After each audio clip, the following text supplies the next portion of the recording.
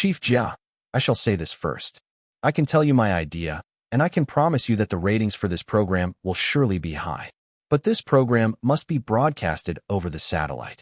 It can be on CCTV 1 or 2, but I cannot be on CCTV 3. It was a waste for a classic variety program to not be broadcast to the whole nation. Tell me about this program first, and I will decide. Deputy Chief Jia said cunningly. Wait, I still have not finished telling you about my conditions. Other than broadcasting over the satellite, there is still something very important. You must let me sponsor the name of the program, and I want to do product placement in this program. Also, at the start and end of the program, it must state that I am the one who had sponsored this program. I will also not be paying a single cent for this program. What? You are not paying for anything, and you still have so many conditions. Deputy Chief Jia asked. What if the ratings for this program will exceed? Feng Yu smiled and asked. Exceed what program? Are you joking? Deputy Chief Jia rolled his eyes. Was CCTV's top variety program was watched by many viewers. There were only a few programs in CCTV that had higher ratings than, other than the news and weather report, only, and could win in ratings. Why was Feng Yu so confident? Why was Feng Yu so confident? That was because there was a classic variety program which had taken China by storm. It was even copied by variety shows all over the world. Chief Jia, I am not joking with you. Don't you think that all my suggestions for the gala dinner were good and effective? Furthermore, all my company's commercials are better than the other companies. That's why I am confident that my variety program will be more popular than. What's wrong? Are you trying to tell me that I am not allowed to put my company's name in the program's title? Deputy Chief Jia smiled. I did not say that.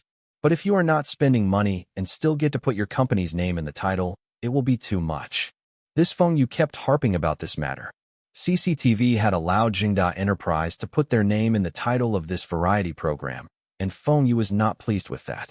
Of course, I am also not saying that I will not be spending money. I can sponsor all the prizes in the variety program. Prizes? What do you mean? Deputy Chief Jia stretched out his neck. This program will be giving out prizes? Chief Jia, there is a saying by the higher-ups now. Education will strengthen the nation, right? Feng Yu smiled and asked. That's right. What has that got to do with this program? Of course, it is related. This variety program I thought of will incorporate entertainment, wits, humor, general knowledge, excitement, and many other elements. This will be a new type of educational variety program. Deputy Chief Jia frowned. He does not believe what Feng Yu said. It sounds like Feng Yu was bragging and exaggerating. With so many elements incorporated into a program, how can this program be good? A TV program should have only one core element and at most, one or two more elements. This program will not be interesting that there were too many elements in it. You don't believe me? Deputy Chief Jia shook his head. I don't believe. How about we make a bet? If you market the first 4 episodes of this program according to my ways, it will surely be China's top variety program with the highest ratings. And, if I am successful, I will get the permanent naming rights of this program, the product placement advertising, the sponsorship advertisements at the start and end of the program, etc. If I fail, then I will double the sponsorship of Zhongda Enterprise in this variety program. What do you think? Stop kidding. If this variety show were marketed correctly, it would surely be a hit. In Feng Yu's previous life, this program had a slow start initially. But that was because there were many popular programs at the same time. But now, there were only a few satellite channels, and there were not much entertaining variety shows. It would be weird if this program were not a hit now. Feng Yu's confidence had scared Deputy Chief Jia. Although Deputy Jia does not think that Feng Yu would succeed, he was still afraid that if Feng Yu really won the bet, then there will not be any advertising revenue from this program. CCTV will suffer huge losses. He will be the one taking responsibility. These 2 years were critical to Deputy Chief Jia. The station chief will be retiring within these 2 years, and this was the opportunity for him to be promoted. If he was lucky, he might even be promoted to a deputy minister in the Ministry of Radio and Television. If Feng Yu's variety program were a hit and had high ratings, then Chief Jia would stand a high chance to take over the position of TV station chief. It was a hard decision for Chief Jia to make. After thinking for a while, Deputy Chief Jia looked at Feng Yu and said, I can let you have the naming rights for this program in exchange for your program concept. However, You still have to pay for your product placements and advertising at the start and end of the program. We can talk about the fees later. So, you can tell me more about this variety show now. Chief Jia agreed to let me have the naming rights. That's great. As for the fees for product placements, it will not be too expensive. This was still a great deal. This program is a quiz show. Viewers can write in or call in to register as a participant. There will be a selection process through a preliminary round, and one participant will be selected to answer the questions. The questions comprise of all sort of knowledge, like astronomy, geography, history, literature, science, maths, general knowledge, etc. For every question the contestant answered correctly, he will get points. As he proceeds further, the points for each question will be higher. These points can be used to exchange for cash, for the contestant to pursue his dreams. There will be stages, and at certain checkpoints, the contestant got the option to move on to the next stage or to take the prize money.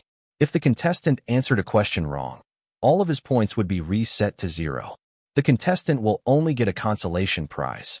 Feng Yu explained the concept of this game show in detail to Deputy Chief Jia. Chief Jia was listening attentively and was frowning. This was a brilliant concept, but will it attract the viewers in front of the TV? The participants will find it interesting as they were the ones getting the prizes. But what about TV viewers? Will they find it interesting too? Deputy Chief Jia told Feng Yu his worries, and Feng Yu said to him that this can be easily solved. The host of the program can let the viewers call in to answer the questions, have a lucky draw. The TV viewers will also win some fabulous prizes like wind and rain VCD players, etc.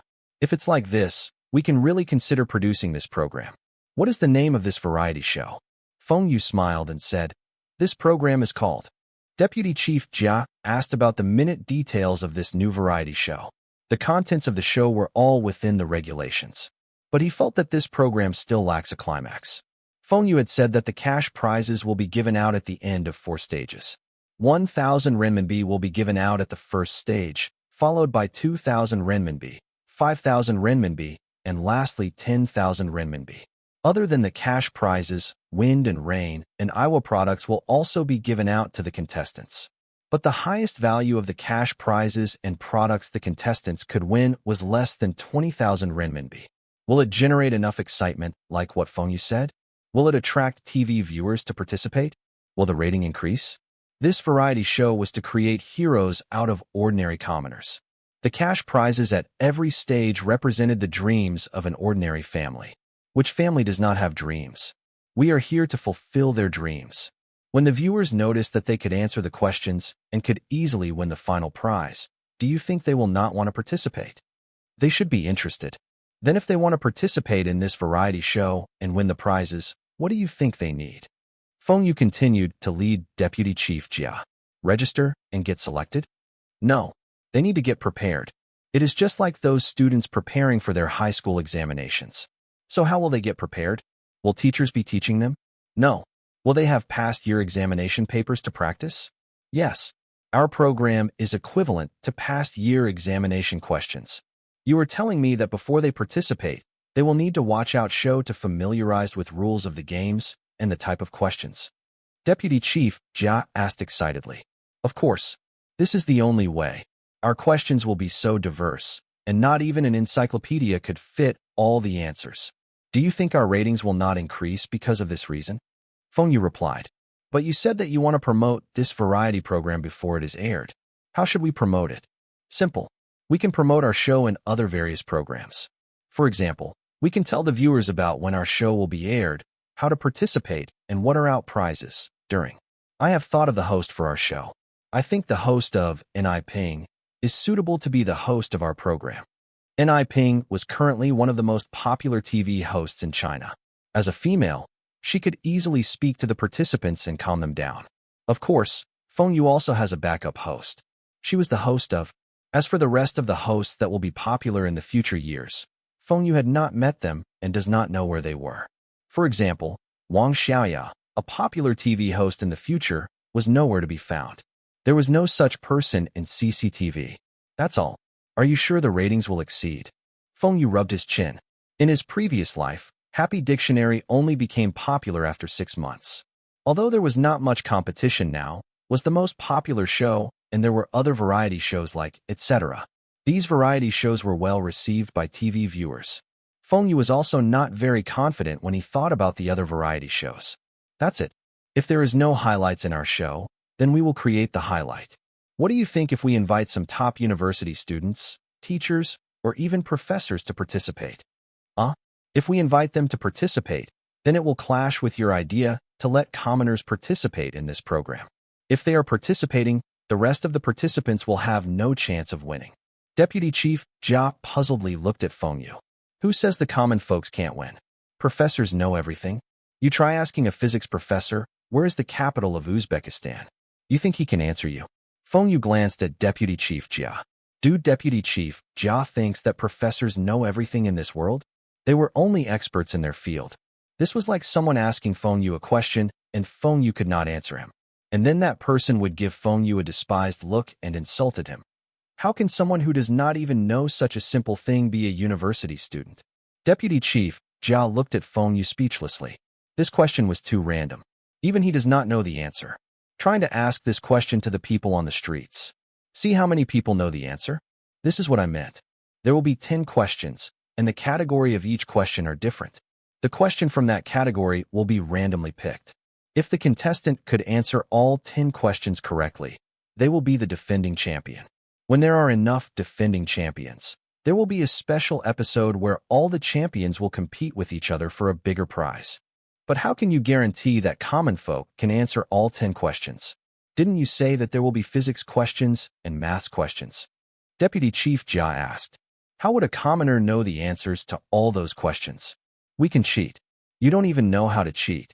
Feng Yu said. In his previous life, which variety show does not cheat to create highlights for that show? Why were these people from CCTV so inflexible? Deputy Chief Jia's jaws dropped. Cheat. Yes. We can arrange for someone to be the contestant and tell him the answers. He can claim that it was luck when he answered some difficult questions correctly. Anyway, the questions are in multiple choices format. He has a 25% chance to get it right. He can also call out to a friend, ask the audiences, and eliminate one wrong answer, helplines. What's wrong with this contestant getting the questions correct due to luck? Can this work out? Why not? Think about this. An ordinary worker, whose monthly salary is not more than 200 renminbi, winning the grand prize of 10,000 renminbi and other prizes. What a surprise will that be for TV viewers? A university professor who was earning a few hundred RMB reached the final question and answer it wrong. All the viewers will pity him. All the TV viewers will be rooting for the contestants, hoping for them to win. This will guarantee our ratings to be better. Feng Yu said. Most importantly, this show is suitable for all ages. Viewers can learn lots of knowledge from this show, and will the parents not let their children watch it? There will also be lots of general knowledge. Those in their middle age will like it, and the older viewers will like the history and health questions. Deputy Chief Jia thought about this for a while, and it seems that this variety show really has the potential to be the top variety show. This show was suitable for all ages, and how can the ratings for this show be bad? I think this program will be a success. I will ask my men to do all the planning now.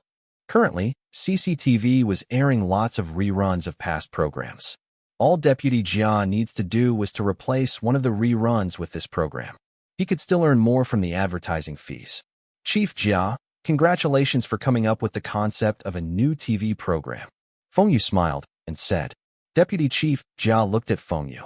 Congratulations to me for coming up with the concept of a new program?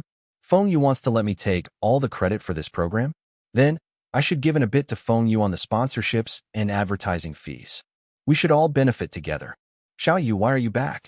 Shouldn't you studying be in Hong Kong now? Li Shiqiang saw Feng Yu and was shocked. SHHHH. Brother-in-law, please don't tell my sister and parents. I had returned secretly. I have something important. Li Shiqiang shook his head. This brother-in-law of his had too many matters on hand. Anyway, he also does not have the time to look after Feng Yu. He had his hands full with his wind and rain logistics. Almost every month, there will be several new franchisees. He was used to taking care of all the company's matters personally. Brother-in-law, does your company have any outstanding employee? Feng Yu suddenly asked. Taihua Trading only have a few staff, and Feng Yu had assigned a car to Wuji Gang. There were more employees in wind and rain logistics. Li Shiqiang also assigned a car to his deputies, but he had too many staffs, and he had 3 deputies. All the 3 deputies got to share that one car. But why was Feng Yu asking him about this? Was there anything good? Brother-in-law, I do not want management staffs. I am looking for ordinary workers. Do you have any worker that has exceptional performance? The types that you can use him as role models. I do have 2 drivers that had performed well. Did you find some good deals? Not really. CCTV has a new variety show coming up, and I am thinking of sending someone to participate. I promise that the participants will surely get some prizes. If the participant is lucky, the prizes might be worth up to 10,000 renminbi to 20,000 renminbi. Huh? CCTV variety show? How many people are you getting? You are so close to CCTV now? Wait, did you spend money again? Li Shiqiang thought about it. Feng Yu must have spent money to do some sponsorships. If now, where will he get this opportunity to send people to participate in the variety show? Yes, it is like. This new variety show will include wind and rain in the name. Participating in a CCTV program? Can I participate too? Li Shiqiang looked at Feng Yu eagerly. Brother-in-law, if you want to participate, it's fine, but I will not let them help you cheat. The feature of this program is to let common folks participate. It will be too obvious if you win the prizes. But if I pick one a driver and help him cheat to win the grand prize, he can also use the chance to promote your logistics company. Li Shiqiang was slightly disappointed. The driver was allowed to cheat, but not him. If he participates in this show, he will lose to his own driver. He might as well not attend. How much did you spend for this variety show? Li Shiqiang lit a cigarette and asked. Not much. I had spent 100,000 renminbi for the stage, and every episode needs about 50,000 renminbi. It is about 200,000 renminbi a month. One whole year will only cost about 2.4 million renminbi. I had set aside 5 million renminbi for this. But I think this is more than sufficient. 5 million renminbi should be enough to buy a primetime advertising slot. Li Shiqiang felt that Feng Yu had wasted his money. If it was last year, 5 million renminbi was enough. But this year, the primetime slots cost more than 10 million. Also, the primetime slots were only 15 seconds. Although this is a weekly program, there will be reruns, and every episode is 1 hour. It is still worth it. A good variety show is more effective than a primetime slot. This was proven in Feng Yu's previous life. Just look at Jingda Enterprise. Jingda Enterprise had sponsored, and it was more effective compared to advertisements. Furthermore, the amount spent on the sponsorships of the top variety programs were about the same as the primetime slots. Happy Dictionary will not only promote Wind and Rain brand, but it can also help the Iowa brand too. It was killing 2 birds with 1 stone. Feng Yu felt that it was worthwhile. Also, after this variety show was aired, Wind and Rain and Iowa can lessen their advertisements on CCTV. When Li Shiqiang heard that the primetime slots cost more than 10 million renminbi this year, he was shocked. The advertisement slots were too expensive. It will increase the cost of the products significantly. Had all these people gone crazy? Brother-in-law, let me know when you pick someone. I will submit his name to CCTV. I will speak to the other companies and let them arrange 2 candidates. I will be returning to Beijing tonight. Don't tell my sister. Feng Yu remained in his Taihua trading's office for a while, and Wu Jigang came back. He had just supervised the loading of the goods onto the train to Moscow. Despite there were many staffs in Taihua trading, Wu Jigang still had many things to do like the overall in charge. But Wu Jigang does not have any complaints. Feng Yu had given him a high salary, bonuses, and even gave him a car to drive. He also had a handphone. With such welfare, Wu Jigang was too embarrassed to slack off at work. Wu Jigang had heard that the year-end bonus this year will be a surprise, but he still does not know what it was. He was a bit nervous when he heard that the boss had returned suddenly. There was nothing wrong with the business recently, and the trade volume had increased the past few months. Sales and profits had been growing steadily. Did something happen? Manager phone. Jigang, come and have a seat. How is the business recently? Not bad.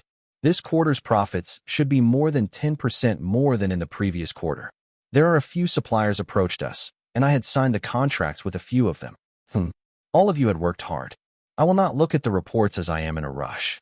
Since everyone is here, then I will announce something. CCTV will be producing a new variety show and needs some contestants. Who wants to participate? Feng Yu picked up his teacup and took a sip. He noticed that no one had uttered a word, but from their eyes, He could tell that all of them wants to go. Wu Jigang hesitated for a while and said, I will not be going. I will let them have this opportunity. Feng Yu nodded. Wu Jigang had established his authority in Taihua trading over the years. Of course, this was due to his hard work. Feng Yu was assured to let him run the company. I think it will be hard to pick the ones to participate from all of you. Let's draw lots. Whoever that picked the winning lot will get to go. I cannot promise or help the ones who participate in the show win the grand prize. It will be up to you all. But all of you should not be jealous when you see others winning the prizes. Draw lots. This was the fairest method. Did all of you hear that? Don't disgrace our company when you are in Beijing CCTV. Come, I have a bunch of new pencils here. I had made a marking on one of them. The lucky one who had picked the winning lot will be giving the rest a treat tonight. Wu Jigang lifted a bunch of pencils in his hand. Ah, it's me. I got the pencil with the marking. I will be on TV. I will be on TV. A young lady from the accounts department picked the pencil with the marking, was jumping with joy. Feng Yu. She was already so excited to be on TV. She was not excited because she got the chance to win the prizes. The rest of the staffs were disappointed. This young lady had joined the company recently, and she was the luckiest among them. She will appear on TV in front of viewers all over China. I will not be joining all of you for dinner. I still need to go to the machinery company and will be leaving tonight. Work hard. I promise that all of you will not be disappointed with this year's bonus. Using the same method, drawing lots, Feng Yu picked a representative from Bing City Machinery Company and Bing City Pharmaceutical Enterprise respectively. The ones that were selected were jumping up and down with joy. They were excited to be participating in a CCTV variety show. This was much better than being a live audience at CCTV. At night, Feng Yu took a train back to Beijing. It was the national holidays soon, and he wants to bring Li Na along back to Hong Kong. Why are you back? Li Na looked at Feng Yu happily. If it weren't for her classmates beside her, she would have jumped into Feng Yu's arms. I am here to fetch you. Didn't we agree that you will come to Hong Kong during the national holidays? I am afraid that you will be bored to travel on a plane alone. Feng Yu had returned back for Lenovo, but in front of Li Na, it became that he had purposely returned for her. Li Na smiled. She was a simple and innocent girl. She will never think that Feng Yu would lie to her. She looked at Feng Yu and asked, Are you tired? Actually, I can go to Hong Kong by myself. It is different. This is a show of my sincerity. I had bought the plane tickets for tomorrow afternoon. We will be flying to Guangzhou, and we will reach tomorrow night. Then we will be going to Hong Kong by ship. Have you ever traveled by ship? Li Na shook her head. She looked excited. No, I had only sat in a small boat with you. This time we will be on a big ship. When we reach Hong Kong, we can still go on a yacht. Come, let's go for dinner. Feng Yu could not stop flaunting in front of Li Na. Maybe it was his male instincts. Males would always want to exhibit their strengths in front of females. I still have not packed. There is no need for you to pack. We can buy everything in Hong Kong. The clothes there is much nicer. Feng Yu said proudly. Feng Yu had already prepared Li Na's travel documents. He asked Master Lu for help, and it was settled within a day. After dinner, both returned home straight. It's been a while since them met. That night, Feng Yu felt Li Na was more passionate. The morning sun shines through the curtains onto Feng Yu's face. Feng Yu turned to his side and noticed that Li Na was not beside him. He slowly opened his eyes, and he heard someone cooking in the kitchen. Nana, why are you up so early? It is only 7 a.m. Feng Yu was only wearing his briefs, and he hugged Li Na from the back. You are not wearing your clothes. Li Na scolded. 7 a.m. was still early? She was used to getting up so early as her classes start at 8 a.m. We are the only people in this house. What's wrong? I am afraid you will catch a cold. Stop joking. Don't you know how fit I am? I will catch a cold? Why not let's do some exercise together to warm me up? Feng Yu said with an evil laugh, and his hands start roaming about on Li Na.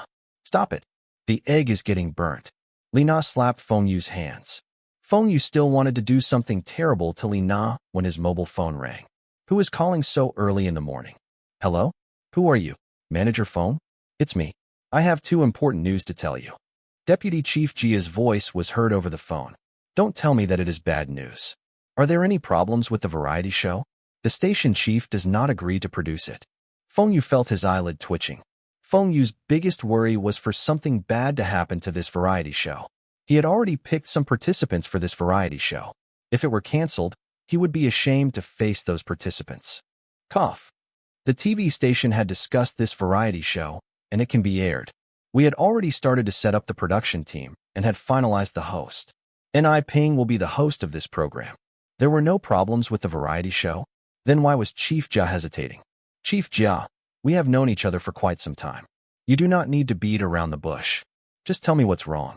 Feng Yu said. The biggest problem is this program might not be airing on CCTV2. The station wants this program to be aired on CCTV3. Huh? Change to CCTV3? Yes. The head of CCTV2 is the station chief man. I am in no position to interfere with the program's arrangements.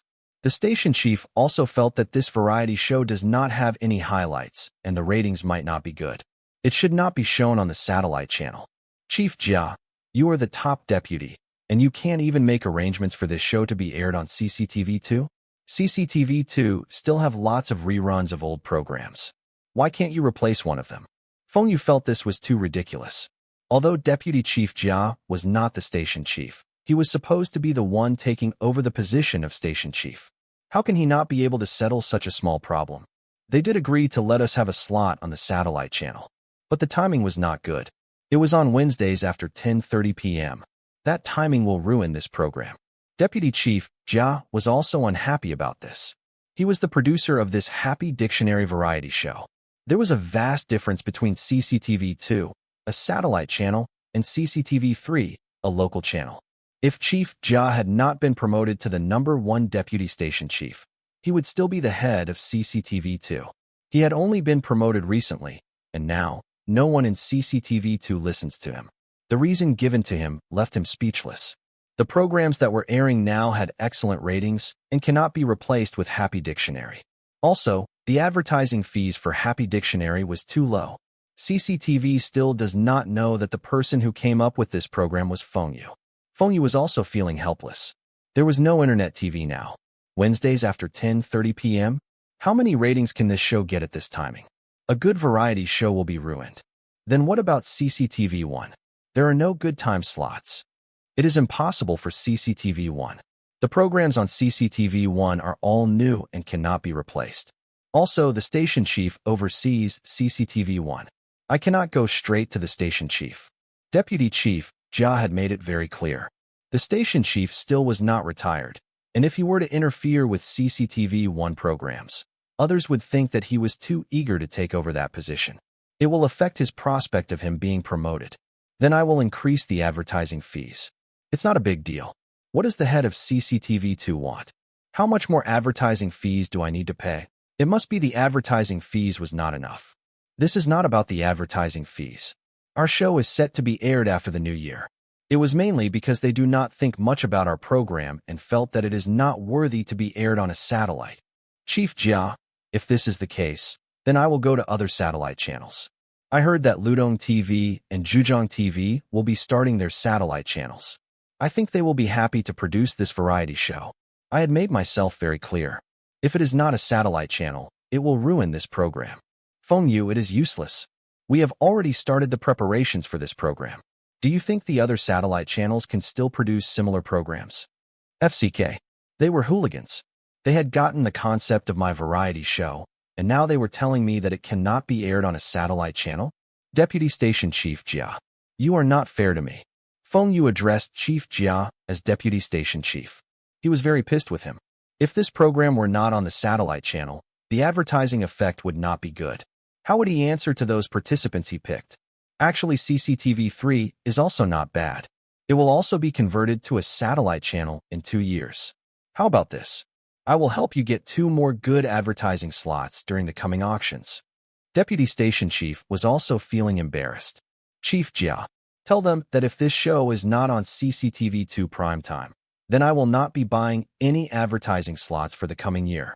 Big corporation bullying the customer? Now it is the customer that intimidates the corporation. Deputy Station Chief Jia was nervous when he heard what Feng Yu said. He tried to persuade Feng Yu, but Feng Yu ignored him.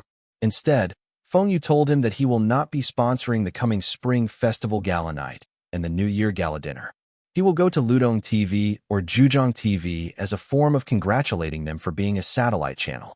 Feng Yu thinks that they will be very supportive of him and will pull all their resources to make the show a success. Feng Yu was threatening Deputy Chief Jia. Deputy Chief Jia can no longer sit still. He immediately reported this matter to the station chief. But he did not say that Feng Yu wanted a weekday primetime slot on CCTV. Instead, he told the station chief that Feng Yu demands for a primetime weekend slot. The station chief was furious. But when he thought about it carefully, he had no choice but to give in to Feng Yu's demand. The New Year Gala dinner had been successful for the past 2 years, and if this special program stopped this year, the whole nation would be scolding CCTV. As the station chief, he will be the #1 target. If this really happens, the station chief will not have to wait to retire 2 years later. He might be removed from his position within this year. Also, CCTV's advertising slots auctions will be starting soon. If Feng Yu pulled out from the auctions, it would significantly affect the sales of their advertising slots. The station chief was also puzzled on Feng Yu's threat over a variety show. The station chief suspects that it was Deputy Chief Jia that was creating trouble for him. He asked for Feng Yu's number and called Feng Yu personally. Feng Yu told him the same thing. Either it's a win-win situation, or they will go on separate ways. CCTV finally agreed to Feng Yu's demands, and they will not increase the product placement fees. Feng Yu was satisfied with this outcome and agreed to continue to bid for the advertising slots and help CCTV increase the prices of their slots. He will also continue to sponsor the New Year Gala dinner and the Spring Festival Gala night. It was necessary to be tough sometimes.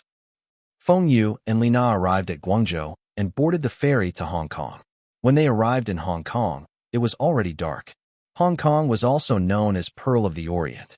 The bright lights from the buildings lit up the skies. It was really a beautiful scene. Wow, Hong Kong is wonderful. Look at that building. It's so tall. Look at that. Along the way, Lina was behaving like a country bumpkin. She was fascinated by everything she saw. Hong Kong was more prosperous and developed than Beijing. There were many skyscrapers, and the roads were wide and leveled. There was also no shortage of electricity. Hong Kong's night scenery was more beautiful than the day. But Feng Yu had seen the big cities of China 20 years later, and this was nothing compared to then. Driver Old Chun was seated in front driving the car. After being reprimanded by Feng Yu previously, he does not dare to look into the rearview mirror. He sent Feng Yu and Lina home. Feng Yu made arrangements with him to pick them up at 9 a.m. tomorrow, and Old Chun left. This should not be the school hostel. Lina curiously asked. Even if this was Hong Kong University, the hostels should not be so good. I had bought this apartment. You are visiting Hong Kong for the first time. I cannot be letting you stay at a hotel. Furthermore, I will not lose money from this apartment. I can sell it 2 years later and still be able to make some money. You should be tired after traveling the whole day. Come, let's bath together. Who wants to bath with you? Lina blushed. She was moved because Feng Yu had bought an apartment just for her visit. I want to bath with you. This bathtub is really comfortable. Come and try it. Feng Yu carried Lina up and walked into the bathroom with a naughty grin on his face. The next morning, Old Chun came to pick them. Feng Yu brought Lina to try Hong Kong's traditional breakfast. It was dim sum. There were buns, shrimp dumplings, porridge, etc. The food was delicious, and both of them ate a lot. Maybe they had used too much energy last night. This day, Feng Yu brought Lina to shop at the commercial district.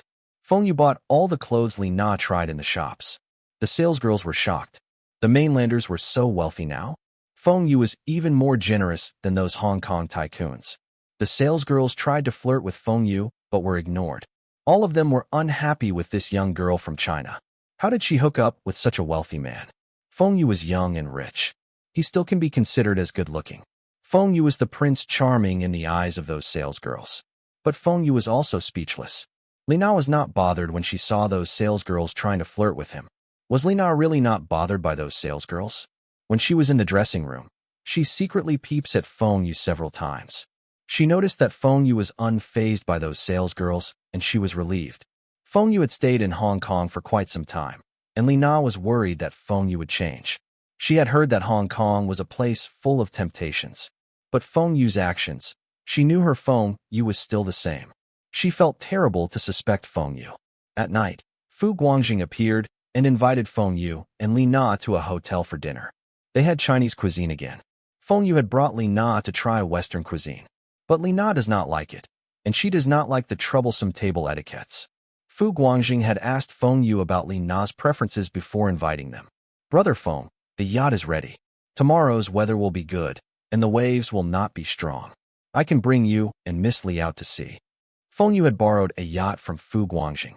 It was Li Na's first visit to Hong Kong. How can he not bring her out to sea? Thanks. Feng Yu gave a toast to Fu Guangjing. Fu Guangjing bottoms up his mug. He was troubled. Why Feng Yu does not like red wine? Why does he like beer so much? Drinking too much beer will cause burping. Burping during meals was rude. Red wine was sour and acidic, and Feng Yu does not like that taste. He firmly believes that those who claim to like red wines were pretending to be high class.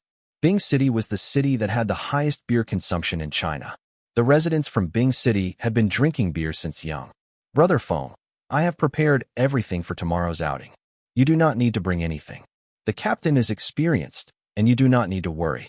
Miss Li, what else do you need? I will ask the captain to prepare for you. Fu Guangjing was meticulous in his preparations. I'm fine. Thank you, Brother Fu. When they saw the yacht, Feng Yu and Li Na were excited. No wonder so many tycoons like to buy yachts. Later I must get Guangjing to pass me the contacts to buy a yacht. Nana, come over here. The captain said that we can try to steer the yacht for a while. Feng Yu was steering the yacht. It felt better than driving a car. I can also try steering it. Hurry up and let me try it. Li Na had never expected she would be steering a yacht. She was behaving like a kid who had discovered a new toy. The captain was standing beside Li Na guiding her, and at the same time, looking at all the gauges on the dashboard. Safety was still his top priority. There was a yacht in front signaling them to slow down. That was Li's family yacht. Mr. Feng, the yacht in front belongs to the Li family. They are signaling to us that they want to approach us. What are your instructions? Li family? Which Li family? Superman Li's family. Superman Li's family? Who was the one on board that yacht? Superman Li or his son? Feng Yu had wanted to know the Li family all along. His opportunity had finally come. Both yachts slowed down and were sailing side by side. Before Feng Yu could walk out of the cabin, and he heard someone shouting, "Is it Brother Guangjing?" Feng Yu walked out of the cabin and saw a young man wearing shades on the other yacht. That young man was also shocked when he saw Feng Yu. Wasn't this Guangjing's yacht? Who is this young man? Are you second young master of the Li family? I am Fu Guangjing's friend. I had borrowed his yacht to come out to sea. Feng Yu shouted. This second son of Superman, Li looks like he was really young. Li Zikai frowned. Why was this person speaking with a Chinese accent? Wait, could this person be the mysterious Chinese partner of the Fu family, Manager Feng? He had heard rumors that Manager Feng was very young. The age of the person in front was young too. He might be that mysterious Manager Feng. Are you Mr. Feng from China? What? Mr. Li know me? Feng Yu was pleased. If Li Zikai had heard of him, then he must have been monitoring him. It would be easier for Feng Yu to get to know him. Of course I had heard of you. I am going to that small island in front. Do you want to join me? Li Zikai invited Feng Yu. My pleasure. Let's meet at that small island. Back in the cabin, Feng Yu told the captain to follow Li Zikai's yacht and anchor near the island. Li Na moved closer. Who is that second young master? He is the second son of Hong Kong's biggest tycoon, Superman Li. He is a friend of Fu Guangjing, and he thought Guangjing was on board the yacht just now. That's why he stopped us to say hello. He is going to that small island too. We will have 2 friends with us on that island. Li Na does not know who Superman Li was too. Feng Yu was the richest person she had ever met. He could buy whatever he wants. If Feng Yu said that Superman Li was a Hong Kong tycoon, then he must be someone very wealthy. Half an hour later, the yacht anchored near the small island.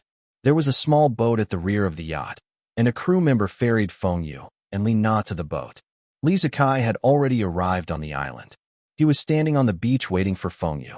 A sexy pretty lady was standing by his side. That lady was not Miss Liang. Feng Yu knew from his previous life. Miss Liang should be still in kindergarten now. Mr. Feng, nice to meet you. This is my friend, Shen Huihui. Li Zikai extended his hand for a handshake. Nice to meet you, young Master Li. This is my girlfriend, Li Na. She had just arrived from Beijing. Li Zikai had introduced his partner to Feng Yu, and Feng Yu must do the same too. But that Shen Huihui should not be only a friend. This young Master Li really knows how to enjoy life compared to Feng Yu. He had come to this deserted island with beach chairs and umbrellas. He also brought tables, tents, and a barbecue pit. He looks like he was prepared to cook his lunch there. When all of them were seated, Shen Huihui opened a bottle of champagne and poured each of them a glass. Feng Yu laughed when he saw Li Na feeling uneasy. He moved closer to Li Na and whispered to her, "Don't need to feel restrained. I am richer than him." This was the truth. Li Zikai's wealth was only tens of million USD. He could not be compared to Feng Yu. Feng Yu was used to dine with Fu Rongqi, and he does not feel intimidated by Li Zikai. Li Na almost laughed when she heard what Feng Yu said, and she playfully gave Feng Yu a punch. She felt more at ease after that. "I am envious of Mr. Feng and Miss Li." Li Zikai laughed. "Yes, we had grown up together and can be considered childhood sweethearts." Feng Yu joked. Li Zikai does not have a good reputation with women. He had girlfriends all over the world. The tabloids had more stories of him and various girls than those movie stars. Li Zikai was very different from his elder brother in this aspect. This was also why Superman Li likes his elder brother. Superman Li was prepared to pass his fortune to his eldest son instead of Li Zikai. This was obvious. Li Zikai's character was not too good. There were rumors that Li Zikai had fallen out as Superman Li, and he does not have a good relationship with his elder brother. Feng Yu suspects that Li Zikai could be friends with Fu Guangjing was because Fu Guangjing was also not liked by his father. Both were not the eldest and were not groomed to be the next head of the family. Most importantly, both of them were womanizers. Feng Yu had known Fu Guangjing for many years, and during this period, Fu Guangjing had changed countless girlfriends. Both of them were the same kind. "Haha, I studied overseas, and I do not have the good fortune like you. I heard that you and Fu Guangjing are partners in many businesses." Li Zikai asked. He was still not sure if Mr. Feng was that big boss in China. "I do not like to manage the company and just happen. Brother Fu is good at management. So, every time I make any investment, I will ask Brother Fu along. These few years, we have made some money together." Feng Yu placed his glass on the table and swallowed a freshly peeled grape given to him by Li Na. Li Zikai was sure that this person was that mysterious manager Feng. There were rumors that this person had lots of connections and had never made losses from his investments. Fu Guangjing's wealth had increased by several folds within a few years. His wealth was now more than him. There were also rumors that Fu family's head, Fu Rongqi, had followed this person to trade in London gold and had made high profits. There must be a reason for these rumors. Li Zikai wants to befriend Feng Yu no matter what. Li Zikai's father had told him to invest in mainland China. Many industries in China were still in the starting phases, and there were lots of opportunities. Even if it was a low-risk investment like properties, there would always be high profits. If he were to invest in financial instruments, then the profits will be higher. If Li Zikai could get the help of a China big boss, then his risk will be lowered significantly. "Mr. Feng, are you in Hong Kong for vacation?" Li Zikai looked at Feng Yu. Was this manager Feng here in Hong Kong for some investments? School. Li Zikai had thought of lots of possibilities, but he was wrong. Feng Yu's answer was school. Li Zikai had dropped out of the university. He felt that he could learn the same things at work. A university certification means nothing to him. He went to university was to gain some basic knowledge and make friends. To him, making friends was more important than learning all the basics. There were rumors that this manager Feng had a personal wealth of tens of millions USD, and why does he still want to attend school? Even if he wants to carry on his education, he should be going to the prestigious universities in the US or Europe. Hong Kong University? It was not even considered one of the top universities in the world, and there were several universities in Asia that were better than it. Li Zikai does not know what to say, and he could only toast with Feng Yu. "What are you busy with recently?" "TV station." If Feng Yu's memories did not fail him, Li Zikai should be investing in Hong Kong's satellite TV station, Star TV. This TV station will become Phoenix Chinese Channel in a few more years. It seems that Li Zikai will sell his TV station to media mogul Rupert Murdoch this year or next year. He will make lots of profits from this deal. "Mr. Feng have also heard of my satellite TV station, but I had already finalized a deal with Australia's Rupert Murdoch and had just signed the deal with him a few days ago. This satellite TV station no longer belongs to my family." Li Zikai was surprised that Feng Yu knew he owns a TV station.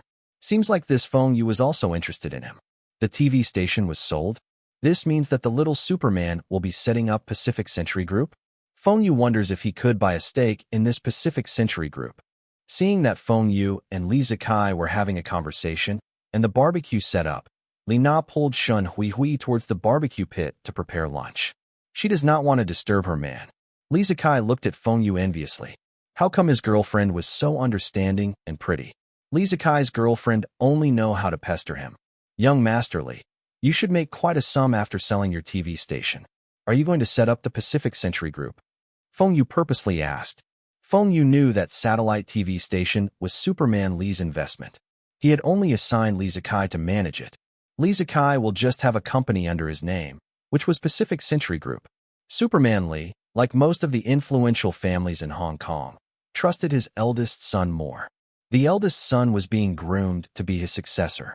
As for the second son, it's okay if he is capable. If they are not capable, it is fine too, as the elder brother will take care of his siblings. If both sons were very capable, they might fight over the family's assets after he was gone. But Feng Yu knew the Li Zikai in his previous life had made lots of good investments and received high returns. Although it was partly due to Superman Li, Li Zikai was still very capable. Li Zikai had wanted to walk out of Superman Li's shadows. All his businesses were different from the Li family's traditional businesses and were successful. This was why Li Zikai earned the nickname of Little Superman. The media felt that Li Zikai's character was more similar to Superman Li compared to his elder brother, Li Ziju. This was why Feng Yu purposely asked Li Zikai that question. He wanted to know if the rumors were true. If the stories were true, then Li Zikai should need money now. I had just set up the Pacific Century Group, and you know about it? Li Zikai looked at Feng Yu. This Feng Yu had stronger connections than he expected. Feng Yu raised his brows. Just set up? Damn, I thought it was set up for quite some time. This means Pacific Century Group had just started and was still not influential yet. Ha. I heard it from Brother Fu. Oh, is this Pacific Century Group fully owned by you? It's mine. Why are you asking? Li Zikai could guess what Feng Yu wants. I am wondering if I can have the honor to invest in Pacific Century Group. Feng Yu smiled and asked, Mr. Feng wants to invest in my company? What? Li Zikai does not understand. His company was focusing on technology, and his father thinks that this company will not be doing well. This Feng Yu wants to invest? This was weird. In China, there is a saying, science and technology are primary productive forces. I firmly believe that technology will change our lives and our future. Therefore, I like technological products like humidifiers, bladeless fans, VCD players, etc. These products can be considered technological products and are popular all over the world. Both Brother Fu and I received high returns from these products. Your company is also a technological company, and I believe that your company will be profitable. Feng Yu's explanation was straightforward, and Li Zikai does not believe him.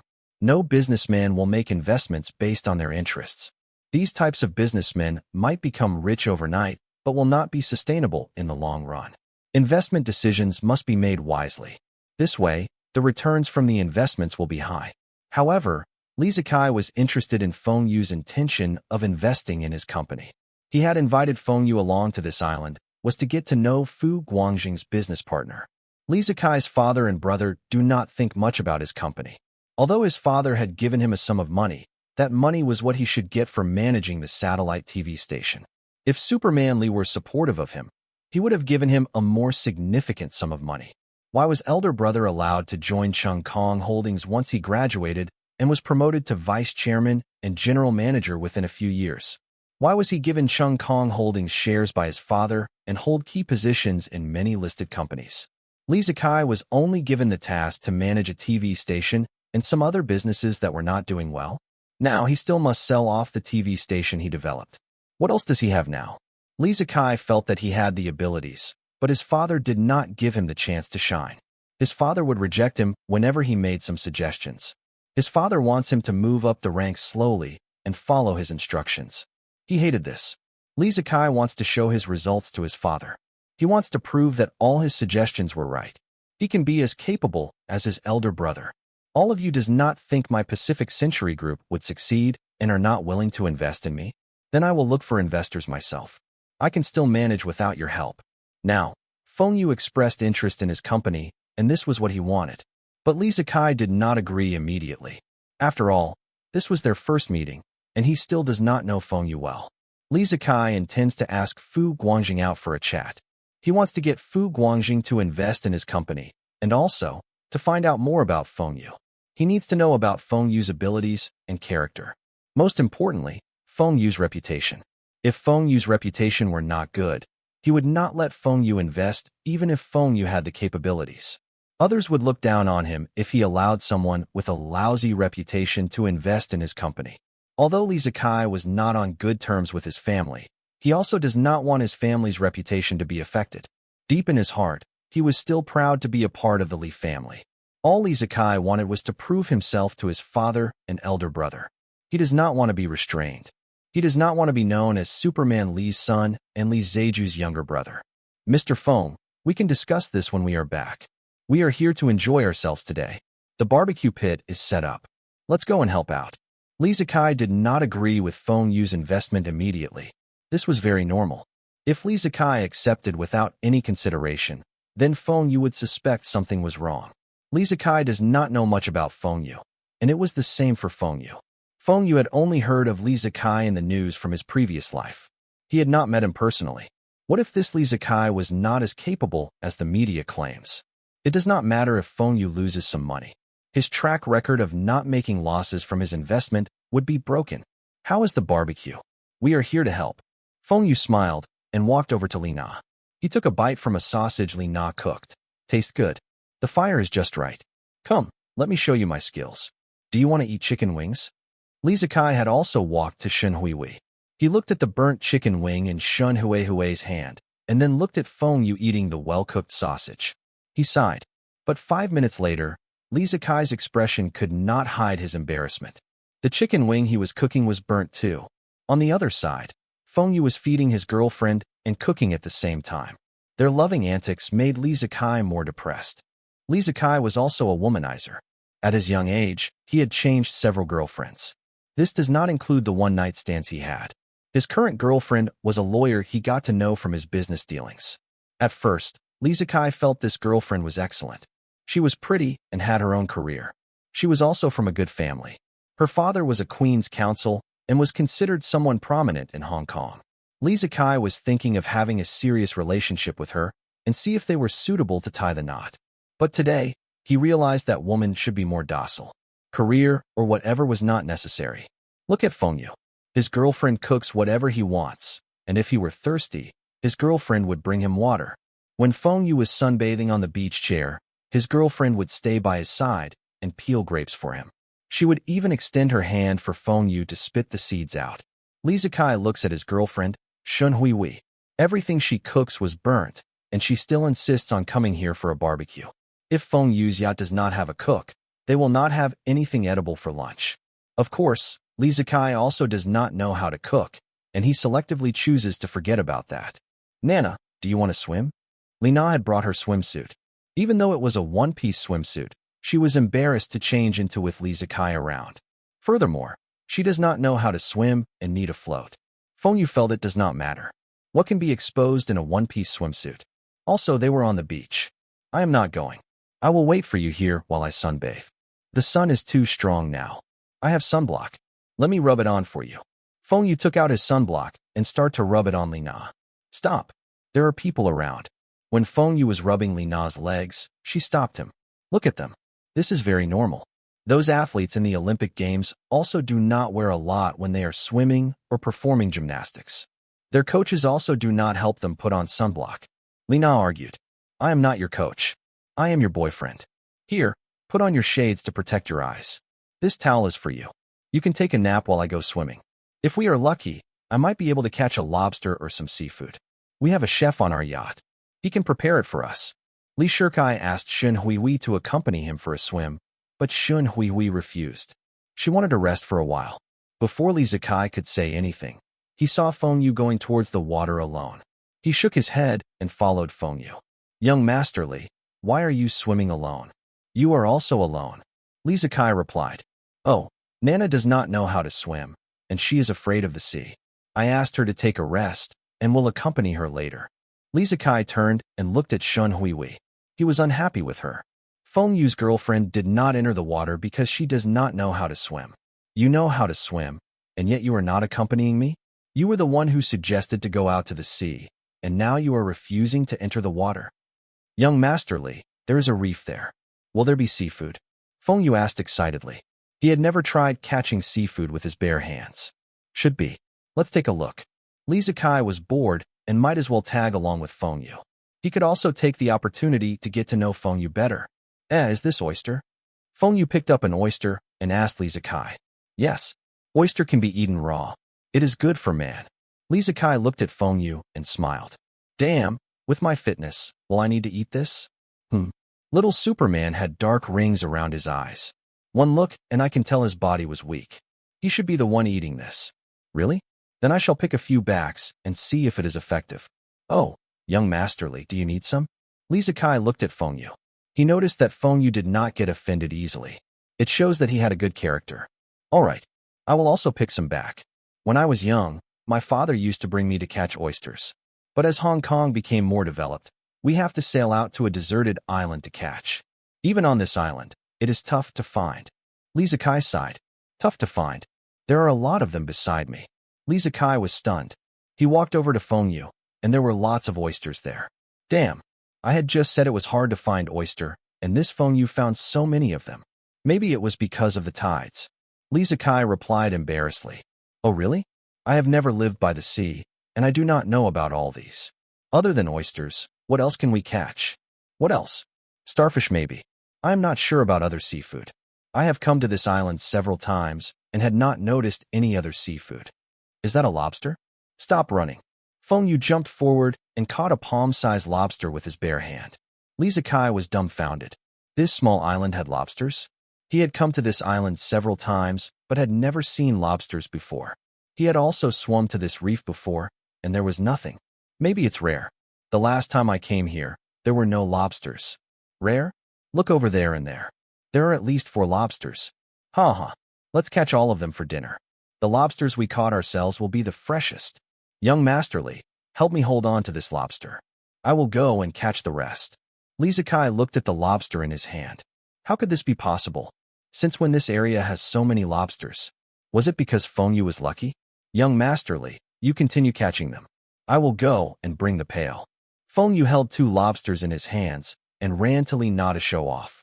Li Na and Shun Hui became interested and followed Feng Yu back to the reefs. Nana, there is a crab here. You can catch it from its back. Be careful. Let me do it. Nana, look. It's a big lobster. Its claws can't reach its back. Don't worry. Nana, look at this big oyster I caught. Nana. Feng Yu's voice was all around. He kept showing off to Li Na. Of course, it also means that he had caught lots of seafood. On the other hand, Li Zikai had tried his best, but he did not find any. He was feeling even more frustrated when he saw the disappointment in Shun Hui's eyes. All the seafood in this area were caught by Feng Yu. When Li Zikai finally spotted a big crab, he felt it was his chance. He immediately ran after the crab, but he saw a hand scooping the crab up. Young Masterly here. Your crab. Feng Yu saw the crab had run to his side and immediately picked it up by instinct. He knew Li Zikai was chasing after this crab, and he passed it to him. Li Zikai looked at the crab in Feng Yu's hand. He almost cried. He had finally spotted a crab, and Feng Yu was the one who caught it. Luckily, Feng Yu was willing to give me that crab. This made him feel better. Oh, since you are the one who caught it, it belongs to you. Really? Thank you. Nana, look. I had caught another big crab. Feng Yu turned and ran towards Li Na. The smile on Li Zikai's face froze. He was only trying to be courteous. Give me back my crab. At 3 p.m. in the afternoon, all of them sailed to return. Feng Yu and Li Na had a seafood feast on board the yacht before returning. Seafood tastes better when it was caught by themselves. The next day, Feng Yu brought Li Na to some places of interest in Hong Kong. At the same time, Li Zikai called Fu Guangjing out. Guangjing, over here. Young Masterly, why are you so free to ask me out for lunch today? Shouldn't you be busy with your new company? Fu Guangjing sat down opposite Li Zikai. No matter how busy I am, I should still dine with my friends. Oh, yesterday when I was out at sea, I saw your family yacht. I thought you were on board, but it turns out to be Mr. Feng. Li Zikai pretended to be nonchalant about it. Oh, you have met Feng Yu? Brother Feng is my good friend. His girlfriend had come over from China for a holiday, and I lent him the yacht. Have you spoke to him? Fu Guangjing asked. We chatted for a while and had a barbecue lunch. Is this Mr. Feng your business partner in China? Fu Guangjing nodded. My first investment in China is with him. Later on, I joined him to invest many other investments. Li Zikai was thinking in his heart. That Mr. Feng was really that wealthy manager Feng. Among our fellow Hong Kong businessmen, your investments in China should be considered the highest? I'm not too sure about this. There should be some businessmen who had invested the same amount as me, but there should not be anyone who earns more than me, Fu Guangjing said proudly. The returns of Fu Guangjing's investments in Feng Yu's businesses were more than 10 times his capital. If he counts the money he made from the sales company in Hong Kong, his profits were even higher. When Fu Guangjing just met Feng Yu, he does not even have 10 million. Now, he can easily amass 100 million. At that time, Fu Guangjing was envious of his elder brother because he was more successful, and his father liked him more. But now, his own assets were on par with his father and had exceeded his elder brother a long time ago. He was confident he will surpass his father within 3 years. It was very rare for someone at his age in Hong Kong to amass his fortune. The only ones were the eldest sons of those influential families. Just look at Li Zikai. He was the second son of Superman Li, and the company he set up was only worth tens of million HKD. His wealth was nowhere near Fu Guangjing. Li Zikai heard Fu Guangjing's bragging, and his eyes narrowed. All of Feng Yu's businesses were profitable. From Fu Guangjing's wealth to estimate, Feng Yu shares should be at least 3 times more than Fu Guangjing. That means Feng Yu's assets were now at least over 3 billion Hong Kong dollars. How old was that Feng Yu? 20? He was so young and had already accumulated so many assets. Li Zikai did not know that Feng Yu's assets were more than what he estimated. Just Feng Yu's assets in Japan was worth a few billion HKD. Feng Yu still has assets in Russia and the US. When the Sixth Sense company was listed, his wealth will increase further. That manager Feng is really capable. Who is his father? Li Zikai asked. Senior Mr. Feng? I had only met him a few times. His father is a farmer. Fu Guangjing was puzzled. Why was this Li Zikai asking about Feng Yu? Farmer? Feng Yu's father owns a big farm? But does China have those large farms? The Chinese government was the one assigning the land to the farmers. How can he own a big farm? Young Masterly, what are you thinking? Oh, nothing. Feng Yu's father should have given him a large sum of money to start his business, right? I heard that his father had not given him money. Feng Yu had made all his money by himself. Fu Guangjing frowned. Feng Yu's father was just an ordinary farmer and was equivalent to the Hong Kong farmers in the outskirts. How much money will a farmer have? Also, he had chatted with Feng Yu's father before. It seems that Senior Mr. Feng does not know how to do business. He made all his money himself? What did he do to make so much money? Li Zikai could not believe his ears. Was there really so many opportunities to make money in China? Feng Yu is into a lot of businesses. There are some that you surely know. He owns the patent of VCD technology. Both the VCD player's brand in the market belongs to him.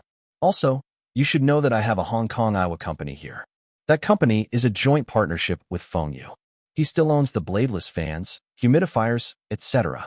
Oh, he also owns the second best-selling pager brand in China currently. He also has motorcycles, cars, agriculture machinery manufacturing businesses. I think he still has a beverage business and some medical products. I did not invest in these businesses. The profits of all these products are very high. I am not too sure.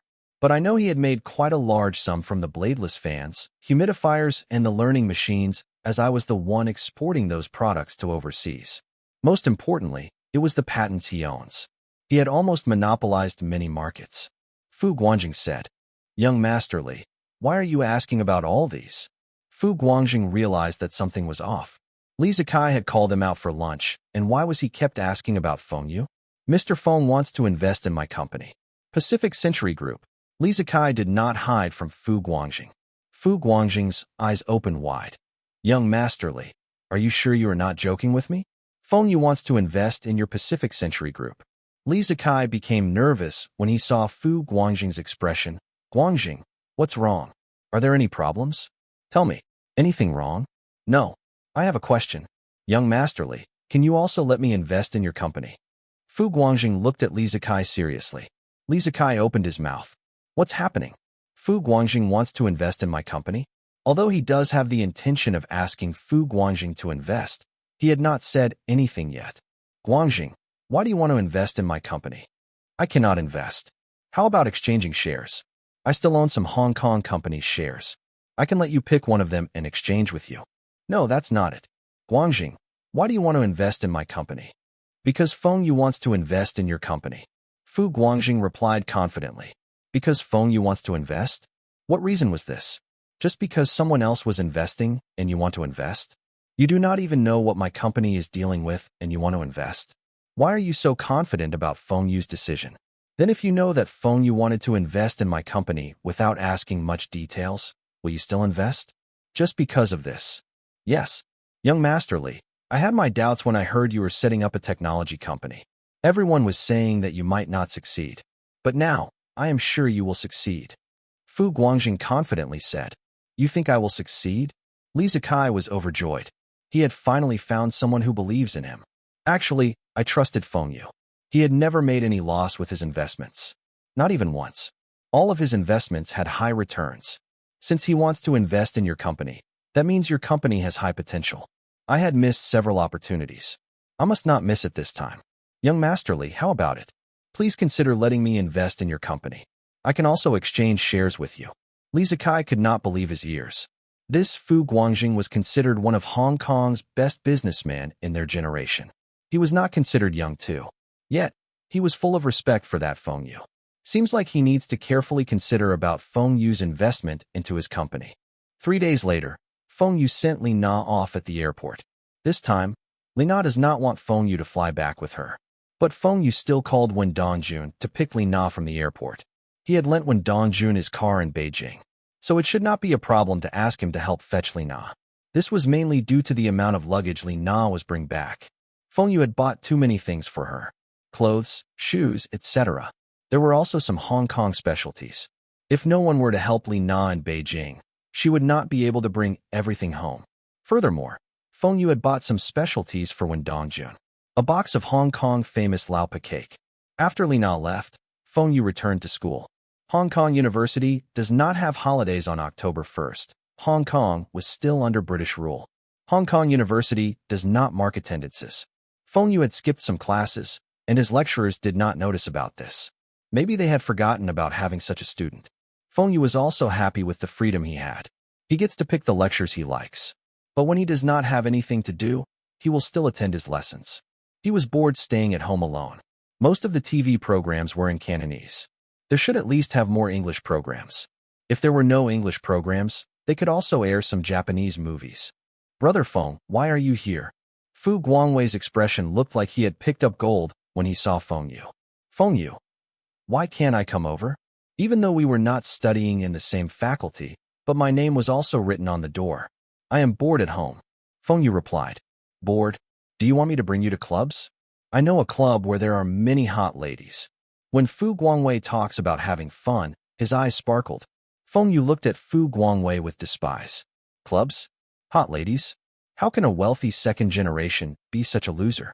All the other wealthy second generations would look for models or those pretty young girls. Would those girls with thick makeup in the clubs be pretty after removing their makeup?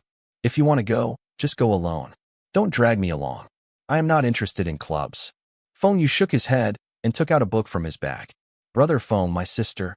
Don't talk about your sister. I am not familiar with her. Also, stop trying to matchmake the both of us. You should know how your sister is like. Feng Yu's face turned black when Fu Minjing was mentioned. Feng Yu had made things clear with Fu Minjing. Could it be that Fu Rongbing still does not know about Feng Yu's attitude on this matter? No. Brother Feng, I am not trying to matchmake the both of you. I am only curious. The last time my sister came back, she kept saying good things about you. Fu Guangwei looked confused. How come both of them reacted differently? She said nice things about me? Never mind. Since there is no one else around, I will tell you the truth. The last time she was using me as a shield to prevent your father from introducing men to her. I have a girlfriend, and we had dined with Fu Guangjing 2 days ago. All of you should forget about me. She said good things about me was just to fool your father. Feng Yu said, damn, this crazy woman was too much. If it weren't for the Fu family, Feng Yu would have fallen out with her. Fu Guangwei embarrassedly said, I will give her a scolding when I return home. Brother Feng, doesn't be angry. I will pay for the drinks tonight. No need. If you want a drink, you can go alone. I intend to watch a movie tonight. Drinking with friends is an enjoyable activity. But drinking with someone like Fu Guangwei, who was on a different frequency, was called entertaining. Does phone you need to entertain Fu Guangwei? Watch the movie at night.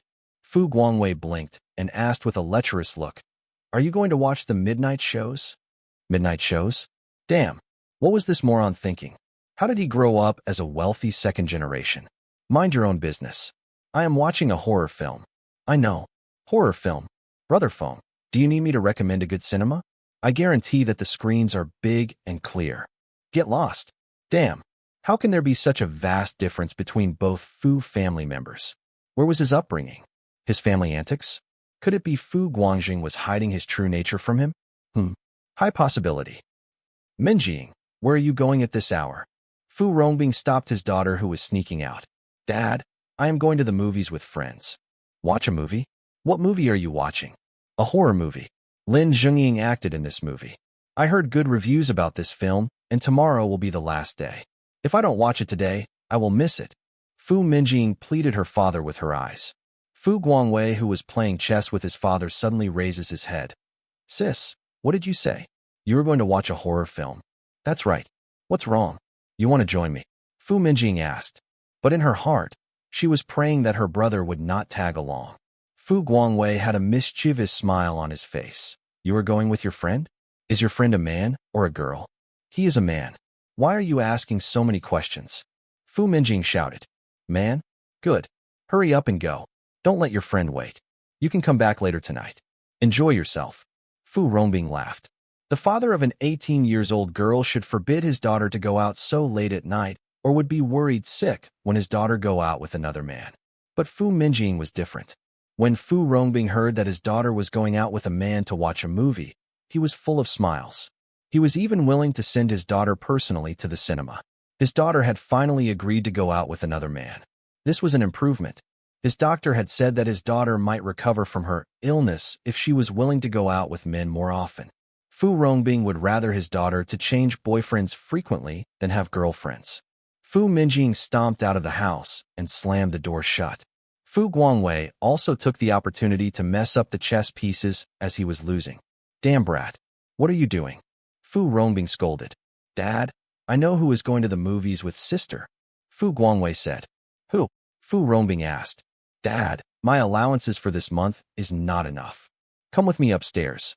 I will give you 50,000 Hong Kong dollars more for this month. Fu Rongbing replied. Thank you. Sis must be going to the movies with Feng Yu. I met Feng Yu in school earlier today, and he said that he will be going to the movies at night. He is going to watch a horror film. Sis is also going to watch a horror film at night. Do you think this is coincidental? During the day, Fu Guangwei had believed Feng Yu's words. He thought that it was impossible between Feng Yu and his sister. But now, he discovered that both of them were going for a movie date. No wonder his sister was unhappy the past few days. Feng Yu's girlfriend was in Hong Kong for the holidays. Feng Yu had asked his sister out once his girlfriend left Hong Kong. Both of them were innocent. Feng Yu had tried to trick me during the day. You think you can fool me? I am the super detective. Wisely. That night, Feng Yu really went to the movies. But Fu Minjing went out with her friend. As for whether if her friend was a man or girl, at about 7+ in the evenings, Li Zikai returned home after dinner with his friends. When he reached home, Superman Li was sitting in the living room with his eldest son, Li Zeju. They were chatting and asked Li Zikai to join them as he entered the room. Dad, brother. Li Zikai was puzzled. At this hour, both of them should be in the study. Even if they were in the living room, they should be watching TV. Were they waiting for him? Zakai, have a seat. The satellite TV station is sold. How is your Pacific Century Group doing? Superman Lee asked.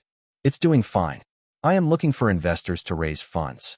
If I can't raise enough funds, I might get a bank loan. Loans were Lee Zakai's last resort. Once he took a loan, it would be hard for him to get the company listed. If his company was not listed, then he will not have enough funds to develop and will not reach the scale he wants. He would not be able to prove to his father that he was right. Looking for investors? Who did you look for? Superman Lee asked curiously. Fu Guangjing of the Fu family and a big boss from China. Dad, Fu Guangjing is the second son of Fu Rongjing. He is the one managing the Fu family's assets in China. He had been doing quite well in recent years. Li Zeju explained to his father. Superman Lee knew all the older Hong Kong tycoons, even if he was not close with them, but he had heard of their names. However, Superman Lee does not know the younger generations nor remember their names. Oh, it's that kid. Not bad. Zakai, you were friends with him? Superman Lee nodded. He knew who Fu Guangjing was after Li Zheju's explanation. It was not a secret that the Fu family had invested a significant amount in China. Many Hong Kong businessmen also had an investment in China. But the Fu family was the only one who had invested the most and was the most successful. Fu Rongqi dares to let a young man manage the Fu family's assets in China, and that young man was still not the eldest son of their family. Superman Lee really respect Fu Rongqi for making such decision. The Fu family was indeed one of the influential Hong Kong families. They have unique ways of grooming their next generation. This might also be the reason why the four brothers of the Fu family were all having their own successful careers. I am friends with Fu Guangjing for some years. But there is one thing brother said wrongly. All the businesses in the mainland belong to Fu Guangjing. He is not taking care of the Fu family's business. Li Zikai looked at his elder brother. Look at the Fu family. They had given Fu Guangjing a sum of startup capital, and whatever he earns belongs to him. Me? The family had provided $400 million to invest in the satellite TV, and I sold it for $950 million. The returns were 1.5 times. This still does not prove my abilities. What happened in the end? This was considered your investments, and the share I am getting was so little. If this was not the case, would I still need to look for investors for my own company? I had not set up this company for fun. I had thought about it seriously and did careful planning. Why can't all of you trust me? Even if the satellite TV station was an investment, why can't I have slightly more returns? All I needed was $100 million, and my company would have sufficient funds. It's only $100 million. The family could easily afford it. Zakai, who is the Chinese boss you are talking about? Superman Lee continued to ask. The Chinese boss calls Feng Yu. He is a young man about 20 years old. He is Fu Guangjing's partner in China. His estimated wealth was at least 3 times of Fu Guangjing, which is about 3 billion Hong Kong dollars. This figure is only a conservative estimate. The actual value should be more than this. Li Zikai wants to tell his father that his friends were all competent. Also, he made these friends on his own, without the help of his father. It's him. Superman Lee was slightly worked up. Dad, you have heard of him? Li Zikai was surprised. His father had heard of Feng Yu? Not only I had heard of his name. I shall tell you something, and you will know his status in China. Mr. Deng and Iron Fist Zhu had asked to meet him personally. Who? Mr. Deng and Iron Fist Zhu. Li Zikai was shocked. Mr. Deng was not someone you can meet. In the eyes of the Hong Kongers, Mr. Deng had more authority than the Queen of England. He was the real leader of China. Why did he ask to meet Feng Yu? Li Zikai felt it was shocking enough for Iron Fist Zhu to meet Feng Yu. Only the ones who were his father's equivalent could meet with the Queen of England. Feng Yu was only 20 years old, and how did he do that? Superman Lee had been in contact with the Chinese government, and he was very supportive of Hong Kong's return to China. If Li Zikai's father said this, then it must be real. This is why this Feng Yu is not simple. Have you checked his background? Superman Lee asked. I had chatted with Fu Guangjing. Guangjing said that Feng Yu built up his business all by himself. His starting capital was only tens of thousands of RMB. He started his career by trading some government bonds. Then he starts to do trades with the Soviet Union. But it was during the Gulf War Feng Yu made his fortune by shorting oil with high leverage. Li Zikai explained. He shorts oil during the Gulf War. Superman Lee had a disbelieving look on his face. During the war, oil prices were falling like crazy. Why did Feng Yu make such decisions? Fu Guangjing swore he was telling the truth. I heard that even the Fu family's head, Fu Rongjing, was in awe with Feng Yu when it comes to financial investments. He had even invited Feng Yu for meals. Feng Yu had told Fu Guangjing about his forecast on the financial market several times, and he was spot on every time. I heard that Feng Yu also had strong connections in the former Soviet Union, and he is still doing trades with Russia. Superman Lee nodded. You said that Feng Yu's assets are about 3 billion Hong Kong dollars. I did not ask Fu Guangjing about this. But Fu Guangjing said that Feng Yu's shares of the investments back in China was several times more than him. I estimate it to be at least 3 times. Superman Lee shook his head. I think it should be more than that. Do all of you still remember about 2 years ago, there was a rumor which no one believes? Fu Rongqi had stood in front of the Peninsula Hotel to receive a young man. Li Zikai stared at his father. You are saying that Feng Yu was the one Fu Rongqi received? Who was Fu Rongqi? He was the head of the Fu family, one of the top 10 Hong Kong tycoons. In terms of the overall family's influences, the Fu family might be stronger than the Li family. Fu Rongqi had stood at the entrance to receive Feng Yu. I think the rumor is true. Fu Rongqi had listed a few of his companies these few years, and his total assets are more than 15 billion Hong Kong dollars. Even if it were 2 years ago, his assets would still be at least 7 to 8 billion Hong Kong dollars. How many assets do you think Feng Yu had to let Fu Rongqi stand at the entrance to receive him? Fu Rongqi had gone to receive Feng Yu personally 2 years ago was also to apologize to him. At that time, Feng Yu's assets could not be compared to him. But now, Feng Yu had exceeded Fu Rongqi, but no one knows about it. Li Zikai and Li Zheju looked at each other, and both could not accept what they heard. A 20-year-old man, from a backward place, could achieve this? Based on what their father said, the worth of Feng Yu's assets should be at least more than 6 billion Hong Kong dollars. It might even be more. Superman Li patted Li Zikai's back. If you are able to persuade them to invest in your company, I will also help out with the amount you are lacking. Young Master Li wants to ask us out for golf. I'm not going. Why? I thought you said you had a good time chatting with him. Fu Guangjing curiously asked. I don't know how to play golf. Damn. Feng Yu had never played golf in both his lifetimes. Currently, only the Guangdong province had a golf course in China, and it was also catered to Hong Kong businessmen. Feng Yu had never stepped foot on a golf course in his lifetime. Golf was a stupid sport. Swimming was a better choice any time. Ha ha ha. I forgot that no one plays golf in China. How about bowling, billiard, or snooker? I'm not good at it, but I know how to play. Why were there number 8 ball or 9 ball pool? Then we shall go bowling. The 3 of us can play together. I will book the place and let you know the address later. Young Master Li does not have intentions to venture into China. This was why Fu Guangjing was not worried that Feng Yu would become closer to Li Zikai and drifted away from him and the Fu family. The Li family had started to venture into China, but the scale for their investment was still small. Fu Guangjing was willing to help both of them to become closer. Strike. Feng Yu's eyes opened wide. It was his first ball, and it was a strike. He had only played bowling a few times in his previous life, and this was the first time he was so lucky. Li Zikai clapped and walked over. Brother Feng is a professional bowler? If I know you are so good, I would suggest we play snooker. I think both of us will be losing very badly. This meeting, both of them were closer and had changed the way they addressed each other. Only thing was Li Zikai's pronunciations. Li Zikai's Mandarin was not as good as Fu Guangjing, as the latter had been in China for quite some time. Ha ha, this is luck. I had heard from Brother Fu that you were really good at bowling. It was unknown that Feng Yu was lucky, or Li Zikai and Fu Guangjing did not perform well. Feng Yu had actually won the first game with a high score. The 3 of them played for a while and sat down for a drink. Guangjing, Brother Feng, the last time we chatted, the both of you wanted to invest in my company. Are both of you serious? Li Zikai smiled and asked. Fu Guangjing kept quiet and looked at Feng Yu. He was following Feng Yu. If Feng Yu does not invest, then he would only invest a small amount into Li Zikai's company. Huh? Brother Kai agreed to let me invest? Then how much can I invest, and how much shares can I own? Feng Yu's eyes sparkled. $10 million for 5% shares. Li Zikai showed his index finger. Before Feng Yu could say anything, Fu Guangjing said, That's not right. I remembered that the capital of your company should not have such high value. I remembered that it is not even worth $100 million, right? Even if they were friends, they should not be taking advantage of each other. Fu Guangjing was not Feng Yu.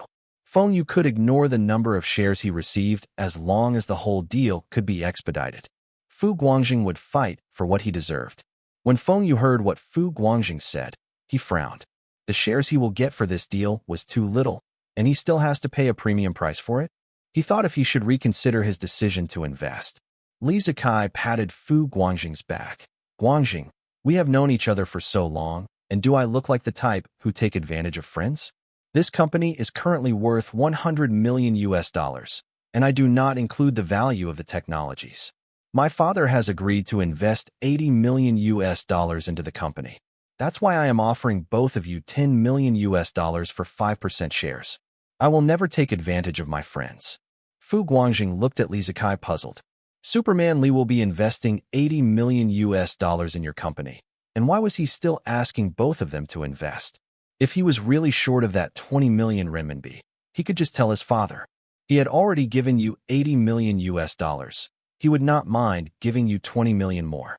Lee Zakai could also look for his elder brother. He will definitely help you with the remaining 20 million. Feng Yu does not care about all these, and he laughed.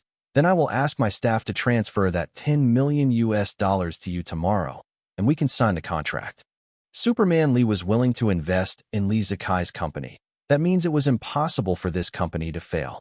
Superman Lee had never suffered losses from his investments. There were rumors that the Queen of England wanted to award him the title of Duke, but he rejected the offer. He was not willing to be British. This proves that Superman Lee was a powerful tycoon, even in England.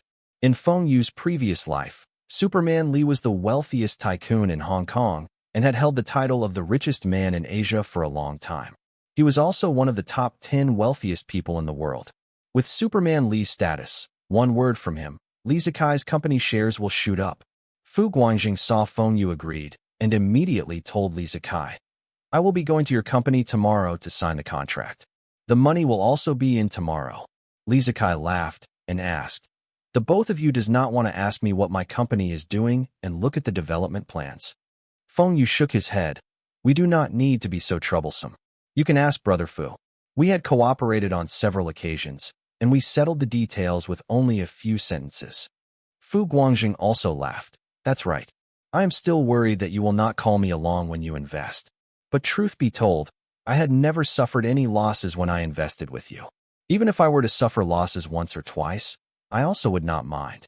I am where I am today is all because of partnering you. If you did not bring your men to help manage those companies, I would not be so free. Actually, you are the one who cares the most about those companies. Feng Yu said. This was the truth.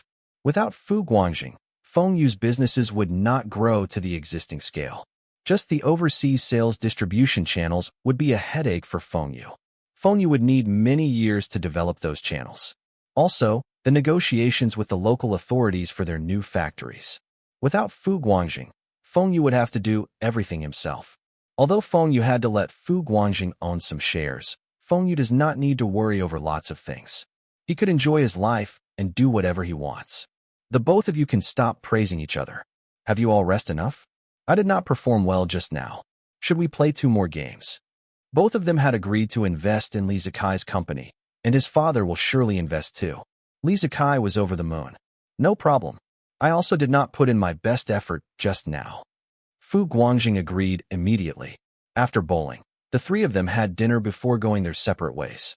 When Feng Yu was on his way home, Fu Guangjing called him. Brother Feng, why are you so interested in Lee Zakai's Pacific Century Group? Does it matter? I have already agreed to invest. You are not afraid that you will lose your investment? Lose my investment? Just be it. It does not matter. Most importantly, I am now friends with young Master Lee. Fu Guangjing, you invested 10 million US dollars just to be friends with young Master Lee, and not because his company had the potential to make money? Damn, why did I invest too? I am already close friends with Lee Zakai, and even without this investment, it will not affect our friendship. But this investment should not be losing money. Even Superman Lee had invested. This investment must not make losses. If not, the reputation of the investment god of the younger generation I built over the years will be gone. How can I brag to others in the future? The next day, all the paperwork were settled and the contract signed. It was just like the partnerships between Feng Yu and Fu Guangjing. Nothing was asked, and they signed the contracts after their lawyers had gone through the contracts. The money was transferred, and the shares' ownership documents were handed over. Both Feng Yu and Fu Guangjing did not take on any roles in Lee Zakai's company. Both of them were not worried that Lee Zakai would cheat them. Lee Zakai was also moved by their actions. It might be that both of them were confident of themselves or confident that Lee Zakai would not dare to cheat them. After all, Lee Zakai was from the Lee family, and if he were to deceive them, the Lee family's reputation would be affected. The Fu family was also influential in Hong Kong, but this was also a form of trust. It felt good to be trusted. Guangjing, Brother Feng, let's have lunch together? After signing the contract, Lee Zakai smiled and invited them to have lunch. Today, not only Fu Guangjing and Feng Yu's funds were transferred to him, Even his father had transferred the invested funds. He was overjoyed to get the recognition from his father. Although these second generations of the influential families were born with a golden spoon, they were also facing lots of stress. After selling the shares of the satellite TV station, Hong Kong's media had given Li Zikai the nickname of Little Superman. This was an honor and also a form of stress on him. Li Zikai could imagine what the media will write about him once he made a wrong decision. Media influences could sometimes cloud his judgment. He does not hope to take over his father's businesses, but he wishes to receive his father's support and investments to let him prove himself. He hopes to be worthy of the nickname. Feng Yu and Fu Guangjing had nothing to do and agreed to have lunch together. Fu Guangjing had invested in Pacific Century Group, and now he wants to know the development plans of the company and how long does it take to see the returns of his investments. The investments Fu Guangjing made to Feng Yu's company had returned after about 1 year, and he could get back his invested amount within 2 years. Sometimes, it was even shorter. Guangjing, brother Feng, let's have a toast. For our future endeavors. Feng Yu and Fu Guangjing raised their glasses. Cheers. Brother Feng, Guangjing, when are the both of you going back to China? I would like to tag along. Li Zikai said. Why? Are you thinking of investing in China?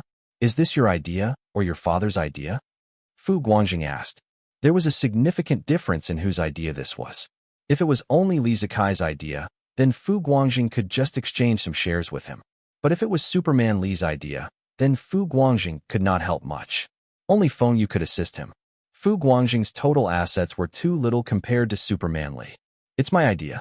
I am no longer holding any positions in Cheung Kong and Hutchison Whampoa. Li Zikai said. Congratulations. Brother Kai, you are free now. Feng Yu laughed. Congratulations? Why are you saying this? Li Zikai frowned. He was no longer holding any positions in his father's companies, and that means he was giving up his chance to succeed his father's shares of the companies. What's there to congratulate about? I am congratulating Brother Kai to be able to do whatever you want on the developments of your company. You do not need to have any reservations. Feng Yu raised his glass for another toast. Ha. You are right. This was indeed worth celebrating. All this while, I am envious of Guangjing. But now, I can also do the same. Li Zikai laughed. In Hong Kong, unless the eldest son was really a good-for-nothing, they will generally succeed the family's businesses. But what if the family does not have sons? Then even when the head of the family was in his 60s or 70s, he will look for a young woman to have a son. Hong Kongers still believed in letting the eldest son take over the family businesses. This phenomenon was more severe in Hong Kong than in China. Although Li Zikai does not want to admit it, his elder brother, Li Zeju, was competent. If not, his father would not let him hold on to an essential role in his companies, and the rest of the shareholders also agreed to this decision. Li Zikai's elder brother was already so outstanding, and that means there was no chance for him to take over their family business. Maybe their father will leave some shares for him, but his elder brother will still have the overall control of the company. To compensate him, their father might still leave some other assets for him. Most importantly, Li Zikai's father will not interfere with his career and will not force him to follow his arrangements. Li Zikai could do whatever he wants. When it comes to investing in China, you should ask Brother Feng's advice. To be honest, I had also invested in some small companies in China, but their growth was too slow. All of Brother Feng's companies were doing well. Fu Guangjing said. He knew that Feng Yu wanted to be friends with Li Zikai, and this was an excellent opportunity for both of them to be closer. Feng Yu rubbed his nose. Actually, I have an idea, but I did not act on it all this while. Fu Guangjing and Li Zikai looked at each other. Both could see the excitement in each other's eyes. They both asked at the same time, what idea is it? Supermarket. Both of you should not be stranger to this. Both the Fu family and the Li family have successful supermarket businesses. Why don't we set up a chain of supermarkets in China? Feng Yu had thought of setting up a supermarket chain a long time ago, but he was not familiar with the supermarket business. In his previous life, he had only heard that a successful supermarket chain could generate over 10 million sales every day. The two most important aspects of a supermarket were the suppliers and location. Feng Yu could settle the supplier part by himself, but the location should be picked by the professionals. The Fu family and the Li family had supermarket businesses and were doing well. They should have lots of expertise in this industry. Also, Feng Yu could leave the management of the supermarkets to them, and he can be a sleeping partner. But there were already supermarkets in China now.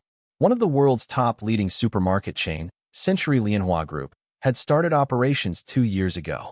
Currently, Century Lianhua was only focusing its operations in Shanghai. It still had not entered the Zhejiang region.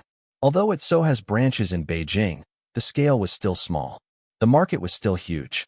Feng Yu was thinking of investing a vast amount at once and set up supermarkets all over China. He wants to set up a chain of supermarkets and build up a supermarket brand. This supermarket chain will be China's top supermarket company.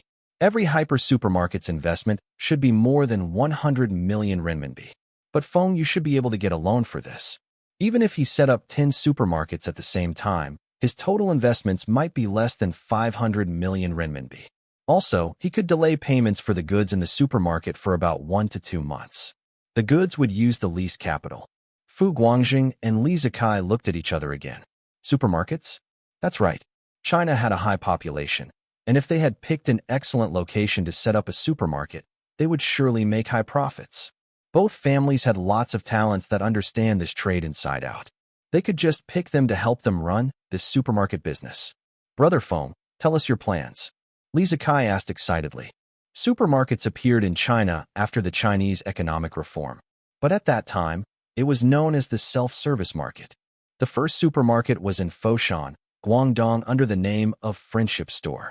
Because at that time, Guangdong province was one of the first test sites of the market economy. Other than cooking oil and food had limited supply, all the products could be bought using the money.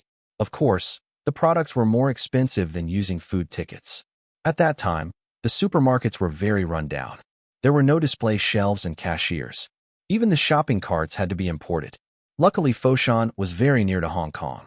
All these items could be imported from Hong Kong. Using the imported items as samples, the small factories start to manufacture them. This lowered the cost significantly. If not, the cost of the shelves, trolleys, etc. would be 3 times more expensive. But now, there were lots of supermarkets, and supermarkets were no longer called self-service market. They were called a supermarket. China had already implemented price changes, and a few years ago, the policy of unified and fixed state purchases of farm produces were abolished. Most major cities' household still had lots of food tickets left. This year, May, food tickets will be gone, and the era of using food tickets to purchase food in China was over. Chinese no longer need to use cash and food tickets to buy their food. This marks the end of China's planned economy. China will be entering the era of the market economy. This was the best time to set up supermarkets in China. Although there were a lot of supermarkets in China now, their scale was still small, and there were still no chain supermarkets. Also, these supermarkets were selling mainly food products. Only a handful was selling daily necessities. The varieties of products in the supermarkets could not be compared to the supermarkets in the future years. Feng Yu felt his supermarkets would emerge from the rest and capture the market with just the imported daily necessities products the Fu family and the Li family could bring in. Brother Fu, Brother Kai, what do you think we will need the most when we set up this supermarket? Set aside money. The money will never be a problem for us. I can even use my connections to help us get low-interest loans. Feng Yu felt that it would be better for spilled up the work clearly. Fu Guangjing looked at Li Zikai. Both the Li family and the Fu family had supermarket business, but at the same time, both of them had nothing to do with this business. Li family supermarkets were managed by Li Zeju, and the Fu family supermarkets was managed by Fu Rongbing. Fu Guangjing had nothing to do with it. Of course, both of them could help to pull strings and at the same time be the shareholders. But to set up supermarkets in China, Feng Yu was the most important person. Fu Guangjing understands Feng Yu very well. Feng Yu had suggested this, and he will want to have the most significant share. He will also be the one who will invest the most. Also, Feng Yu had connections with food and daily necessities suppliers. His Taihua trading was working with a few hundred suppliers. This would save them lots of work. Li Zikai remembered his father telling him that Feng Yu had met with Mr. Deng personally, and this person was very influential in China. It was an excellent opportunity for him to be friends with Feng Yu. Li Zikai firmly believes that his father would support him and lend him a considerable sum of money if he were to tell his father that he was going to set up supermarkets with Feng Yu. His father might even give him the contacts of their suppliers and lend him some staffs who were specialized in the supermarket business. Government policies, capital, locations, channels, and management. I think these 5 elements are the most important. What government policies? This supermarket will be a joint venture between China and Hong Kong. And if Brother Feng uses your connections with the higher-ups, the government might let us enjoy some government subsidies. Will this be a problem? Fu Guangjing looked at Feng Yu. No problem. What are the policies, Yu? Just tell me, and I will settle it. Feng Yu nodded. Although he does not know what government policies they need, Master Lu should be able to help. Master Lu's uncle was a member of the planning committee, and he will be promoted to the head of the committee soon. Feng Yu could also contact the local government through his distributors. If all else fails, then he can throw money at them. The one thing that Feng Yu had the most was money. As for the startup capital, the 3 of us should not be enough. I think we should divide it into 6 portions. Other than the 3 of us, we should invite my third uncle. Young Master Li should also get someone from his family.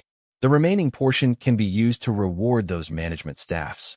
Fu Guangjing continues. Are we splitting the portions equally? Feng Yu raised his eyebrows.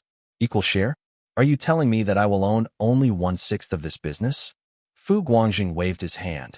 Brother Feng is the most influential in China, and he will be handling all the supplier channels there. He was also the one who proposed this. Why not let him invest the most and own the biggest share? TSK. Brother Fu was right. What he said was reasonable. How much should we invest, and what will be the scale of our supermarket enterprise? Also, what is the name of our supermarket? Li Zikai asked. The name of the supermarket was very important.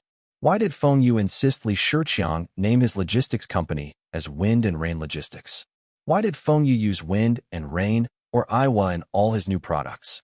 Even when he set up new companies, he also named it as Wind and Rain Electronics or Iwa Electronics, etc. This was brand management. The brand would link all the products and resources together to achieve higher profits. This was to increase brand awareness and increase brand value. Feng Yu could make use of his brands to earn more money. For example, 2 cars with the same technologies and quality. But one of them was the Porsche brand, and the other was Honda. The Porsche brand would cost several times more than Honda.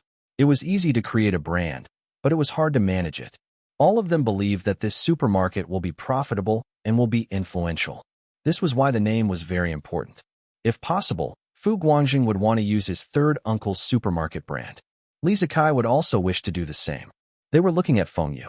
Since Feng Yu was the one who suggested this venture, he had the most significant say in this.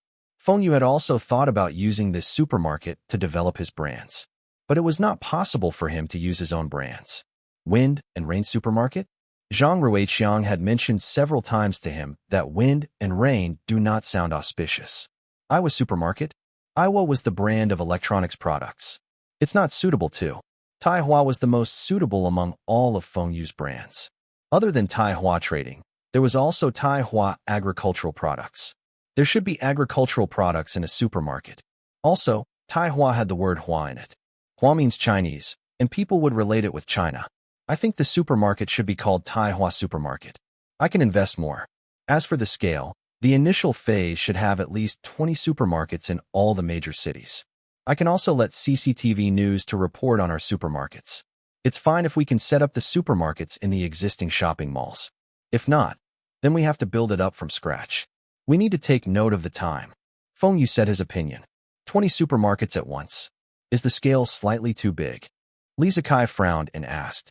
Fu Guangjing laughed. He is like this. He likes large-scale ventures. He calls this a strategic move. I think it's fine. You have never been to China. China is developing very fast, and the population of the major cities is very high. If we have enough funds, we should be setting up more than 30 supermarkets for the initial phase. Feng Yu looked at Fu Guangjing. My best buddy. Li Zikai looked at Fu Guangjing without saying a word. You think you are great just because you are familiar with China? Are you discriminating those who had not been to China? Looking at Li Zikai's unhappy face, Feng Yu laughed and said, I shall leave the locations to the professionals from your family's supermarkets. After both of you had chosen the locations, I will check if there will be future changes to the city's development.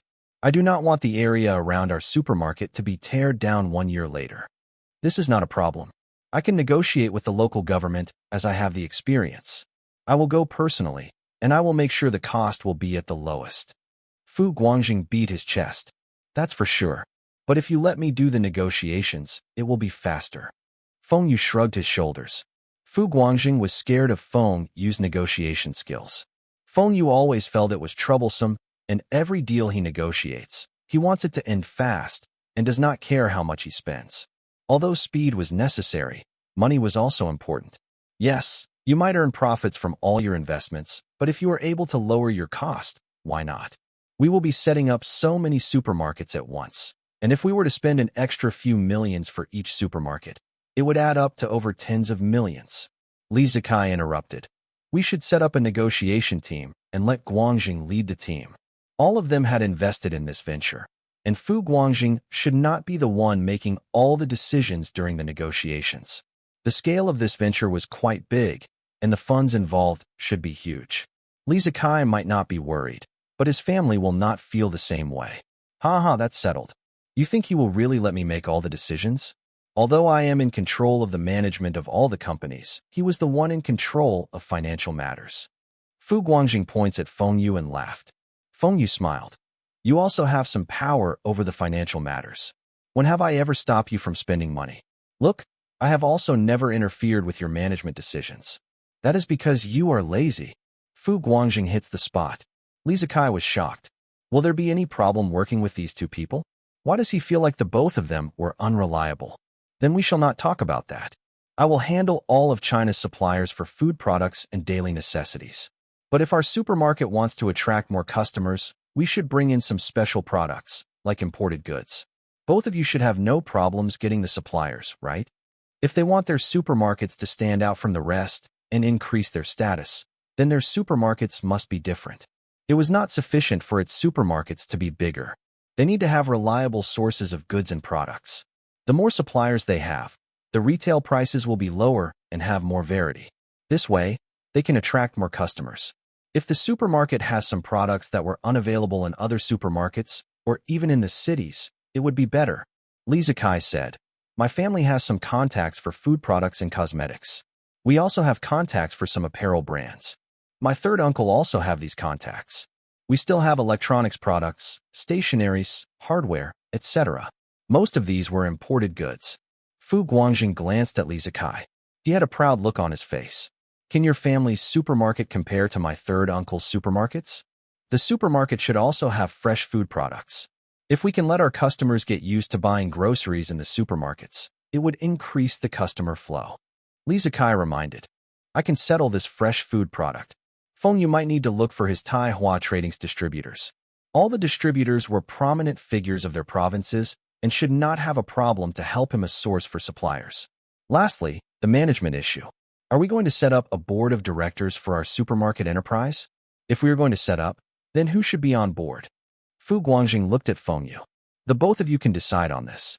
Anyway, this is a shareholding company, and if you are going to list this company on the stock exchange in the future, we can set up a board of directors now. Feng Yu said. Li Zikai looked at Feng Yu curiously. Brother Feng, you have not considered listing the company? Fu Guangjing leaned back and turned to Li Zikai. I also do not understand what he was thinking. Some of his companies were eligible to be listed, but he just refuses to do so. I will not mention the companies we partnered with. Just look at his Tai Hua Trading. If his Tai Hua Trading is listed, the share prices will surely shoot up.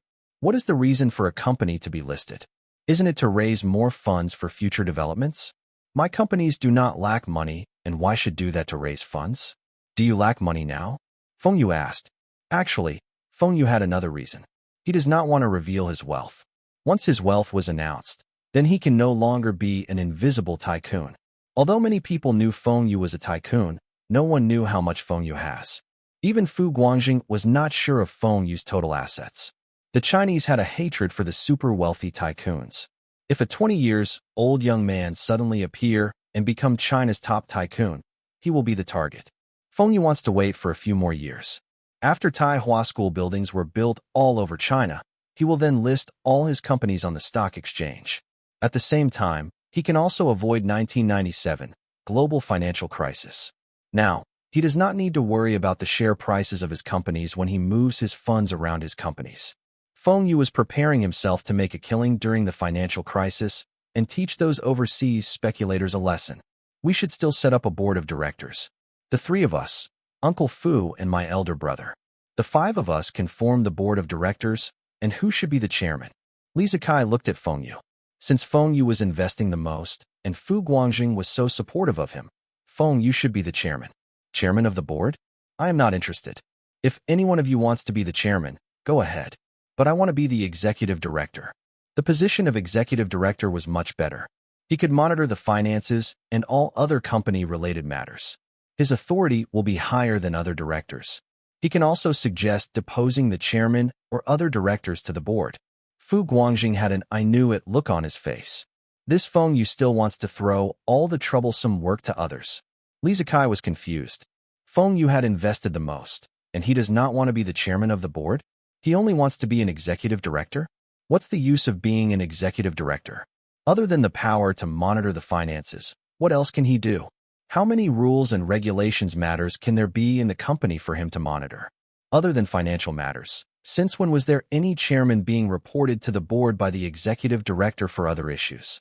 But when Li Zikai remembered what Fu Guangjing said, Feng Yu only likes to monitor the finance of the company and does not want to handle other things. This Feng Yu was weird. Li Zikai had never seen someone who dislikes being in power all his life. Feng Yu was not worried that someone would usurp all the power in the company.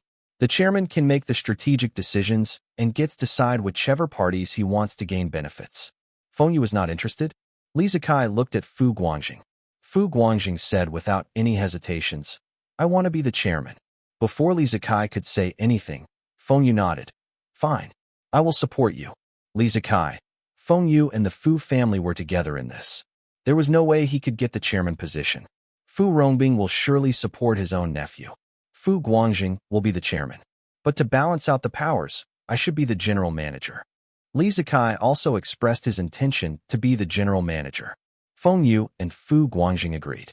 In fact, being the general manager was the most tiring position. Although he would have lots of authority, his authority was not very powerful either.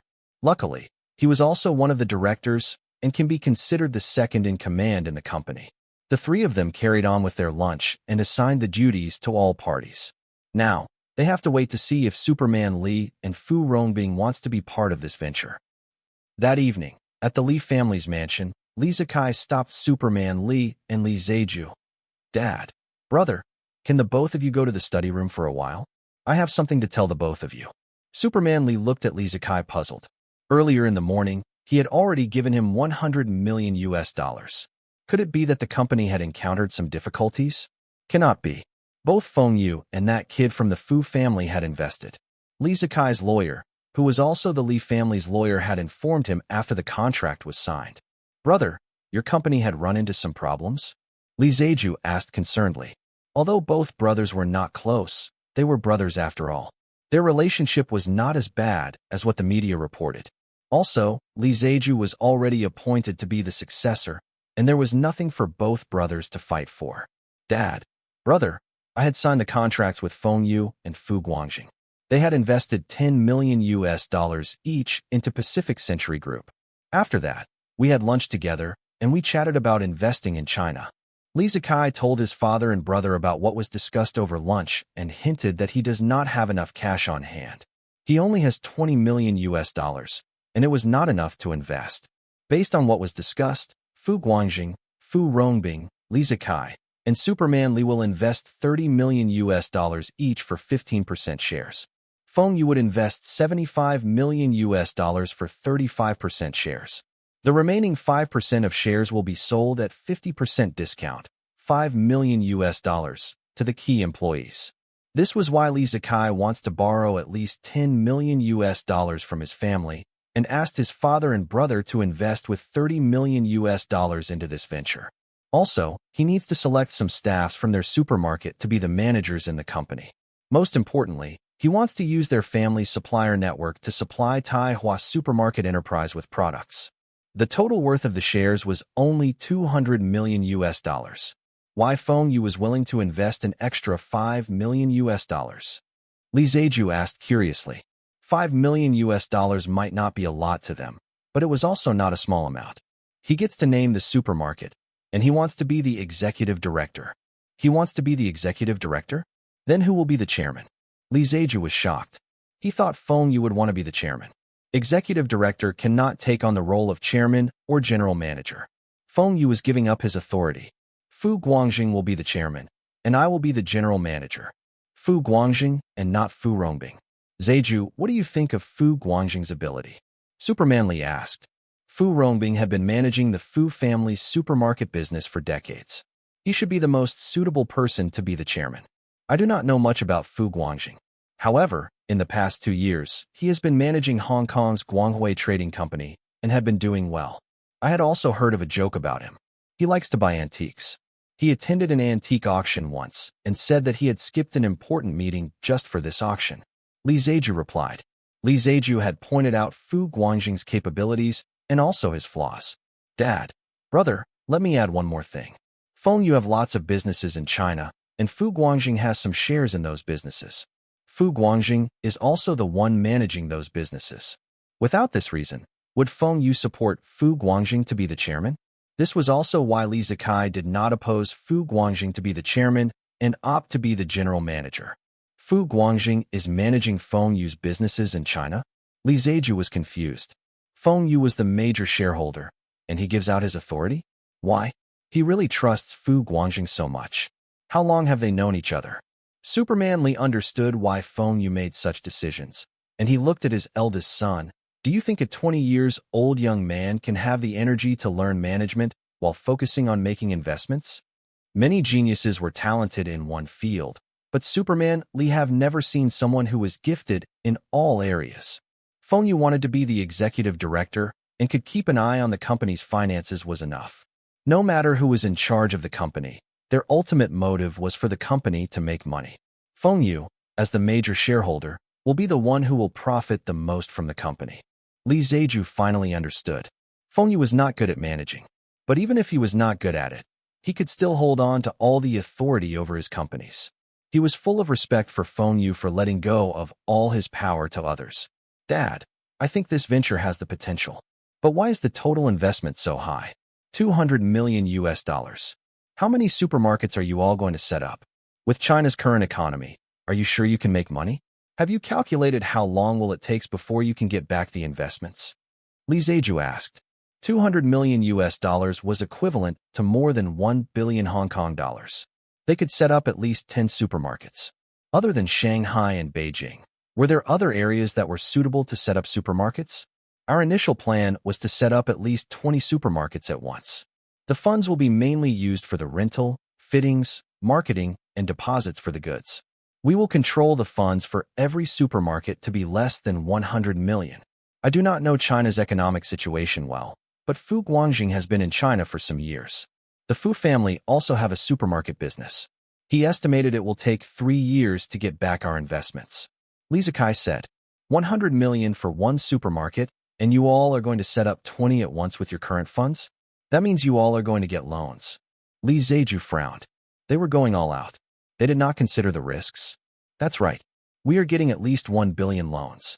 Our target is to set up at least 5 supermarkets within 3 years and 100 within 5 years. Li Zikai replied. Did Feng Yu say how long he thinks he will get back his investments? Superman Li asked suddenly. Li Zikai's expression suddenly became awkward, but he replied gravely. Feng Yu said that at most it will take 1 year to get back our investments, and then we can continue to invest in new supermarkets. 1 year? Stop joking. How can you recover your investments within a year from a supermarket? Don't you know that supermarkets depend on volume and the profits will not be over than 15%? Most of the time, the profits are only about 10%. To be able to earn back 100 million within a year, then how much must the monthly sales be? 100 million. Li Zeju shook his head. This Feng Yu is too optimistic. Have you ever managed a supermarket before? Does he think that the profits from supermarkets were very high? Zeju, do you still remember that we have analyzed the Fu family's first supermarket's profits? About 30 to 35%. Li Zeju answered. He still remembers the figures. Wait, what did Dad mean by this? Could it be that the profits from the supermarkets in China will also be so high? Could this even be possible? In the end, Superman Li agreed to support his younger son. He gave Li Zikai $20 million for him to invest. He also took out another $20 million to invest. He let Li Zikai owns 20% of the shares, while he owns 10%. As for transferring some staffs from their supermarkets to their new company, it was not an issue. Furthermore, the people that were sent from their company will have 2 higher management staffs. They could get to purchase the shares at half the price. This was considered a reward for the ones that were sent over. Also, Superman Lee had wanted to enter the Chinese market. This venture was considered an experiment. Lee Zeju did not want to invest. This was also a hint to his brother. This asset will be left for him in the future, and he will not fight with him over this. Lee Zekai was overjoyed when his father was persuaded. He also gets to own more shares. At the same time, Fu Guangjing was at his uncle, Fu Rongbing's study to discuss this venture. You are saying that the Li family will also be part of the venture? Can you confirm this? Fu Rongbing asked. Li Zikai will be in this venture for sure. Superman Lee is not confirmed yet, but I think there is an 80% chance he will invest. Where did you get this confident? Fu Rongbing picked up the cigar on the table, and Fu Guangwei immediately helped him light it. Today, Fu Guangjing was there to invite Fu Rongbing to invest in a new venture in China. Fu Guangwei also shamelessly tagged along in the study. He was the only son, and his family's supermarket business will be handed over to him in the future. His sister will only be given some other assets. But if his father put this investment under his name, then he will have more money to spend in the future. Fu Rongbing looked at his son and took the cigar from him. He knew what his son was thinking. He had given Fu Guangwei a high salary position in his company without any responsibilities. This was considered his allowances. At the same time, this was a form of training for his son. He wants to see if his son would interfere with the company's operations or steal the company's money. Luckily, his Fu Guangwei did not do any of that. However, he was also very disappointed with him. This son of his was given the title of Deputy General Manager, but he had never given any constructive suggestions. What the hell did he learn in school? Now he still wants this investment? Fu Rongbing intends to test his son later. If he passes, then he will put this investment under his name. But if he does not know anything and still wants the shares, then he will wake him up. Fu Rongbing's eldest brother had said that Feng Yu was more influential than they imagined. If they could maintain a good relationship with Feng Yu, the Fu family will be able to enter the Chinese market. Feng Yu would also be able to help them in many other ways. Fu Rongbing's business had hit a bottleneck. There were no more places for him to set up supermarkets in Hong Kong. He had expanded his business to Macau, Malaysia, etc. Now, China was the only place left untouched in Asia. Although it was not his supermarket that will be entering the Chinese market, he will own some of its shares. It was the same. Most importantly, he could let Fu Guangwei get closer to Feng Yu. If Guangwei can build up a good relationship with Feng Yu, like Fu Guangjing, then Feng Yu would allow him to invest in his new ventures. Fu Rongbing will not need to worry about his son's future. Guangwei, you have also heard what Guangjing said. What do you think? Fu Guangwei's eyes brighten up. Was his dad testing him? If he gave a good answer, will he be handling this investment? Fu Guangwei organized his thoughts and said, Dad, I think this is a good opportunity. Our supermarket business has reached a bottleneck. Although the profits are still good, there are no more opportunities for us to grow. We have already set up supermarkets at all the good locations in Hong Kong and Macau. We have also ventured into Malaysia and Taiwan. But to be honest, other than the promotional periods, our profits were average. The returns from investments were too low. Fu Rongbing's eyes widened. This son of his was not like what he imagined. He did not waste his life away. He still knows a lot about the company. Looking at his father's expression, Fu Guangwei was overjoyed. Some time ago, Feng Yu had told him to learn more about his family's business and show off in front of his father. His father will be happy with him and give him more allowances. This was why he put in some effort to learn about the company, and he could finally use what he learned today. What Fu Guangwei said was the company deputy manager's exact words. He knows nothing, but he could repeat everything. Brother Guangjing was right. Being friends with Feng Yu will bring you luck. That's why there are only 2 ways for our company to grow. First, we can take over our competitors' supermarkets in Hong Kong, Macau, etc. But they might not sell their supermarkets at those better locations unless we offer a sky-high price. Those lousy locations will also not be useful for us, and we might not even break even if we were to take over those. Locations have a significant impact on supermarkets. The second way was to continue to enter new markets, like regions where the supermarket industry is not that developed. But I have also found out that we have only considered about Guangdong province. and even in Guangdong province, we are only looking at 2 cities. These 2 cities already have supermarkets, and the supermarkets have their regular customers. If we were to enter these cities, we would face lots of resistance. Most importantly, our business model might not work in China. After all, we have different cultures and habits. It will be hard for us to be very successful. Of course, with our business model, we will not fail easily. I think it will be like our supermarkets in Malaysia. We will not suffer losses, but we will not have lots of profits too. It will take a long time for us to recover our investments. But now it is different. We will be partnering with others, and Fu Guangjing will be the chairman. He will be the one in command of the company. Although the Li family will be part of this venture, the scale of their supermarket business is nothing compared to us. Theirs are only small supermarkets and looks more like retail shops. Ours are all big supermarkets. That's why the new supermarkets in this venture will be using our people. Most importantly, we have more suppliers than the Li family. Taihua Supermarket will be most likely to use our suppliers. And even though we might not earn from this, we can ask for discounts when they supply their goods to our supermarkets. This will lower our cost and increase our competitivity and profits. There is still one more thing. China now is about the same as the old Hong Kong a few decades ago. What were our profits then when we just started the supermarket business? Also, there is one thing I agree with Brother Guangjing. 5 years after we invested in Taihua Supermarket Enterprise, we will get more than 10 times returns from our investment. Fu Guangjing was shocked beyond words. He looked at Fu Guangwei. Since when did he start to have insights on the family's business? Looking at his uncle's expression, he could tell his uncle was satisfied with his son's answer. Did Fu Guangwei change for the better? Fu Guangwei had given an insightful analysis of the industry. He remembered what the deputy manager told him, and he added some of his own thoughts. Fu Rongbing's face was gleaming with happiness. His son had finally grown up. Are all these your own ideas? Of course, Dad. You really think that I am not concerned with our family's business? Fu Guangwei asked with an innocent expression. Fu Rongbing looked at Fu Guangjing and noticed that Fu Guangjing also had a shocked expression. Fei Guangjing was not the one who thought him to say all these. Guangwei, I am pleased for you to have such foresight. But you are still too inexperienced on several aspects. But you are right on several points. One of them is about Guangjing being the chairman. This is very important. $30 million US? I will invest in this venture. Guangwei, do you have the confidence to express your views on the board of directors? Fu Rongbing was very happy to see his son grow up. Fu Guangwei was elated.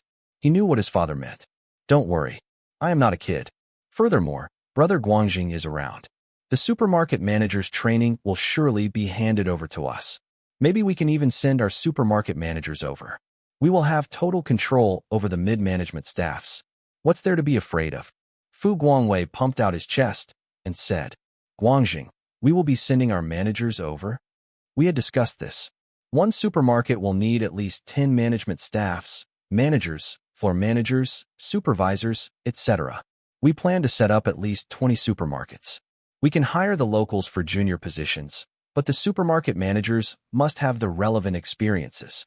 At first, I had wanted to supply all the managers from our Parkashop supermarkets. But Li Zikai pointed out one thing. Our managers do not know who to speak Mandarin.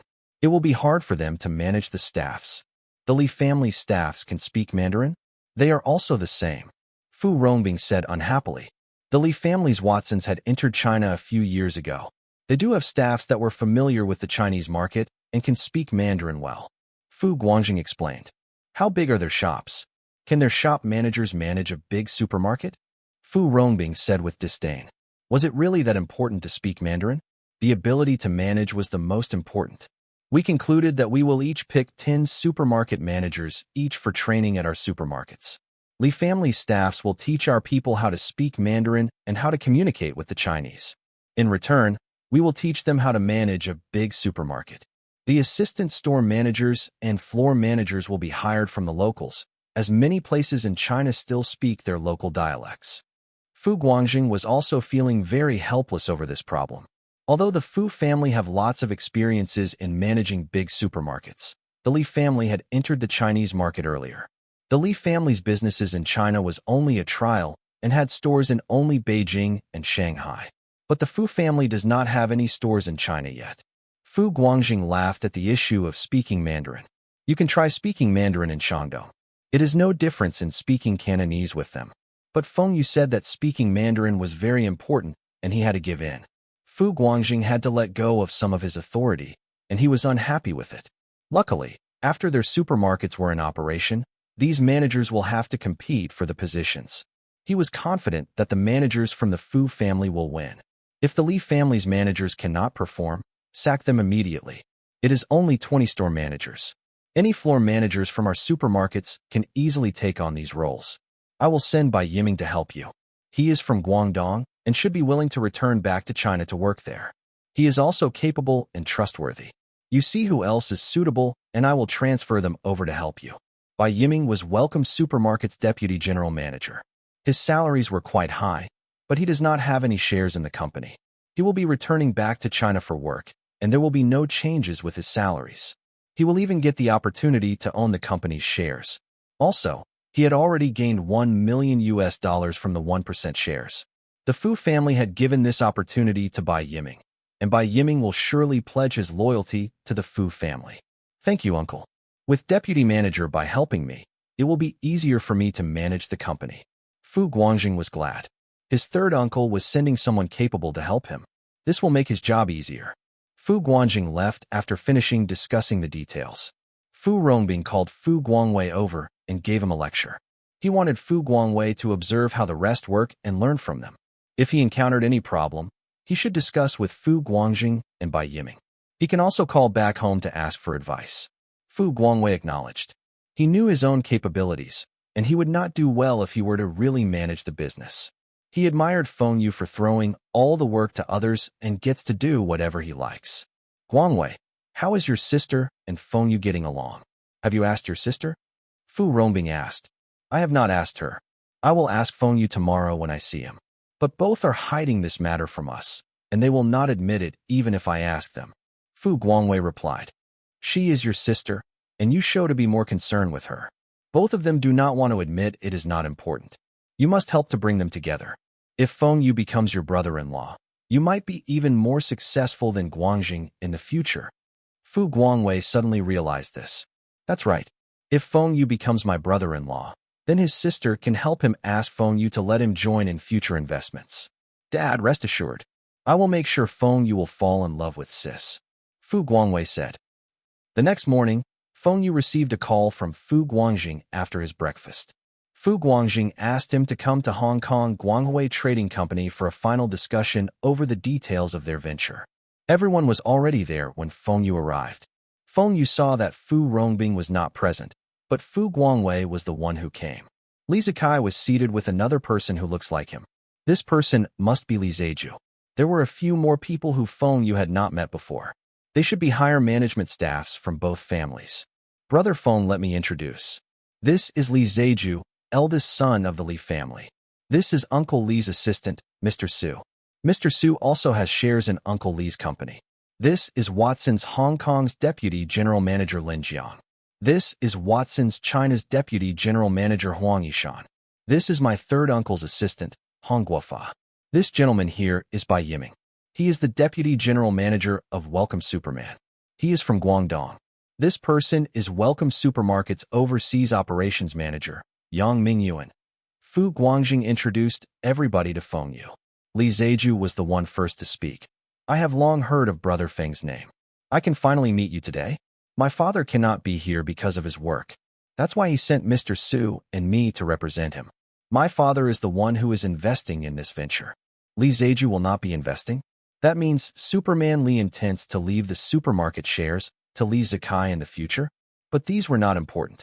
Superman Li was investing in this venture, and this was a good sign. Fu Guangwei proudly said, my dad had handed this investment to me. The funds are already in my account.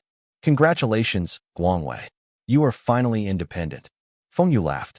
If your father really thinks that you can do well, he will not send his assistant, Hong Guofa, over. He was obviously keeping you in check. Those 4 people should be the supermarket higher management staffs selected by both families. They should be the ones who will get those shares and will be in charge of the key roles. 5% of shares will be split equally to 5 people. Both families will each appoint 2 people, and Feng Yu will also need to select 1 person. This person was Tai Hua Agriculture Products Company's deputy general manager. His name was Huang Zhigao. He was the one who Feng Yu had been grooming and monitoring Zhang Ming. Now, Feng Yu no longer needs to watch Zhang Ming, as he had proved his abilities and his character. Huang Zhigao does not have $1 million to buy the shares. Feng Yu personally lent him the money, and he can slowly repay Feng Yu in the future. This made Huang Zhigao more loyal to Feng Yu. When everybody thought that the contracts will be signed soon, Superman Lee's assistant, Mr. Su, suddenly asked, "Mr. Feng, you all want to set up so many big supermarkets at once. Can I ask about the market position of your supermarkets?" Market positioning? We want to create a core concept of one-stop shopping. We are not managing a normal supermarket. We are building hypermarkets. We will satisfy the consumers in terms of prices, varieties, qualities, convenience, customer service, and lots more. We want to meet our customers' needs. Tai Hua Supermarkets will be the best hypermarket in any cities and will be the city's landmark. Feng Yu was copying the Carrefour model from his previous life. Carrefour was the first to open hypermarkets, and also Europe's and the world's #2 supermarket chain. After Carrefour entered the Chinese market, it climbed to the top position of the Chinese supermarket industry. Their model was very successful. Mr. Su frowned. City's landmark? Their target was too high. It was not an easy task for a supermarket to become a city's landmark. Nevertheless, Mr. Su felt that Feng Yu wanted was quite good. It would not be easy to reach this goal. It will take lots of energy to take care of the prices, varieties, qualities, convenience, and customer service. Was the target set too high? You want good quality products at low prices, and you still want to have a wide variety of goods? Then where are you getting the profits from? Mr. Su asked directly. The prices for good quality products were not low. To have a wide variety of goods, that means some of the least popular goods will be left on the shelves and might even expire. There will be high wastage, and their cost will increase. Where will they get the profits from? Feng Yu smiled at Mr. Su and looked at the rest. Seems like everybody there was interested to know the answer. These people had discussed this before he arrived. What? Don't all of you know the answer to this simple question? If we are going to rent the location of our supermarkets, how much will it cost? We had set a budget of 100 million renminbi for a supermarket because it includes the land parcel. Our supermarket will be the core, and we will open a hypermarket. The remaining empty spaces can be rented out. With our hypermarket pulling in customers, do you think the rents will be low? Also, we are opening more than 20 supermarkets at once. We are a huge sales platform for manufacturers. Why can't collect slotting fees? Wait. Mr. Su interrupted Feng Yu. I understand what about the rents, but what is slotting fees? Simply put it, it is the entrance fees to our stores. The products sold in our supermarkets will be classified based on the product's brand influences. The bigger the brand's influence is, the lower the fees are. The lower the brand's influence is, the higher the fees are. This is because they are making use of our supermarkets to display their products. Mr. Su, including the rest, jaws dropped. Feng Yu was too bold to suggest this. Collecting entrance fees? Only those prominent shopping malls can do that. Their supermarket was still new, and there was no awareness. Furthermore, they were just a supermarket. Why would the suppliers be willing to pay to display their goods with them? All of you don't believe me? What if our hypermarkets are featured in China's national media? If our hypermarkets are visited by China's top leaders? Do you think the suppliers will object to us collecting fees from them? Feng Yu smiled and asked. It suddenly dawned on Fu Guangjing and Li Zikai. Both of them remembered that Feng Yu had said he could let their supermarkets to be featured on CCTV. CCTV was the national TV station of China and had a significant impact on the Chinese. If this works out, then the slotting fees will not be a small amount. The rentals will also be raised. If that's the case, then the slotting fees should generate a high revenue to us. Is there anything else? Mr. Su continued to ask. Of course. For example, we can use a forced promotions model. Our supermarkets will have promotional products every day to increase customer flow. The suppliers will take turns to offer their products, and they have to pay for the marketing fees. During the promotions, we will place the discounted products at a prominent space. This is also good for the company to increase its brand awareness. Forced promotions? That means the suppliers will have to suffer losses to help our supermarkets increase our customer flows and profits? Are you sure they will agree to this? Mr. Su frowned and asked. They will surely agree. I can guarantee this. Don't forget that we will be China's top supermarket chain. We will have the highest customer flow and sales volume. Also, the suppliers will be taking turns to offer discounts on their products. I am not asking them to do promotions every day. When it was another supplier's turn, you will also benefit from it. This is like a collective effort to advertise. Whoever that do not agree will not be allowed to sell their products in our supermarkets. Feng Yu said with an arrogant tone. Anything else? Mr. Su felt this might be possible, but it will still depend on the actual situation. Of course, it is also like collective advertising. For instance, during festivals and weekends, we will be giving out leaflets. Whoever wants their products to be featured on the leaflets will have to pay the advertising fees and also the people distributing the leaflets. We can also collect a display fee. We will allocate a space along the aisle or an empty space for the suppliers to display their goods. These places will attract the most attention and will increase their sales. The suppliers cannot use these places for free. If they want those places, they have to pay for it. In Feng Yu's previous life, there were some god-level packers at supermarkets whose daily salaries were more than thousands and even more than tens of thousand RMB.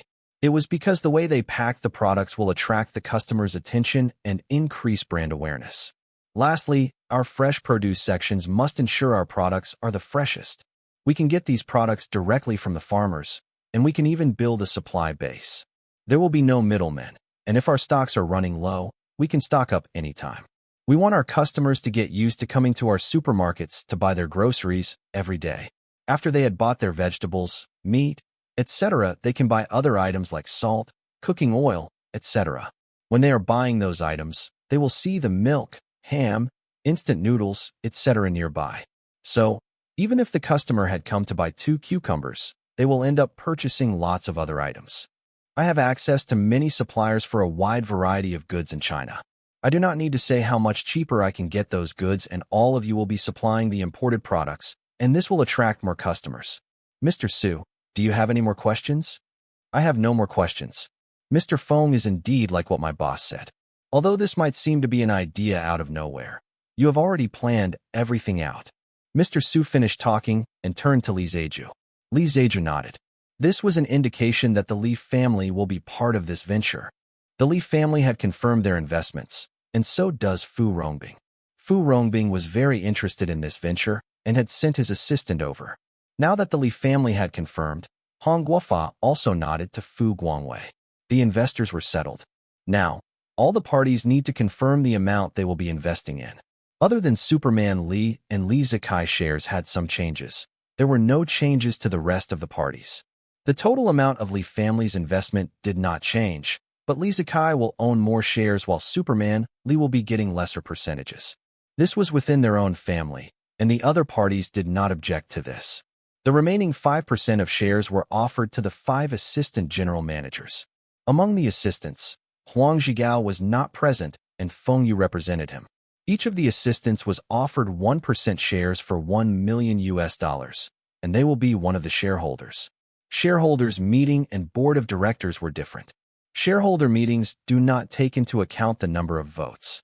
It was based on the percentage of the shares to make decisions.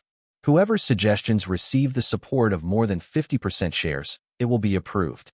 The shareholders appointed Feng Yu as the executive director, and his duty was to watch the company's finances and the other higher management. He will also have the power to set up an audit team to audit the various departments.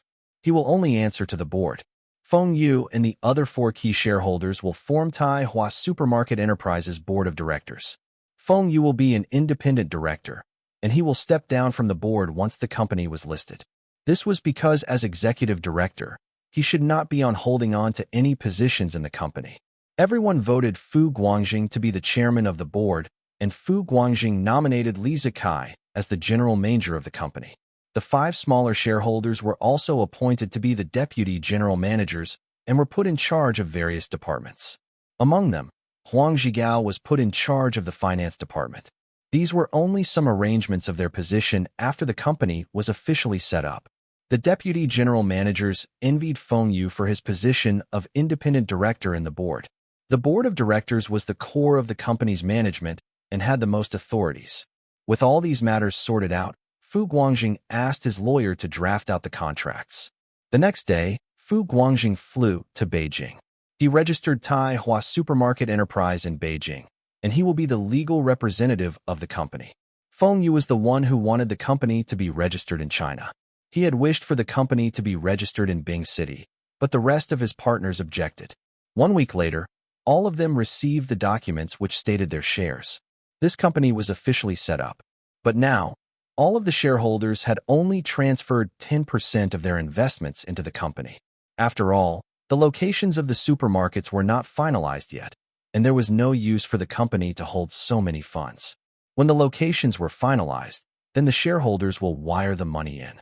The company had also formed a team to look for suitable locations for its supermarkets in various cities. Fu Guangjing was still the one who will have the final say on the location. At the same time, the Li family had also sent some of his supermarket staffs over to the Fu family's company for training. But during training, issues arise. Fu Rongbing refuses to reveal his core business management secrets to the Li family. Both the Li family and Fu family were in the retail business. The Fu family will never let their competitors know their secrets. Although both families were partners now, both families had their own strengths. If one party knew the secrets of the other party, then the latter will be out of the game soon. At first, the Li family staffs thought that they would be able to receive training at welcome supermarkets, and they would be appointed as the assistants of the store managers to learn how to manage a big supermarket. But the Fu family arranged them to ordinary positions like cashiers and packer. This was not what the Li family expected. What can the staffs learn in those positions? The Li family's staffs nearly resign on the spot. They knew their own capabilities. They could quickly get the position of a floor manager in bigger supermarkets. Was there a need for them to learn how to be a cashier or packer? What's there to learn? The Fu family had also sent their staffs over to the Li supermarket for training. They also wanted to learn the Li family style of management and see if they could learn their secrets. At the same time, they wanted to learn Mandarin and other stuff. But the Fu family had mistreated the Li family staffs. The Li family staffs refused to teach them anything. Fu Guangjing was busy in China, and he called Feng Yu to help settle this dispute. No matter if it was Li Zeju or Fu Guangwei stepping forward to resolve this issue, there will be biases. Feng Yu was the most suitable person. Feng Yu was also feeling irritated when he heard about this issue. Why can't everyone work together happily? When Taihua Supermarket Enterprise makes money, everyone will get a share. Was there a need to be hostile to each other? But not everyone thought the same way as Feng Yu and was willing to surrender the authority to others. All of them were used to be in power and to get the most out of it, especially those store managers. Once more supermarkets were opened, it will be divided into zones. All the store managers will be fighting among themselves for the position of area managers. The higher their positions, the higher their salaries. None of them were willing to give it up. At a more senior position, they would be able to command more people. If they could order others around, why should they choose to be ordered by someone else? In the future, when the company was listed, the company will surely reward them with shares. The higher their positions were, the more shares they will be getting. If they were lucky, they might even become one of the directors. Feng Yu called Fu Guangwei and Li Zikai over for a discussion. He wanted them to restrain their staffs. They have not even set up their first supermarket, and the infighting had already started. How can this company prosperous if there were no unity within? Now, the staffs have their own positions, and they were already fighting among themselves. When the new supermarkets open, the fights will worsen when they compete for the store manager positions. Brother Kai, Wei Zai, when I asked everyone together for this venture is to gather the strength of all parties and resources. But now, it seems that before we can combine our strengths, the infighting started. Although it was not recorded on the files, we do agree that the Li family will send their staffs to welcome for training and at the same time pass some experiences of working in China to the Fu family staffs. How did things turn out this way? Feng Yu looked at both of them and said with an angry tone, Wei Zai, shouldn't you give me an explanation? Your family had assigned our staffs to those junior roles, and they are not even management roles. Li Zikai was the first to show his displeasure. Li Zikai and Fu Guangwei were not friends, and he despises him for being a useless second generation who knows nothing but to play. If Fu Guangwei were not Fu Rongbing's only son, he would not have such a good life. Young Master Li, we had an agreement that we will conduct the training. Also, all the store managers in my family's supermarket need to know all the positions in the store. This will help them manage the store better. We had agreed that they will be rotating their positions, and they will be moving to another role after a week. Is there a problem with this? I still want to ask you about your staff's attitude. All of them were so arrogant. Fu Guangwei was young and impulsive. He was not ready to back down on this matter. Others might be afraid of you and your family, but I am not scared. If you want to compare our family's wealth, we will win. Feng Yu had a severe headache. He asked both of them here to solve this problem. How come both of them started to fight? Li Zikai and Fu Guangwei started arguing, and both felt that their staffs were not wrong. The fault lies on the other party, and the other party has to give in. At this moment, both of them were not listening to each other and firmly believed their own staffs. Both Li Zikai and Fu Guangwei were brought up with a silver spoon and were hard-headed. The words giving in was not in their dictionaries. As the argument got more furious, Feng Yu suddenly banged hard on the table. Bang! Li Zikai and Fu Guangwei were stunned.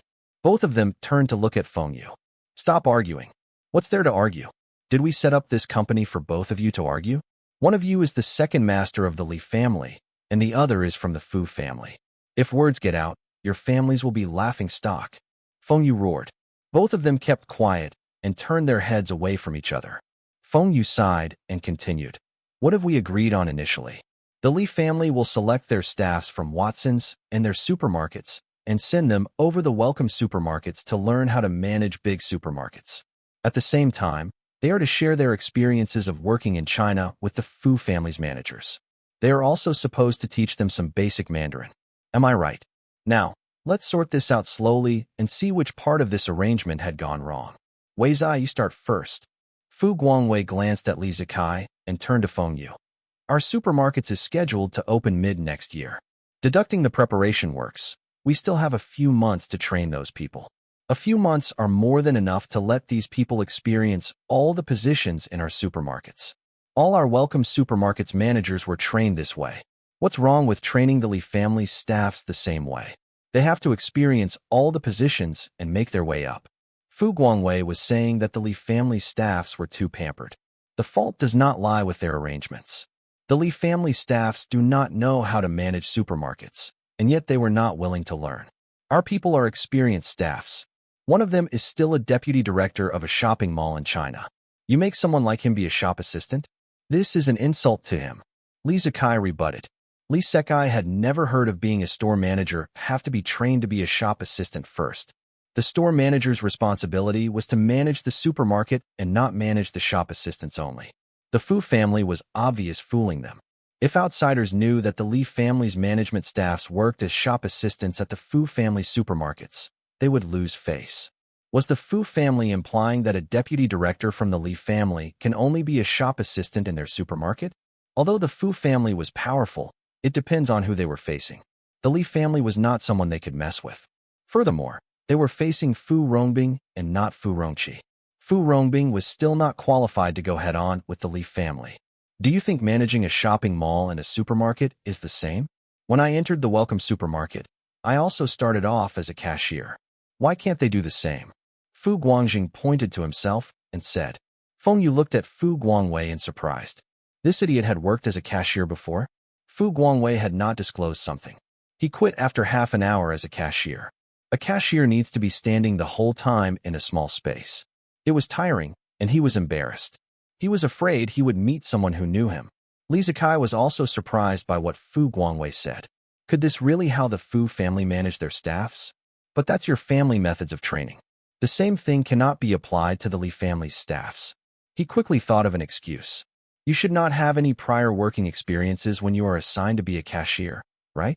Our staffs have many years of management experiences. They are only not familiar with managing a big supermarket. How can you compare this way? I will be honest with you.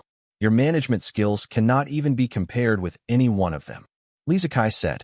Fu Guangwei blew up, and Feng Yu immediately pulled him back. Damn, this moron was about to hit Li Zikai. It would be headlines on Hong Kong's media if both of them got into a fight. Feng Yu was the one who asked both to come out. If they got into a fight in front of him, there was no way for him to face both families. He would not be able to make both families work with him against those Western financial speculators in the future. Fine. Stop fighting and listen to me. Those people from the Li family do have lots of management experiences, but malls and small supermarkets are different from big supermarkets. This is the reason why they are sent to welcome supermarkets for training. But why Zai? Those people are also considered middle management staffs. They are all qualified to be a store manager. They are only not familiar with the big supermarket operations, and they might face difficulties when managing in the future. This is why they are at the welcome supermarket for training. But all of them can also share their experiences with your people. All of them are supposed to be learning from each other. Does it include our financial reports? Fu Guangzheng sneered. Those people still wanted to see welcome supermarkets' development plans. Can this confidential information be revealed to outsiders? Feng Yu looked at Li Zikai. What's your explanation? Your people were supposed to learn at People's Supermarket. Why were they asking for their financial reports? Were they there to be trained or audit? They just want to learn about financial management. Li Zikai tried to argue. Brother Kai, I shall not say much. If the managers from the Fu family were to go to your company for training, will you let them see your financial reports? Feng Yu asked. That's right. You all can show me your financial reports and also your company's future plans. Fu Guangwei interrupted. Why not we let the Fu family's managers go over to your family's businesses in China for training? They could experience the differences between China and Hong Kong firsthand. They can also learn basic Mandarin. Feng Yu suggested. No matter how good you are at in theory, it is useless if you are unable to use it in real life. Fu Guangxing had suggested to Feng Yu before, but Feng Yu wanted to let Fu Guangwei speak to Li Zikai himself. It was unsure whether Fu Guangwei had told Li Zikai and was rejected, or he did not even ask. But this suggestion was the simplest way to solve this argument. Feng Yu saw Fu Guangwei still wanting to say something. He stopped him and continued. No more requesting to see other companies' financial reports or development plans. No parties will agree to this. Lastly, I want to remind both of you. I can afford to let this Tai Hua supermarket enterprise fail, but not the both of you. Feng Yu had used his own money and does not rely on others. But both of them were different. If they failed, their status in front of their fathers will be lowered and will have a significant impact on their futures. Both Li Zikai and Fu Guangwei looked at each other, and Li Zikai stood up and said, I will discuss with my father and let you all know the answers tomorrow. Fu Guangwei left after Li Zikai. He also needs to discuss with his father about this. If those managers were to leave their supermarket earlier, they need to make the arrangements. Feng Yu was relieved when both of them took note of his warnings. It was Feng Yu's turn to feel frustrated. When was Fu Guangxing coming back? This should be the job of the chairman. He was only an executive director. His duties were not to solve conflicts between directors. Feng Yu thought that the supermarket should be easily set up if he were to work with the Li and Fu families. He did not expect so many conflicts to arise from this cooperation. If he had known this would happen, he would have set up the supermarkets himself. Dad, that's what happened. Can we arrange for the Fu family staffs to undergo training at our China shopping malls?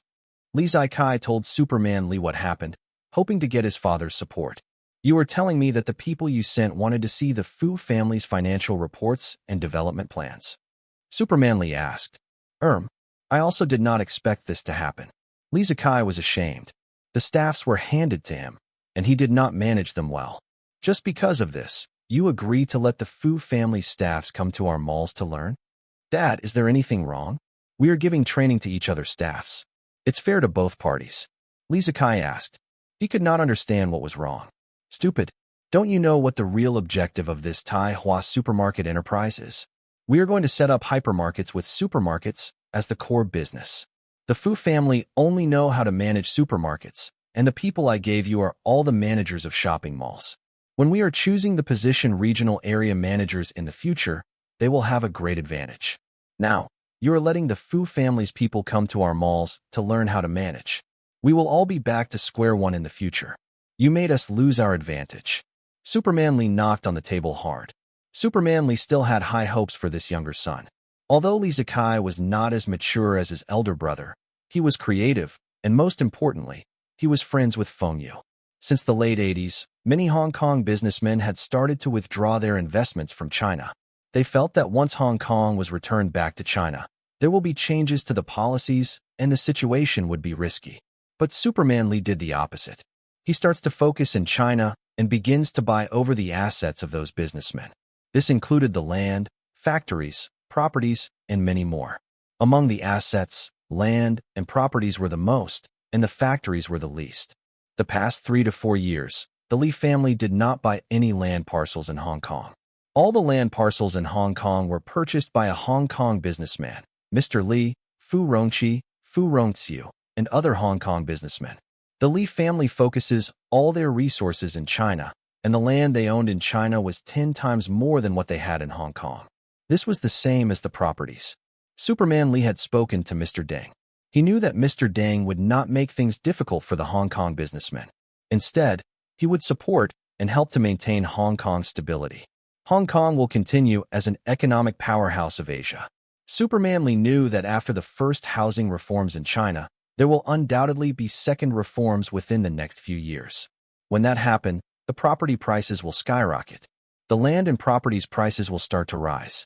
With all the assets in his hands, he would make a killing. To show the Chinese government that he was not buying the land and not doing anything, he starts to build some shopping malls and office buildings on a few land parcels. He also submitted the land development proposals for some parcels, but the proposals were full of errors. This way, the higher-ups will not approve the plans, and Superman Li can still hold on to the land, waiting for the land value to increase. The Li family's business in China was shopping malls. This was also the industry Superman Li wanted to focus in China. This had no conflicts with Tai Hua supermarket enterprise. Even if there were overlapping areas, it does not matter. The market segments they were targeting were different. Superman Li's shopping malls were targeting more affluent demographics. But no matter which demographics they were targeting, there will still be profits. If the Li family staffs were in charge of the regional area supermarkets, then they could influence the management decisions to prevent Tai Hua supermarkets' locations from being too close to the Li family shopping malls. This would prevent competitions, and they could even pass the better sites to the Li family. But now, Li Zikai had disrupted all of Superman Li's plans. Li Zikai had not kept his men in check and gave Feng Yu this opportunity. Superman Li does not believe what Li Zikai said. Feng Yu suggested this to be fair. Feng Yu was China's most wealthy person. Li Zikai estimates his wealth to be more than 6 billion Hong Kong dollars. But Superman Li felt it was much more than that. All of Feng Yu's companies were not listed on the stock exchange. If the companies were listed, Feng Yu's assets would increase by several folds. He would have the strength to go head-on with the Li family. Feng Yu and the Fu family was also very close. If both worked together, then the vast China market might end up in their hands. Feng Yu must have made use of this opportunity to blow up this matter. He might even plan this with the Fu family. Li Zikai looked at his furious father. He realized that he had made a mistake. Although his ego was high, he would still apologize when he made mistakes. Dad, I still did not agree to this proposal. I told them that I need to discuss with you first. Why not I reject this proposal tomorrow and promise to keep our people in check? Reject? How do you reject? You think Fu Rongbing will accept this? Don't think that Fu Rongbing does not have many assets. No matter what, he is still someone from the Fu family. If all 4 brothers of the Fu family come together, it will be hard to deal with them. Furthermore, there is still Feng Yu. Feng Yu is still young, and he worked his way up from scratch. He can make his fortune all by himself. You think he is not full of pride? Offending him might be even more troublesome than offending the Fu family. Superman Li shook his head. His younger son still requires more training. Dad, do we need to be so cautious about Feng Yu? Yes, he is competent and is very wealthy. But there is no way he can compete with you. He might have met Mr. Deng personally, but you have met Mr. Deng many more times. He might have lots of assets, but his assets are nothing compared to our family. In terms of connections, experiences, strengths, our family is better than him. Why do we need to worry about him? Li Zikai said, if you are talking about Hong Kong, we do need to worry. But what if it is in China? Feng Yu's base is in China, and he is more powerful than us there. He also has investments in Japan and Russia. If I guess correctly, he should have invested in the US too. Lawyer Wilson had bought quite some properties in Hong Kong over the past 2 years. Those are all high-value properties. Where do you think he got his money from? Think about how much our lawyers charges, and you will know how many contracts Wilson had gone through for Feng Yu. Superman Li sighed. If he did not pay close attention to these details, he would still be unaware of Feng Yu's real capabilities. Feng Yu might be a super tycoon, and his wealth might not be less than him. Even in Hong Kong, Feng Yu should be one of the top 10 tycoons. The top 10 tycoons in Hong Kong had more than 10 billion Hong Kong dollars worth of assets. The businesses they controlled might even be worth more than 10 billion US dollars. Most importantly, Feng Yu was only 20 years old, and Superman Lee heard that he made all his fortune within 5 years. 5 years. From zero to someone with assets worth more than 10 billion Hong Kong dollars, and he did not even own a listed company. This showed how scary Feng Yu was. In Superman Lee's heart, Feng Yu's status was on the same level as the Fu family. It was the whole Fu family and not someone from the Fu family. Lee Zakai's jaws dropped. He does not know what to say. Feng Yu was more powerful than he had imagined. He thought he had overestimated Feng Yu's abilities, but it was the opposite. He had underestimated Feng Yu. Just agree to his proposal and let our staffs follow the rules. Know their places and undergo the training as told. This will be their last chance. You, don't disappoint me again. Sorry, Dad. I will go back to work. Have a good rest. Lee Zakai walked out of the study and returned back to his room. He made some phone calls and sighed. In his heart, he was also feeling excited. He found out how powerful Feng Yu was, and they were friends. This would surely help him with his career. The next day, Feng Yu received the calls from Lee Zakai and Fu Guangwei. Both had accepted his suggestion to send their people to each other companies for training. Both had also expressed that they will not make things difficult for the staffs. Feng Yu was satisfied with their attitude. That's right. This way we can all make money together happily. What's the fun of making those schemes? Feng Yu had nothing to do in the day, and he attended some classes. Among the lessons he attended, one of them was Professor Liang's class. Professor Liang was really an expert on economics. Feng Yu had learned a lot in his lesson. Professor Liang was able to use the simplest way to let his students understand his lesson. He was different from other lecturers where they would use complicated words and jargons. Maybe this was to show that they were knowledgeable and had a high standard. However, their students will not really understand what they were teaching.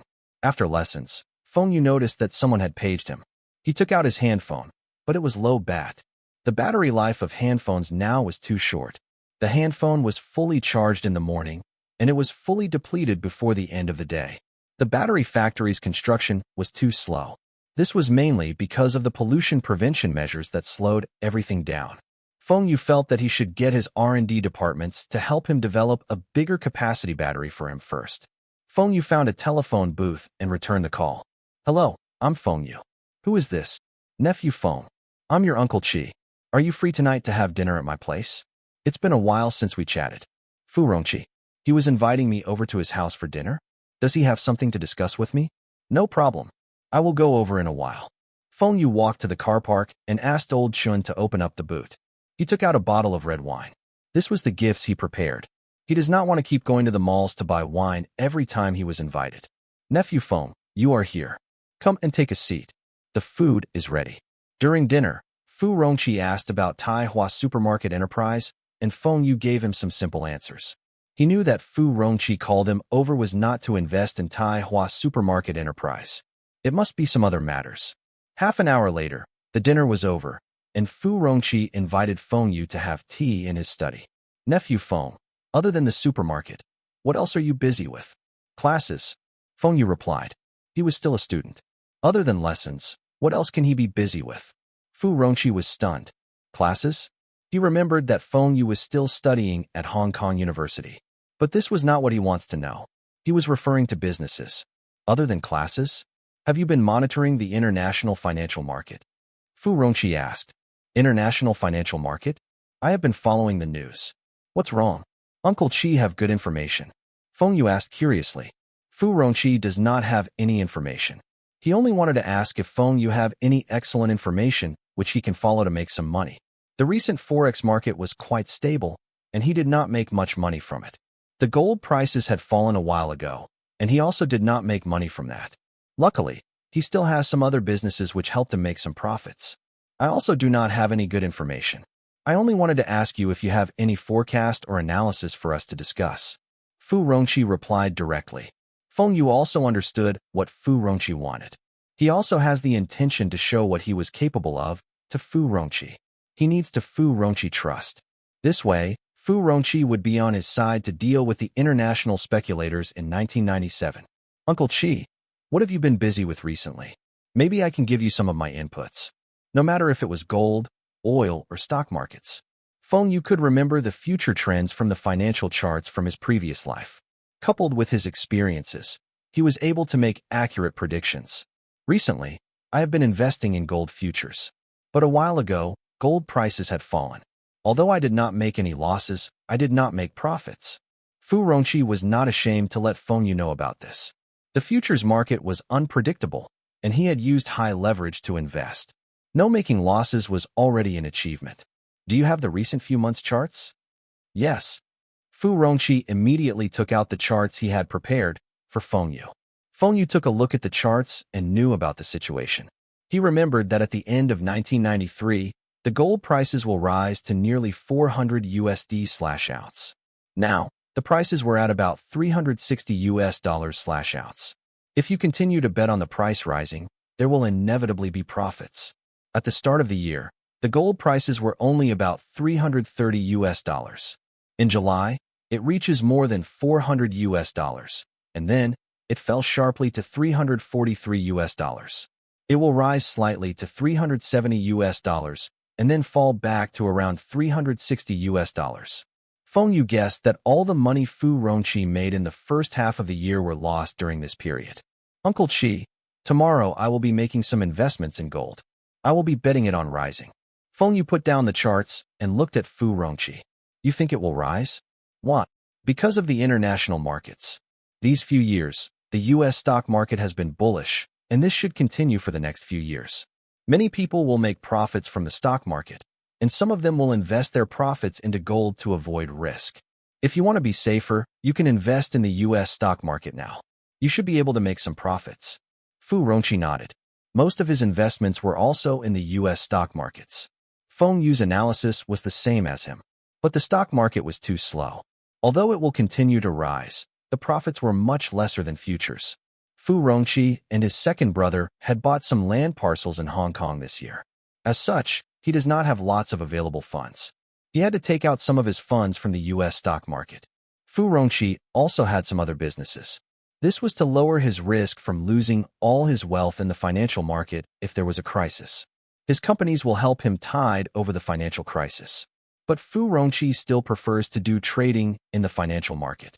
The money was fast, and he was more familiar with it. If Fu Rongqi had believed Feng Yu and used high leverage to short oil during the Gulf War, he would be Hong Kong's wealthiest person now. The Fu family was Hong Kong's influential family, but Fu Rongqi's father had split his assets to him and his brothers. Although he had gotten most of the inheritance, he can only be Hong Kong's fourth wealthiest person. If the brothers combined their wealth, Fu Rongqi was the wealthiest person in Hong Kong. But since the assets were split to the four brothers, they became four individuals. Nevertheless, Fu Rongqi was still the head of the family. Fu Rongqi wanted to become one of the top 3 richest men in Hong Kong. He even wanted to pull Superman Lee down from his #1 position. Financial market was the only place where he can make his dreams come true. Fu Rongqi's analysis was pointing to the gold prices continue to rise, but some of his team members think otherwise. They felt that the gold prices will continue to fluctuate, and it was not a good idea to speculate in gold. This was why Fu Rongqi called Feng Yu. After all, Feng Yu had made accurate predictions of the oil prices during the Gulf War and was an expert in his eyes. Then how much do you think the gold prices will reach at the end of the year? At least 380 US dollars. It might even reach 390 US dollars. Feng Yu replied confidently. According to Fu Rongqi's analysis, 380 US dollars was the highest. Feng Yu's analysis was even 10 US dollars higher. This made him firmly believe that gold will surely reach 380 US dollars at the end of the year. This time, Fu Rongqi decided to make a big bet with Feng Yu. The next morning, Feng Yu arrived at Wind and Rain Consulting Company. A pretty girl at the front counter saw Feng Yu and said, "Sir, how can we help you?" Feng Yu looked at her and asked, "Are you new here?" The pretty girl was surprised. "I had tried my best to be professional. How did this person know I am new here? Could this person one of the regular customers here? But he does not look like one. This person seems to be only 20 years old." Wind and Rain Consulting Company's clients' requirements were at least 1 million. "Sir, are you our customer?"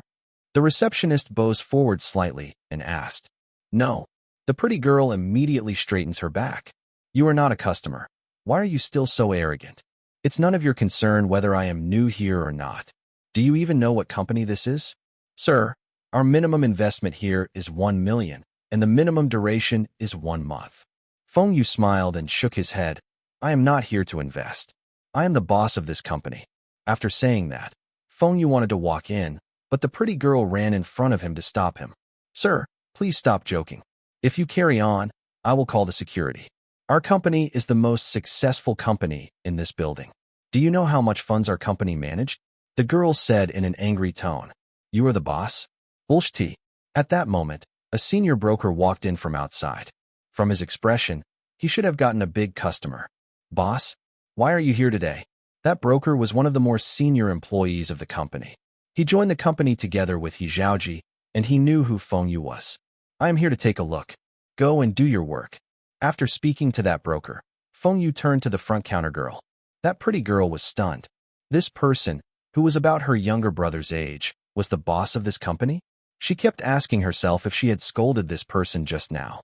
Will she be fired after working there for a few days? Where else will she find such a high-paying job? If it weren't for the former receptionist going for maternity leave, she would never get the chance to enter this company. Boss. I'm sorry. It's fine. Carry on with your work. In the future, if you are not sure, you can check with your senior colleagues. Don't make assumptions. Feng Yu will not make things difficult for her. It was normal for people to not recognize him. Feng Yu was the one who told He Zhaoji to not show his photographs in the company. Furthermore, this girl was very pretty, and she was suitable to be sitting at the entrance greeting the customers. Feng Yu walked into the office, and the staff stood up to greet him. Feng Yu waved them off. As a financial broker, they have to monitor their screens closely. If they made any mistakes, there might be high losses. When Feng Yu reaches He Zhaoji's office, he saw He Zhaoji walking out of the pantry with a teacup. Boss, I have prepared your tea. He Zhaoji heard that the boss was there, and he immediately went to prepare a cup of tea. Okay, tell me about the company's progress. Feng Yu entered He Zhaoji's office and sat on the sofa drinking the tea. He frowned and put down the cup. Zhang Ruiqiang's tea leaves still taste better. Boss, the funds we are managing have just crossed the 1 billion Hong Kong dollars mark. Among the total funds, there is your 300 million Hong Kong dollars, and the rest are from our broker's customers. We followed your instructions and only accept customers who invested more than 1 million Hong Kong dollars. Currently, our company has made a name for ourselves in Hong Kong. Many Hong Kong stars are our customers. He Zhaoji said. Feng Yu nodded. What is our rate of returns? We are mainly investing in the U.S. market and a small portion in oil, gold, and futures. Our returns are at least 6% every month. The highest yield in a month is 17%.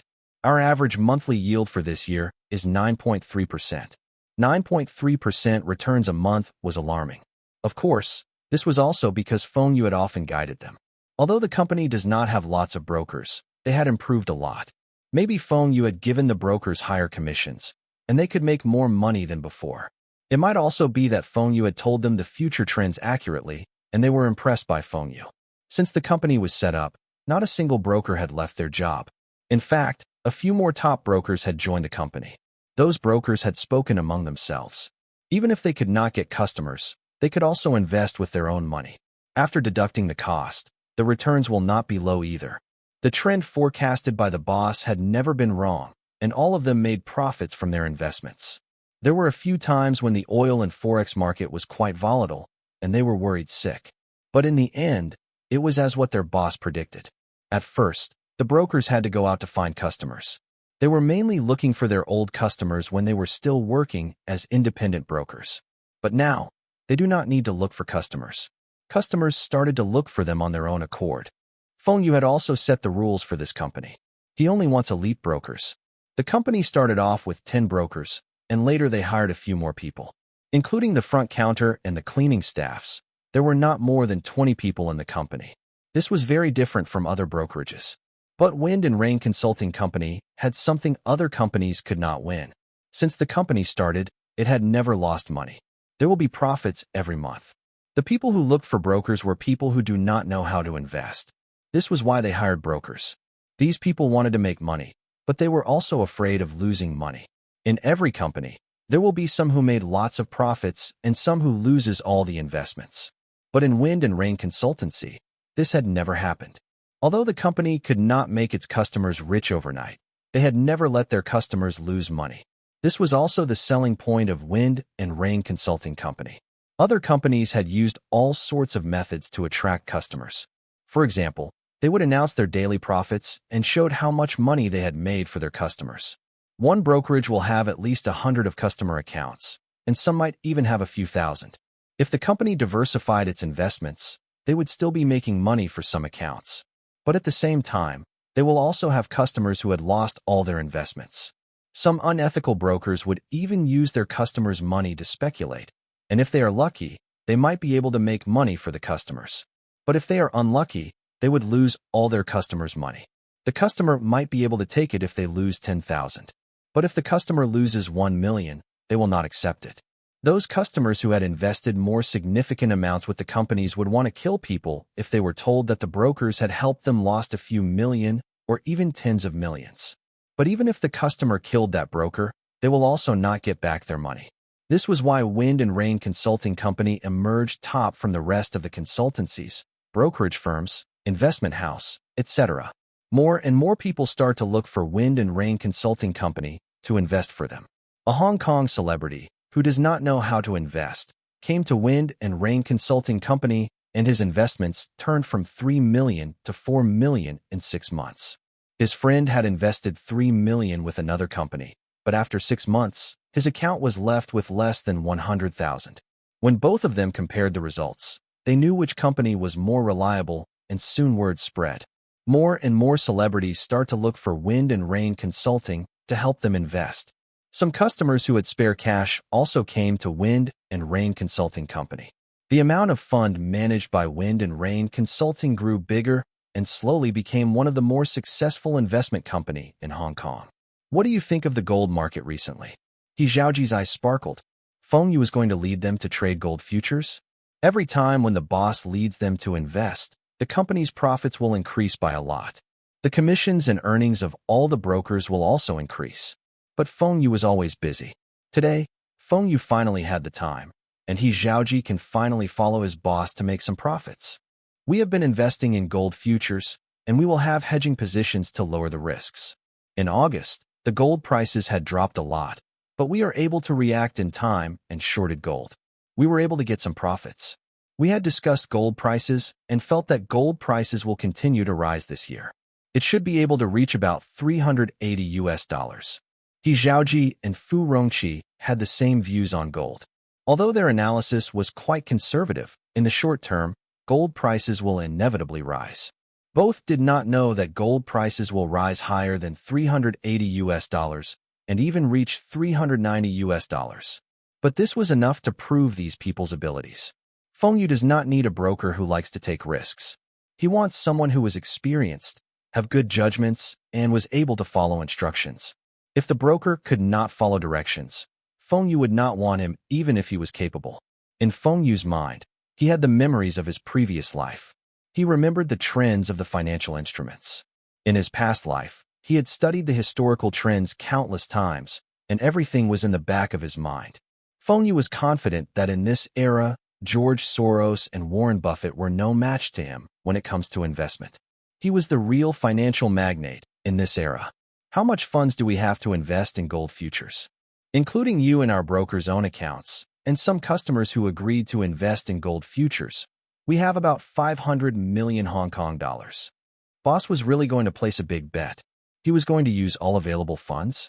But soon, He Xiaoji realized that this 500 million Hong Kong dollars was only a small amount to Feng Yu, because there was be a significant fund coming in later. Only 500 million? Fine. Take note of the company's account. Later there will be some funds wired to our company. When all the funds are in, we will start to trade gold futures. Not every customer dares to let their brokers invest in futures. Most of the customers had only signed the agreement to allow their brokers invest in the stock markets on their behalf. If their funds were used to invest in futures by the brokers, it would be against the law and will affect the company's reputation. 500 million Hong Kong dollars of funds was not a lot. Luckily, Feng Yu had prepared some money. It was rare for him to invest in futures personally, and he wants to gain the most profits out of this. Boss, China's Taihua Trading had transferred 300 million renminbi. After a while, He Xiaoji saw the money credited into the company's account and immediately reported to Feng Yu. Feng Yu calmly nodded. Okay. Ask someone to go downstairs to buy a cup of milk tea. Your tea leaves do not taste good. 10 minutes later, He Xiaoji entered the office with a cup of milk tea. Boss, China's Wind and Rain Electronics had wired 100 million renminbi to our account. Okay, leave the milk tea here. Feng Yu was holding on to a novel. His eyes were glued to the novel. If this novel were written in simplified Chinese and not traditional Chinese, it would be great. Reading traditional Chinese was too complicated and tiring. This series of novels was not available in Bing City. After Feng Yu arrived in Hong Kong, he bought the whole set and read it whenever he was free. 15 minutes later, He Xiaoji entered the office again and took a deep breath. Boss, Japan's Iowa company had transferred $30 million to your account. Okay, Feng Yu replied without even taking his eyes off the novel. He made a sip of his tea and did not give any other instructions. He Xiaoji looked at Feng Yu.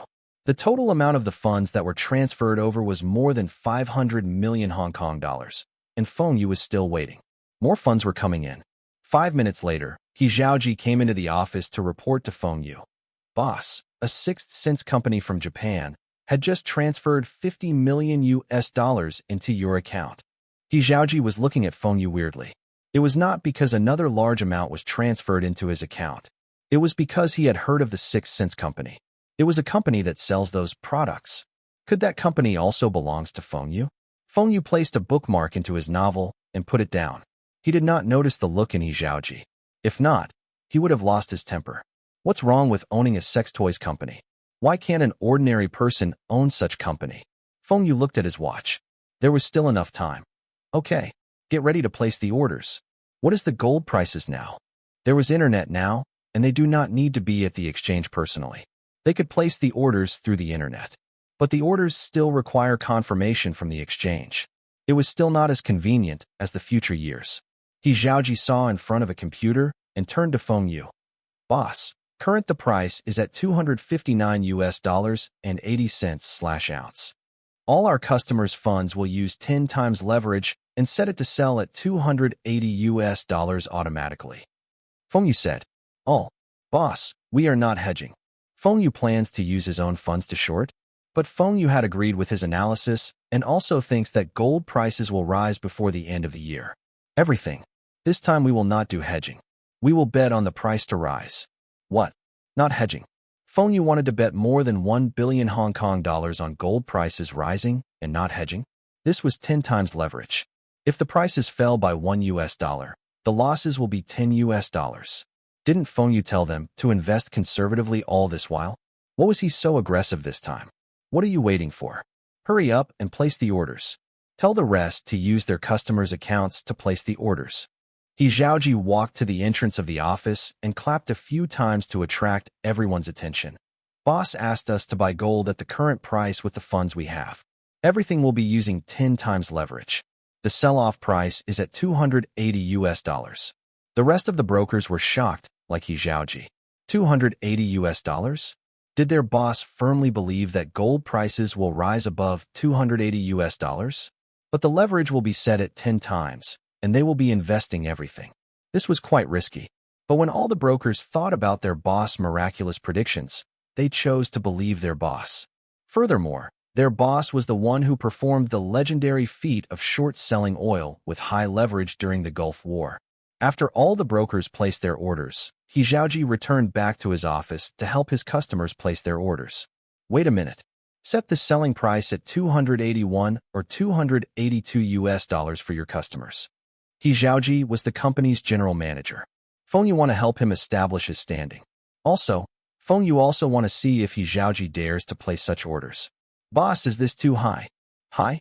I do not think so. I plan to set the selling price for my own money from $285 to $288. You can start to place your orders. He Xiaoji's eyes opened wide. Feng Yu felt that the gold prices will reach $285. Was this even possible? The gold prices had just rebounded from the previous drop. Feng Yu felt the gold prices will be following a V curve. That means Feng Yu felt that there will be an increase in people investing in gold, causing the prices to rise. He Xiaoji gritted his teeth. Feng Yu was investing more than 1 billion Hong Kong dollars, and that means he was very confident. Feng Yu had better foresight than him, and he had complete trust in him. Since Feng Yu was convinced that gold prices will rise, then it will undoubtedly increase. He Xiaoji placed the orders for his customers and set the selling price at $282. He also used all his money in his account to place the order. He was also using 10 times leverage, and he set his selling price at $285. He Xiaoji did not hedge against this trade and had used all his money. If gold prices really reach $285, his investment will be doubled. He will then invest all his money into the U.S. stock market. If he monitors the market closely, he could be a millionaire in less than 2 years. Fu Rongqi hanged up the phone. His men at the exchange had told him that they had received a lot of orders today. All the orders were betting gold prices rising. The total volume was more than 1.3 billion Hong Kong dollars. At this moment, Feng Yu also called Fu Rongqi. Uncle Qi, I have used all my available funds to invest. I had invested slightly more than 1 billion Hong Kong dollars, with 10 times leverage.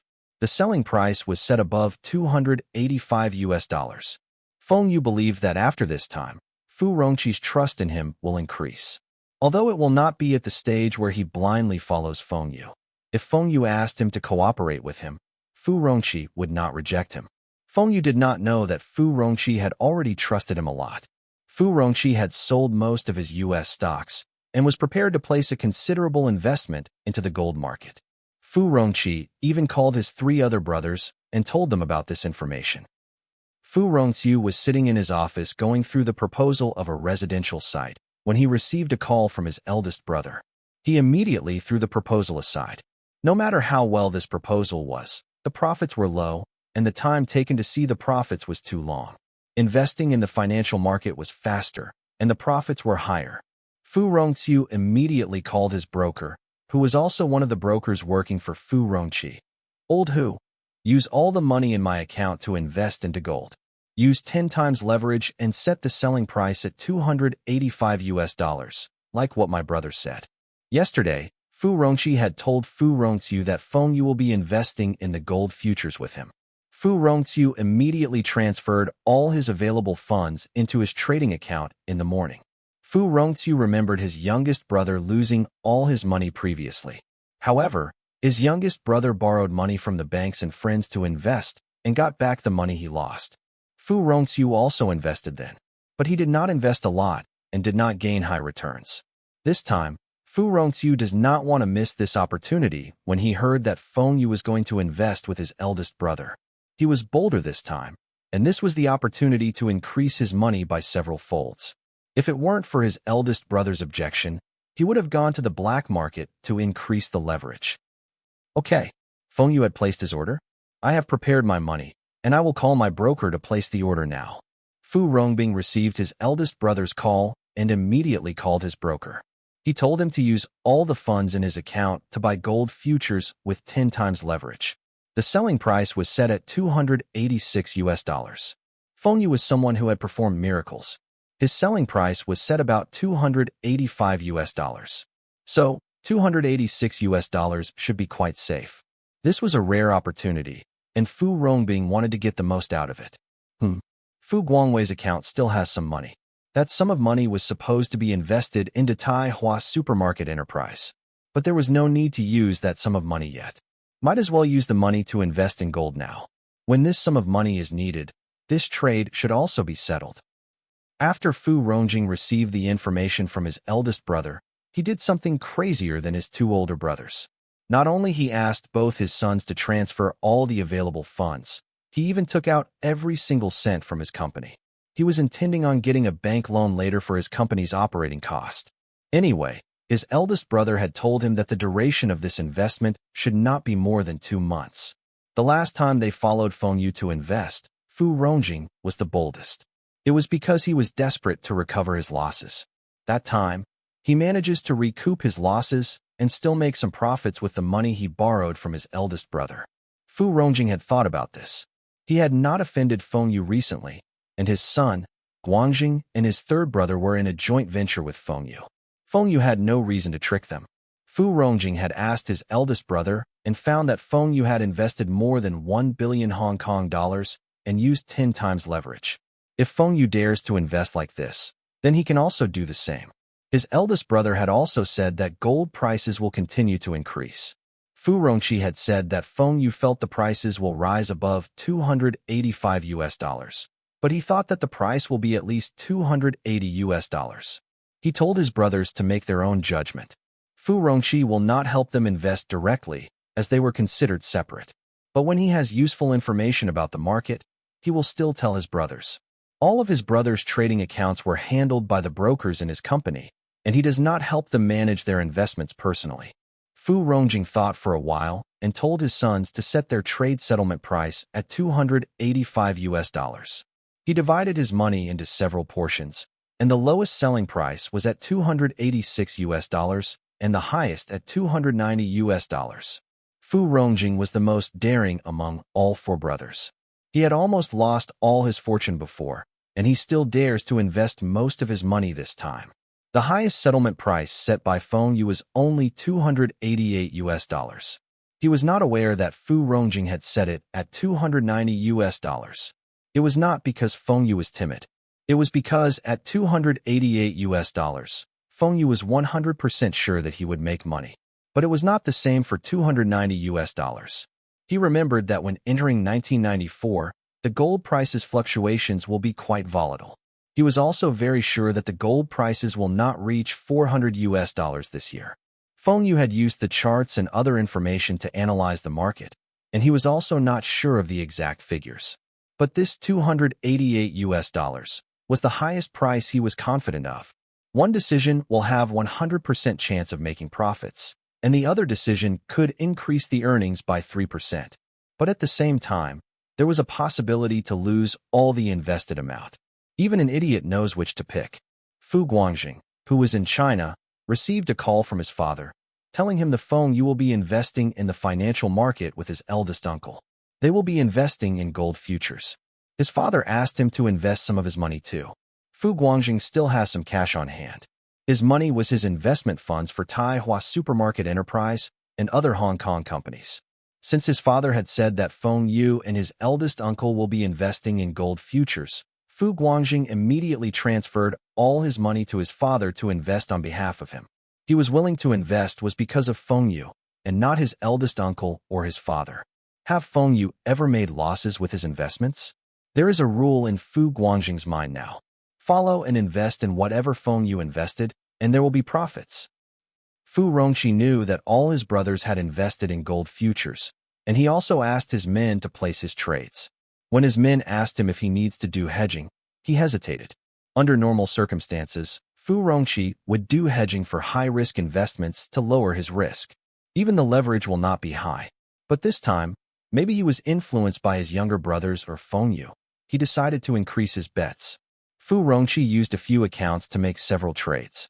The total amount was more than $300 million, and all the trades were using 10 times leverage without hedging. He placed all his bets on gold prices rising.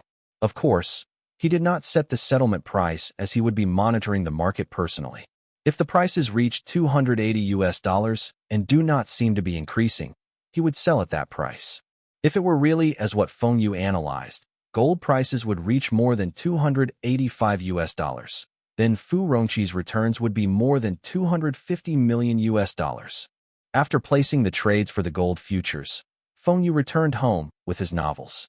He continued to attend lessons, watch the international news, and at night, he would read his novels or watch some movies. It was a satisfying lifestyle for him.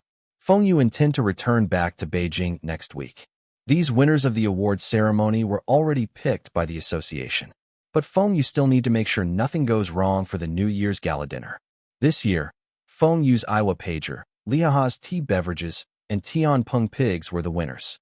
At the same time, Bing City Pharmaceutical Enterprises general manager will be getting the individual award. Look over my shoulder. I blow you a kiss. Can you handle this?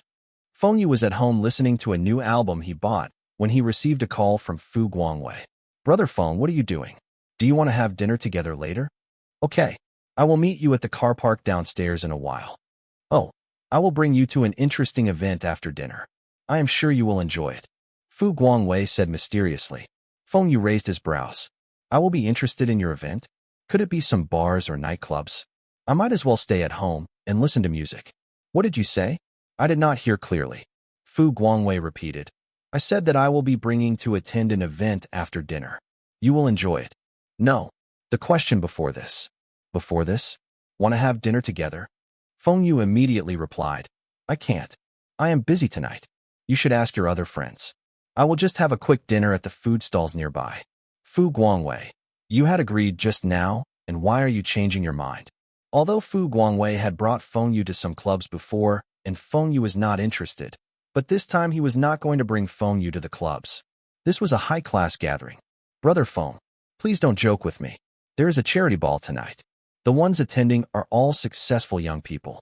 Brother Guangjing had told me that you like to do charity. Don't you want to experience our Hong Kong charity ball? Huh? Charity ball? Feng Yu was not interested in doing charity in Hong Kong. He could build a name for himself when he makes donations in China. There was no reason for him to do charity in Hong Kong. He does not have many business in Hong Kong and does not need to be known as a philanthropist. Even back in China, Feng Yu had never branded himself as a philanthropist. This was because, in earlier years, the word charity was a taboo in China. The Chinese felt that charity was something that the capitalists used to show off to the commoners. The government was also not willing to accept donations under the name of charity, as it symbolized the government was incapable, and it was an insult. This continued until the end of the 80s. But the news and media will never admit that the assistance the governments received was charity. This was why when Feng Yu donated to the schools and built school buildings, he calls it as sponsoring China's education. He will never say he was doing it for charity. It will need a few more years before the Chinese accepted the term charity. Hong Kong's charity was mostly gimmicked in Feng Yu's eyes, but he got to admit that it was quite effective. Of course, some people donated large amounts of money, but after they had donated, they will get sort of subsidies or assistance from the government. Some will receive help from the government to promote their business or services. These people would be able to earn back the money they donated in one way or other. Also, Hong Kong had better welfare than China, but this resulted in Hong Kong have more lazy people than China. Feng Yu felt that the government should use the donations from the charities to hire more policemen and get rid of all the Hong Kong triads. Although Feng Yu was not interested in doing charities, he was interested in the ball. The last time he attended a ball was in the former Soviet Union Ukraine's Kiev. Many of Hong Kong's rich second generations will attend this charity ball. It's not a bad idea to do some networking there. Do I need a partner for this charity ball? Leave this to me. I promise I will get a pretty girl to be your partner. Fine. Pick me up from my place in a while. I will get change first. In Feng Yu's mind, the pretty girl whom Fu Guangwei will arrange must be some Hong Kong actress or celebrity. In his previous life, he had read articles in the papers that many Hong Kong actresses will find all ways to attend these functions. Their favorite was these types of balls. Attending balls was more prestigious than walking the red carpet. If they were lucky, they might get hooked up with some rich second generation. They would have a good life after that. Feng Yu was wondering which actress his partner will be tonight. And in this era, who are the pretty actresses? In his previous life, his favorite actress was Qingmi Yao. She should not meet her husband yet. Feng Yu did not expect to do anything with her. He only wishes to be able to dance with her, and he will be satisfied. Feng Yu changed into his formal clothes and stood in front of the mirror. Handsome. So handsome until I do not have friends. During dinner, Feng Yu did not see the companion Fu Guangwei arranged for him. Wei Zai, where's the partner you arranged for me? Feng Yu asked. Damn, did this idiot trick me? Fu Guangwei swallowed his food and took a sip of water. Your partner needs to dress up. She should be here before we finish dinner. I promise you that she is a beauty. Beauty? Feng Yu hoped Fu Guangwei's taste in women could be trusted. If Fu Guangwei arranged for someone like Kingdom Yu and King Dan, he would immediately return home and sleep. Beauty? Who? Tell me, who is this beauty? Feng Yu was looking forward to knowing who this beauty was. I cannot disclose to you now. If I tell you who it is now, it will not be a surprise. Fu Guangwei said mysteriously. He continued eating his steak. He was determined to keep the identity of this beauty from Feng Yu. Surprise? I like surprises.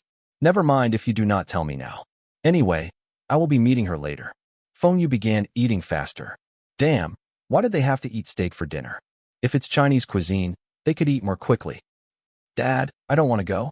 Can I accompany you at home and watch TV? Fu Minjing was holding on to Fu Rongbing's arm. You have to go even you do not want to do. Your elder brother had said that Feng Yu was looking forward to meeting you there. Didn't you say that you like Feng Yu? This charity call was organized by Fu Guangwei under his father's instruction. The objective was not for charity or reputation. It was to bring Fu Minjing and Feng Yu together. Fu Rongbing said that even if Fu Minjing and Feng Yu did not become a couple, there might be other guys at the ball who might fall for Fu Minjing. Anyway, those who were able to attend such functions will have some backgrounds. The worst of the men, there will also be doctors or lawyers. There will not be ordinary people there. Fu Rongbing's greatest wish now was for his daughter to fall for a man. If that man were Feng Yu, it would be perfect. Although the Fu family was Hong Kong's top family, Feng Yu's wealth was greater than Fu Rongbing.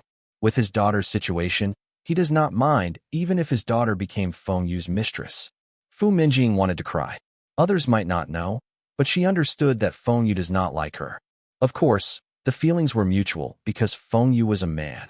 Fu Minjing had used Feng Yu as an excuse to stop her father from introducing men to her. Not now. She had shot herself in her foot. She could not find any reasons to not be Feng Yu's partner at the ball. Forget it. Fu Minjing will have to play by the ear. This was a charity ball, and Feng Yu should not say anything rude. She might even be able to use Feng Yu as her shield for a while more. Wei Zai, we do not need to go and fetch our partners. After dinner, Feng Yu felt something was off when his partner still has not arrived. No need, no need. They will go to the venue themselves. Let's go there and wait for them. This charity ball was held in a country club. At the car park of the building, Feng Yu finally saw his partner. It was her. Wei Zai, can you give me an explanation? Feng Yu looked at Fu Guangwei coldly. This is the beauty you are talking about? Why did Fu Minjing become the beauty? Don't you know that we are at loggerheads? Why does this feel like your Fu family is determined to force me to accept this lesbian? What's wrong? Brother Feng, with my sister's looks and body, she is still not considered a beauty? She can win Miss Hong Kong anything. In our circle of friends, my sister is famous for her beauty. I had made myself very clear. It is impossible between your sister and me. Feng Yu said, I do not have any other intentions. I had only asked her to be your partner at this ball. Brother Feng, you might not know, but it is difficult to find someone suitable to be your partner. Really? Then why is she your partner? Feng Yu pointed Yami Lam, who was walking towards them, with Fu Minjing. You are able to get one of TVB's goddess as your partner. Why can't you get another actress to be my partner? Brother Feng, it's almost time. Don't mind this nitty-gritty stuff. Sis, hurry up. Yami Lam walked over and held Fu Guangwei's arm, while Feng Yu was in a staring contest with Fu Minjing. Suddenly Fu Minjing smiled sweetly and said in the sweetest voice possible, Brother Feng. Fu Minjing sounded like the female lead-in, Huang Rong calling her Guijing. Feng Yu got to admit that Fu Minjing was indeed a beauty. She was nowhere inferior to his favorite actress, Qing Miao. He should be proud to have such a beauty as his partner. But the rumors of Fu Minjing was a lesbian had spread, and those rich second generations might have heard of the talks. If Feng Yu attended the ball with her as his partner, he would become a laughingstock. Brother Feng Yu, please help me out. Once we entered the ball, you are free to dance with others. If Feng Yu was not there, then Fu Minjing had to be Fu Guangwei's partner. Although they will have a dance, and then both of them will be dancing with other people for the rest of the night. Seeing the pitiful look on Fu Minjing's face, Feng Yu remembered that if he had not disclosed her secrets, she might be able to hide it for a few more years. Never mind. Just treat this as doing charity. Feng Yu bent his arm, and Fu Minjing immediately brightened up and quickly held on to him. Both of them start walking towards the elevator. Fu Guangwei was monitoring both of them all this while. When he saw both of them were walking arms in arms, he was thinking in his heart, everyone in my family knew the both of you were together. Why are you all still trying to hide it? The ballroom of the private club was about the size of 3 basketball courts. There was a small stage, and beside the stage, there was a band. Around the ballroom, there were long tables full of desserts, food, and liquor. It was like a buffet. Near the walls, there were some chairs and small tables for the guests. Fu Guangwei looked at the time and walked up the stage with his partner. He was the organizer of this charity ball. Ladies and gentlemen, I am Fu Guangwei. A few days ago, I found out that XXX Children's Home has a group of disabled children from the papers. Some of them needed medical treatment, but the home does not have the funds. This is why I thought of gathering all of us here to pool some money to help this poor children. This reason was just a random excuse for Fu Guangwei to organize this ball. To all the guests, Fu Guangwei was able to host this ball was because his father had given him some money to do business. He was only hosting this ball to show off. Fu Minjing stood beside Feng Yu and explained to him softly how the charity ball in Hong Kong works. Later, everyone will be dancing in the dance floor, and a spotlight will stop randomly on someone, and that person will have to donate. Of course, there was no minimum amount for the donation, but these rich second generation will give at least 100,000 Hong Kong dollars. After the dance, there will be a small auction. The females will be auctioning one of their personal belongings, like handbags or jewelry. Basically, their male counterparts will buy those items back for them. The rest of the crowd will pretend to bid for those items, but they will not purposely push the prices up. Of course, there will be people who will bring some prized items to be auctioned. Everyone can bid for these items freely. The highest bidder wins. There will also be some singers here who put their voices up for bid. Fu Minjing was standing very close to Feng Yu, and Feng Yu could feel her hot breath on his face when she speaks. Feng Yu was very tempted. But when he thought of Fu Minjing's status and her sexual orientation, the temptation disappeared. Feng Yu must make things clear in front of Fu Guangwei after the ball. Fu Guangwei ended his speech and announced the start of the ball. Music started, and everyone starts to dance with their partners. Feng Yu and Fu Minjing also danced. Luckily, the steps were easy, and Feng Yu did not step on her toes. But Fu Minjing's dance cannot be compared to Elena. During the dance, Feng Yu suddenly remembered Elena. Brother Feng Yu, call me by my name. Damn, stop acting like a little girl. Fu Mingyu clenched her teeth and forced a smile. Feng Yu, this is arranged by my family. I also do not have a choice. I really do not have the intention of pestering you. Really? Then why did Wei Zai tell me that you told your family that we are getting along well? Feng Yu had almost thrown Fu Minjing off the car at a deserted bus stop previously. How can this be considered getting along well? That was just a casual remark. I did not mean that. I am not sure why my family thinks that both of us have been going out. Fu Minjing was also puzzled why his father thinks that she likes Feng Yu. Never mind. We will clear up this misunderstanding later. Can we talk about this when we return? I still have other cousins here. I don't want them to see me as a joke. Fu Minjing begged. Organizing a charity ball was a task too big for Fu Guangwei. He was known as a useless second rich generation, and the Fu family sent him some of his cousins to help out. Many people were there because of Fu Guangwei's cousin. Fu Rongqi's eldest son was still respected by many second generations. Feng Yu looked at the rest of Fu family's second generations. He hesitated for a while and nodded. If he made things clear with Fu Guangwei now, he would be embarrassing Fu Minjing in front of many people. He decided to clear up this misunderstanding when they were returning home. As the number slowly reaches the end, Feng Yu saw the couples around him preparing to make the ending moves. Feng Yu looked at Fu Minjing, and she got the hint. She released one hand and increases the distance between her and Feng Yu. Then she spun 2 rounds and stopped with Feng Yu supporting her back with one hand. She finishes the dance with a perfect pose. At the same time, the spotlight above the dance floor stops moving as the music ends. The spotlight was shown directly on Feng Yu and Fu Minjing. WTF. Feng Yu was cursing. He wanted to be low profile and had planned to hide in one corner after this dance. At the same time, he wants to see if there were any future successful people there whom he could be friends with.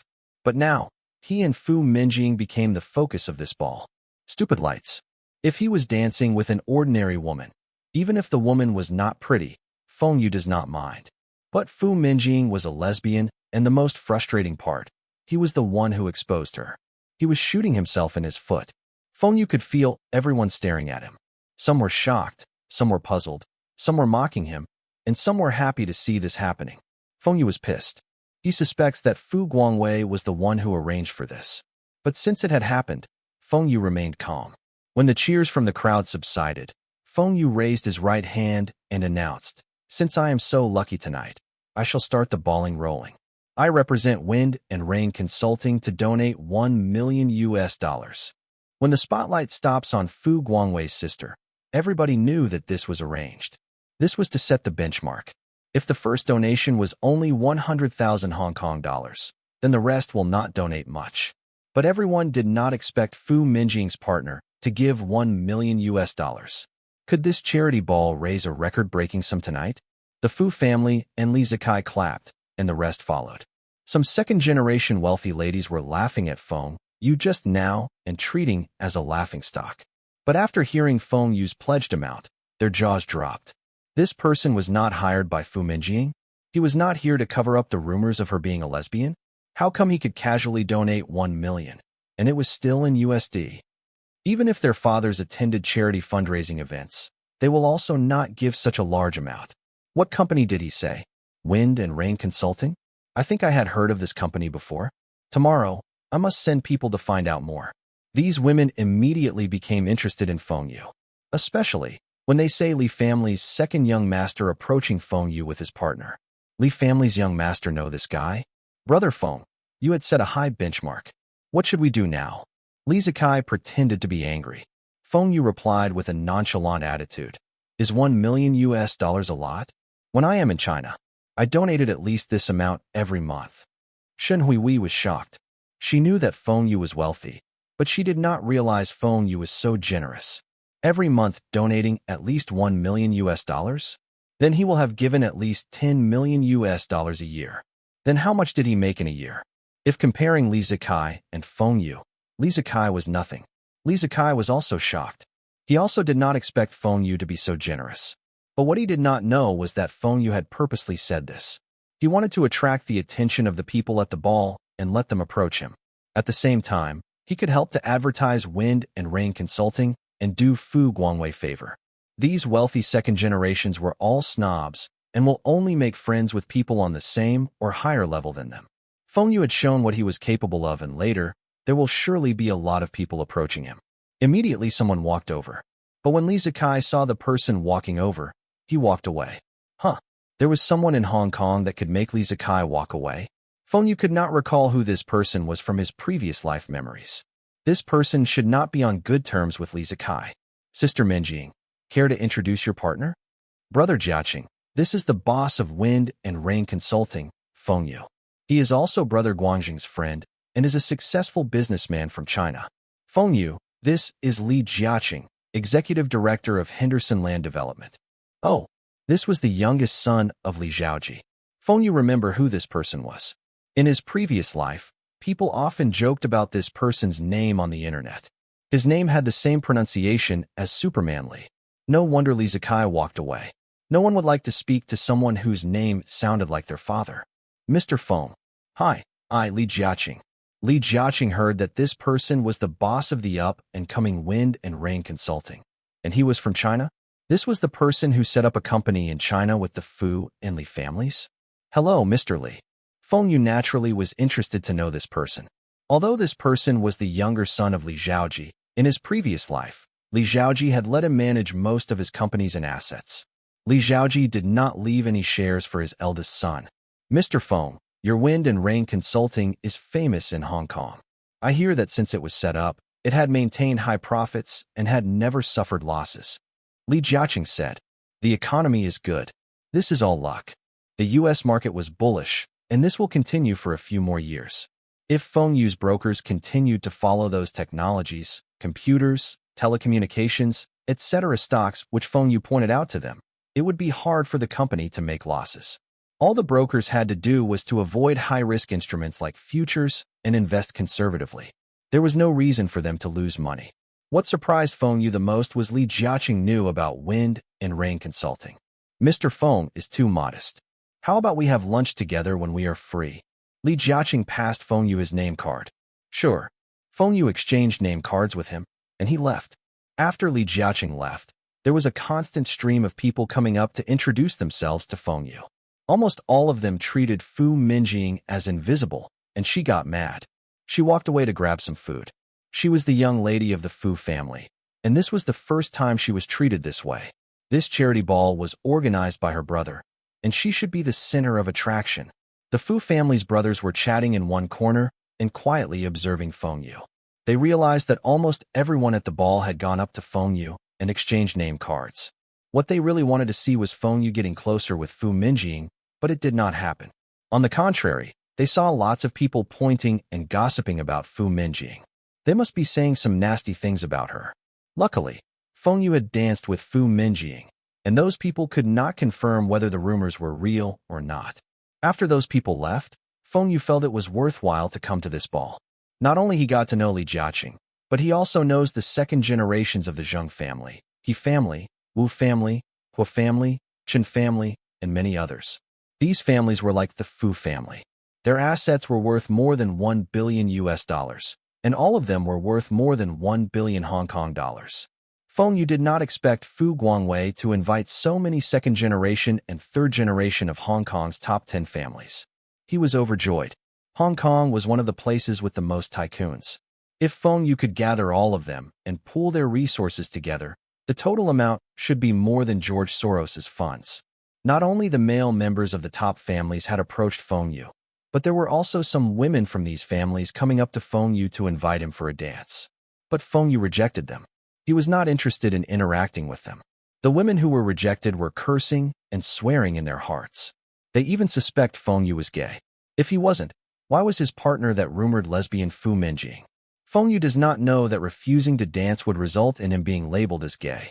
Suddenly, all the lights were switched on, and Fu Guangwei appeared on the stage. On the stage, there was a small table and an auction hammer. Hello everyone, please quiet down for a moment. Now, we shall start with the highlight of this charity ball. Charity auction.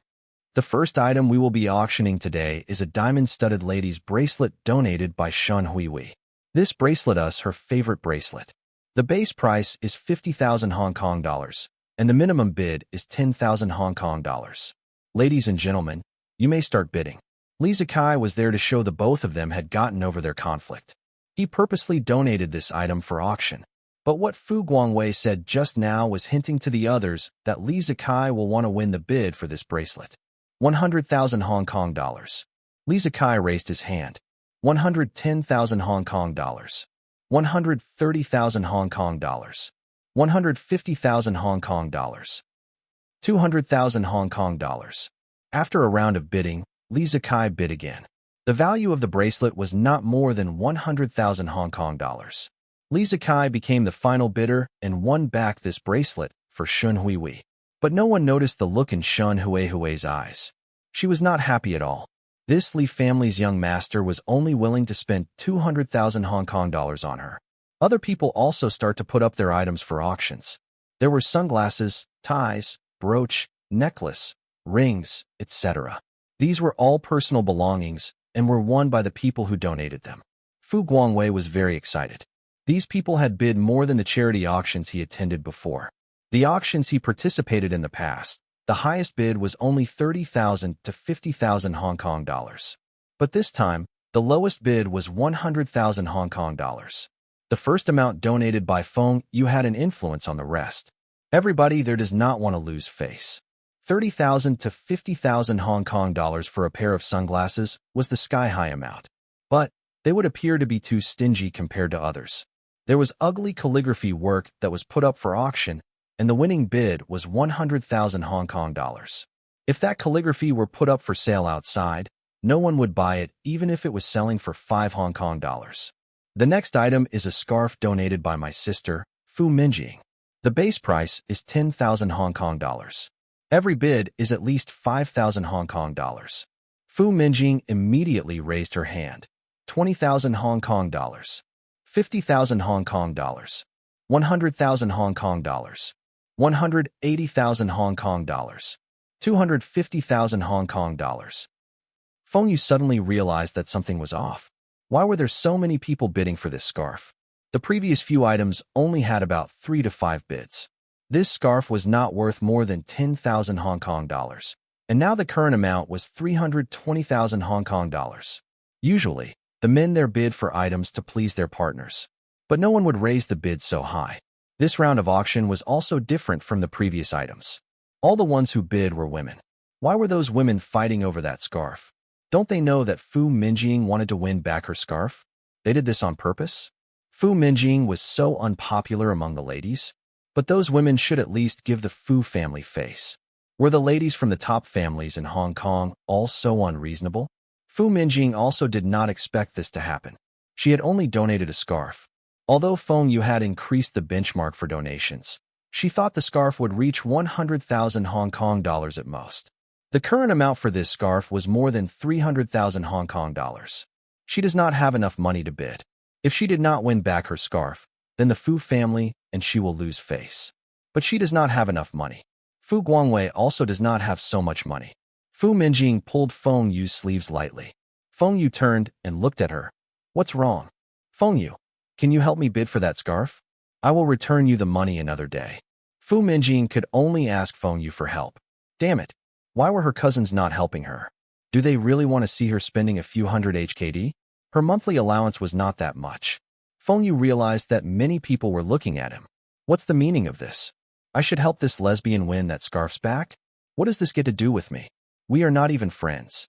But if Feng Yu did not help Fu Minjing, she would be embarrassed, and Feng Yu would be looked down upon by others. The $1 million donation will lose its impact. This scarf was now his problem. He had no other choices. 400,000 Hong Kong dollars. Feng Yu raised his hand and shouted. 450,000 Hong Kong dollars. A woman immediately shouted.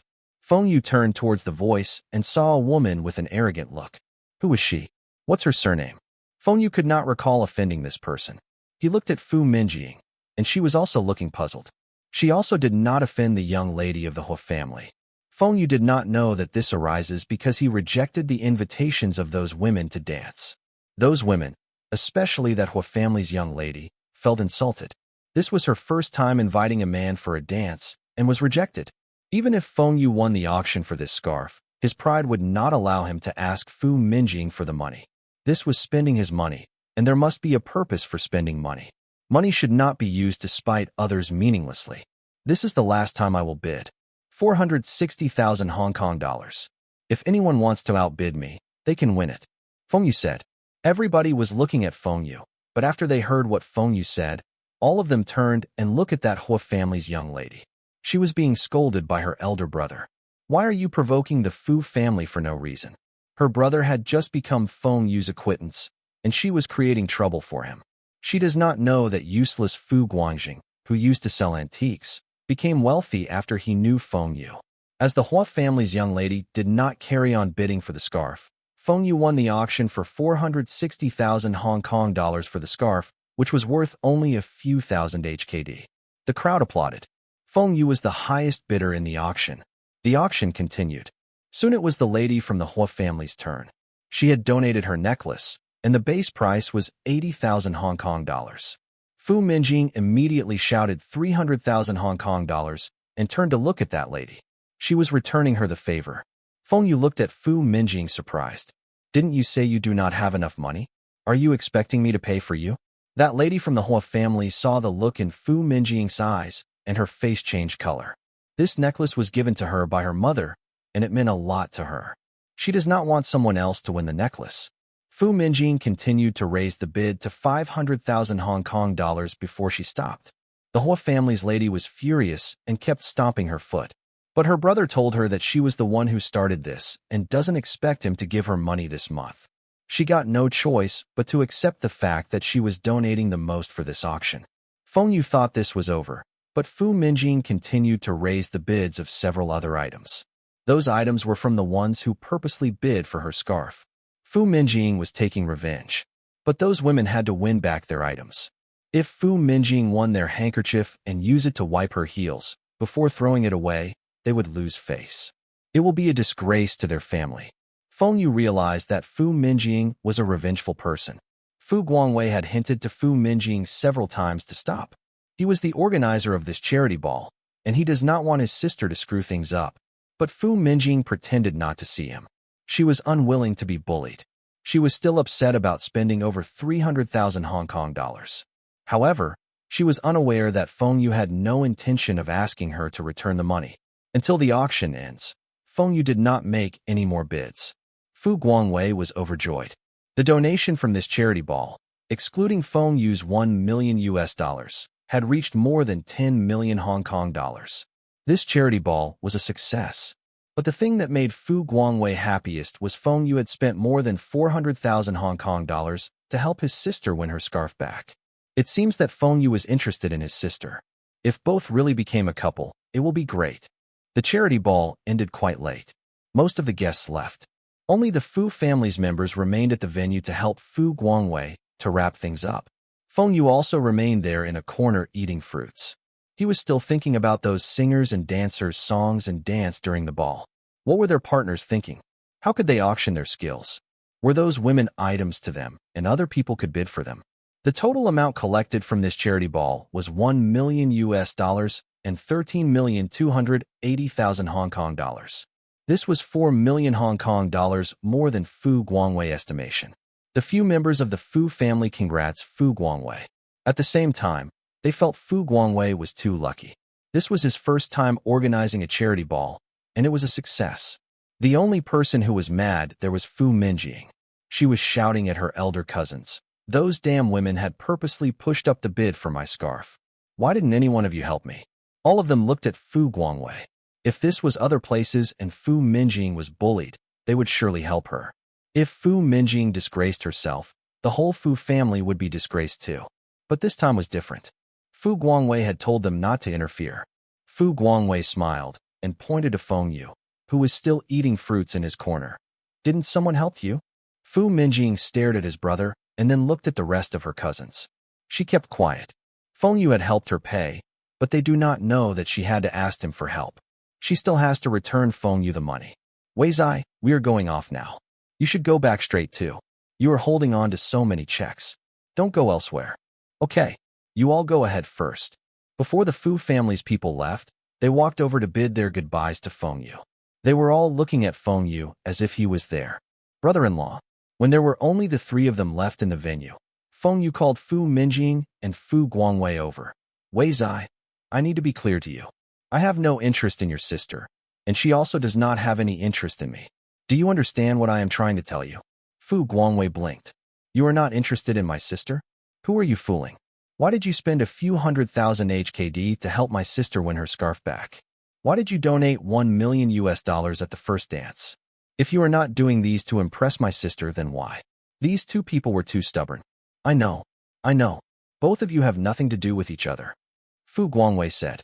But his eyes and expression state that he does not believe Feng Yu. Feng Yu looked at Fu Minjing, and she mustered up her courage.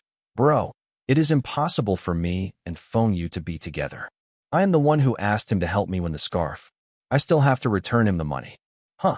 Sister was the one who asked Feng Yu for help, and that's why he bid for her scarf. When he thinks back about the auction, this was indeed true. Other than the scarf, Feng Yu did not make any bids. Brother Feng, I think sister really suits you. My dad had also said he does not mind letting her be your mistress. Fu Guangwei said. Bro, what are you saying? Fu Minjing screamed. What did I say? Didn't you saw how those people looked at you just now? Fu Guangwei snapped at her. The rumors were still contained within their circles of friends. If one day, the media picked up this news, and the whole Hong Kong knew about this, the Fu family will be disgraced. Furthermore, what's wrong with Feng Yu? Young, rich, and had huge potential. Where else can she find someone like Feng Yu? Feng Yu grabbed Fu Guangwei's shoulders. Wei Zai, this was only what you all wanted. Did you ever ask me what I wanted? You go back and tell Uncle Fu about this. I do not want to see such things happening again. Feng Yu turned and walked away. You push your daughter to me, and I have to accept? Yes, you do not mind. She becomes my mistress. But I am not interested in trying to change the sexual orientation of a lesbian. Seeing Feng Yu leaving, Fu Guangwei sighed. Seems like his sister and Feng Yu were not fated to be together. At the same time, he was also pissed. Why was she a lesbian? If Sis and Feng Yu got together, he would let Feng Yu invest all his money for him. He could just enjoy life every day and had an unlimited amount of money.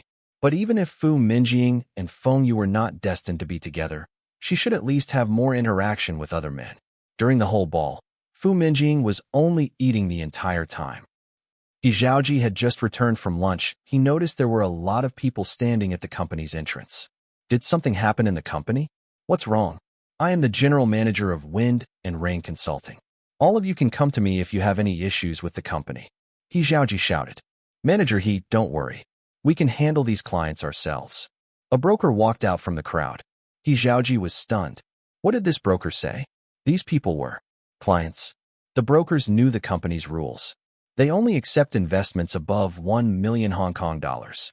There were at least a dozen people there. All of them were the company's clients. He Xiaoji immediately asks the front counter staff about these people. When He Xiaoji heard that these people were indeed all clients, he was excited. There were so many people there. Even if they invest 1 million Hong Kong dollars each, there will be more than 10 million Hong Kong dollars. This month's target will increase again. Manager He, please sign on this document. A broker passed a pen and contract to He Xiaoji. He Xiaoji scanned the document. It was the company's contract stating the investment amount. 8 million. Old Lu was lucky today. He managed to clinch a big client. This month's result would be even better. Another broker passed him another contract. He Xiaoji could not even go back to his office. This contract was for 10 million Hong Kong dollars. It was even more significant than the previous deal. Another big client? What's happening today? Where did all these big clients come from? The next contract was worth 7 million Hong Kong dollars. The contract after that was 13 million Hong Kong dollars. He Xiaoji was regretting his decision to go to a far place for lunch. If he was nearby, some of these people might become his client. He was not sure where did these people come from. These people were not at the company in the morning, and no one told him that there will be clients coming in to sign a contract. This meant that these people had come over at noon, and they signed the agreement on the spot. How much trust did they have in the company for them to sign the contract in a short period? The brokers don't even have to explain the company's products, and they signed the contract? Why was this happening? These people were investing so much money, and shouldn't they have to be rational? Although He Xiaoji had been telling his clients that if they leave their money with Wind and Rain Consulting, it will be the best decision in their life. But no clients will sign the contract so fast. These people were those who received Feng Yu's name cards yesterday. They thought about Feng Yu's donation and were all interested to know about his company. When they asked around about Wind and Rain Consulting, they found out that this investment company had never made losses since the day it was opened. The returns were high too. No wonder Feng Yu was able to donate so much money without battering his eyelid. His company had been making money. If their company could also have such returns, they would also be able to make donations like Feng Yu. Also, these people want to be closer to Feng Yu after they found out that Feng Yu was Fu Guangjing's Chinese partner. If they could be like Fu Guangjing and have a partnership with Feng Yu, then their assets will increase by folds. The whole afternoon, there was a constant stream of customers. The stack of contracts in front of He Xiaoji was piling higher and higher. He Xiaoji worked until night and realized that more than 50 people had came to invest with the company on that day. Many of these people look familiar. He seems to have seen them in the newspapers. The total amount of funds going into the company on that day was more than 500 million Hong Kong dollars. The amount invested on this day was more than the total of last year. But why was this happening? 2 days after the charity ball, Fu Rongbing invited Feng Yu to his house for dinner again. But this time, Feng Yu rejected his invitation. After that, Feng Yu bought a plane ticket and returned to Beijing. He still has lots of work in Beijing. But his top priority was still the recording of. The recording studio was set up, and Feng Yu insisted on checking the studio personally. He had spent money, and what if his product placement were not set up correctly? What is this picture on the floor? Change it to our Wind and Rain logo and the words Happy Dictionary on both sides. That's right. The logo must be big and prominent. Why is the screen upright? Change it to 445 degrees. This way, the participants and the host can interact. If you put it upright, it will block the host. How can they interact? Make the tables bigger. This is too small to place anything on it. The host does not have cue cards and no scripts, so we don't need a table to place things on it. The host and participants do not need to drink water. Didn't I tell you that Lihaha is also one of the sponsors? Green tea can calm the participants' nerves. Do you know that? You can place a giant doll of Lihaha's cartoon character, a gigantic superfan or Iowa pager here in the audience stand. If not, the audience stands will be too boring. You are saying that the viewers are not interested in seeing the audience stand? Have you participated in CCTV's gala dinner production before? Don't you know that the audiences in front of the TV like to see the live audiences? Do you know that one of the segments in this program is asking the live audiences for help? Why are the shelves for the prizes so small? Who says we are going to place the real products here? We just need to place the boxes of the products. You want the participants to carry a real VCD player down the stage? Just let them carry the empty packaging down from the stage and then redeem the real thing in the backstage. At the studio, Feng Yu was furious. These people were too dumb. All of them could not think out of the box. Feng Yu had spent so much money, and they do not know how to let his products have more screen time. The stage arrangements and the audience stand were almost the same as. Every single detail must be eye-catching and must also showcase the sponsored products. Deputy Chief Jia had also placed particular importance on this program. Because of this program, he had fallen out with the rest of the deputies. If this program were not well received by the viewers, there would be a negative impact on him. Feng Yu was barking orders to the workers while Deputy Chief Jia was speaking to the chief director. Old Yin, what do you think of the changes Feng Yu wanted? Some were reasonable, but some were just to showcase his company's products. He wants to put his company's logos on the floor of the stage, pillars, surroundings, and even the roof. What has that got to do with this program? Director Yin complained. Old Yin, let it go. Is also like this. Feng Yu had spent lots of money to sponsor this program. Other than the venue and workers, CCTV does not need to spend a single cent. We must make sure this program is a success. Next year, CCTV3's Deputy Chief Director will be retiring. Do you understand? Director Yin heard this, and his hand shook with excitement. He immediately beat his chest and promised that he will listen to Feng Yu's suggestions. He will make sure that this program will be better than. Since Deputy Chief Jia had made it so apparent to Director Yin also did not care about his director's ego. He will just do what Feng Yu wanted. If he becomes the Deputy Chief Director, he will not need to work so hard. Deputy Chief Jia patted Director Yan's shoulders and left smiling. In another 2 days, after the changes wanted by Feng Yu were completed, the program will start recording. Deputy Chief Jia will come again to watch the live recordings by the side. 3 days later, the recording of the first episode was about to start. The audiences were mainly students from Beijing University. There were also some family members of CCTV employees. Some of the spectators were CCTV workers, but the ones seated in front were the leaders from CCTV. They wanted to see what this program was all about. In the backstage, Feng Yu was telling Ni Ping about the things to note. This program will test the contestant's mental state. After the contestant had chosen his answer, no matter whether if his answer is right or wrong, you must ask him, "Is this your final answer?" and let the contestant reconsider his answer. What if his first answer is right and changed to a wrong answer after I asked him this question? Ni Ping asked. But if he had chosen the wrong answer in the first place, he might change to the correct one. No matter what answer the contestant picks, that's their problem. You only need to let him confirm his answer and don't let him change his mind later. This is also only of the features of this program. In Feng Yu's previous life, the part of this program that left a lasting impression on him was Wang Xiaoya asking the contestants, "Is this your final answer?" Although the viewers will mock the way Wang Xiaoya hosted this program, this phrase became the most popular phase at that time. The opening music ends, and Ni Ping walked to the center of the stage. All the audience stood up and shouted, "Wind and Rain Happy Dictionary, an exciting test of knowledge." The leaders in the audience stand also stood up immediately when they saw the rest of the spectators standing up. They do not know the cheers, and they could only open and close their mouths to pretend they were shouting in unison. After all the audiences sat down, the leaders were thinking in their hearts. This cheer was interesting. It includes the program's name and still pointed out the core of this program. It was also easily remembered by the viewers. Who was the one that thought this up? Letting the live audiences to shout out the program's name? Good evening to all viewers. This is CCTV's newest quiz show. Happy Dictionary. Answer the questions correctly and win big prizes. This program is sponsored by Wind and Rain Electronics. Technology can change our lives. We are open to applications from the viewers to participate in this program. Okay, now, let's welcome our first contestant. The audience cheered as this contestant walked up the stage. This contestant was a professor from Beijing University, and he was specially invited by CCTV to participate. There were many Beijing University students among the audiences, and they will surely support their professor. Good evening, sir. Please take a sit. I am Ni Ping. Can you introduce yourself? Good evening. My name is Zhao Louis, 38 years old. I am a professor at Beijing University. I had seen your program's advertisement in the papers asking for participants, and I called. I am quite surprised that I am selected to be one of the contested.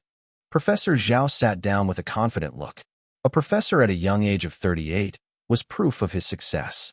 This was a selling point. Although the professor looks confident, Feng Yu does not think that this Professor Zhao will be able to answer all 10 questions correct. The questions were changed from 12 to 10, but the difficulty of the questions had increased a lot. Professor Zhao, what is your greatest dream? My hometown is a poor village in the countryside. There are many kids who can't afford to go to school. I want to win the prize money and donate to them. Feng Yu looked at the director by the side of the studio, and the director shook his head. This was not arranged by them. Feng Yu did not know this Professor Zhao and had never expected this professor's dream was to donate his prize money. Feng Yu leaned over and whispered into the director's ears. The director nodded. Professor Zhao, I see a lot of students from Beijing University. They seem to be here to support you. Are you confident to answer all 10 questions correctly and win the top prize to fulfill your dreams? Yes. All right, I wish you success. Now answer me. Are you ready to start? I am ready. The first question, 1 kilogram of wool and 1 kilogram of metal, which is heavier? A.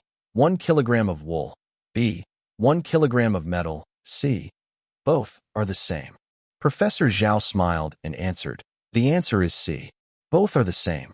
A leader from CCTV in the audience stand laughed. The same? Professor? 1 kilogram of metal must be heavier. Is this your final answer? And I Ping asked again. Yes, because both the wool and metal are 1 kilogram. But the wool's volume will be much more than the metal. Congratulations. Your answer is correct. The audiences cheered. The leader who laughed just now realized that he had overlooked the weight of the wool and metal.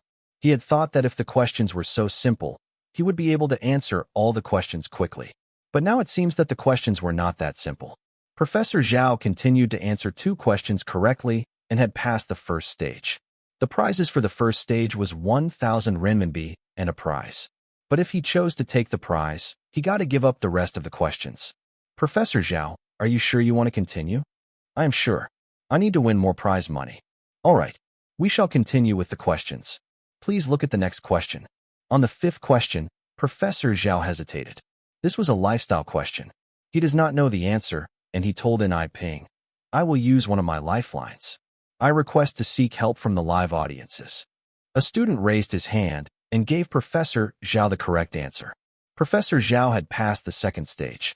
When Professor Zhao reached the 8th question, he had used up all his lifelines. But he still chose to continue answering the remaining questions. However, when Professor Zhao reached the 10th question, he got the answer wrong. I'm sorry. Your answer to this question is wrong. Your prize money will be reset to 0.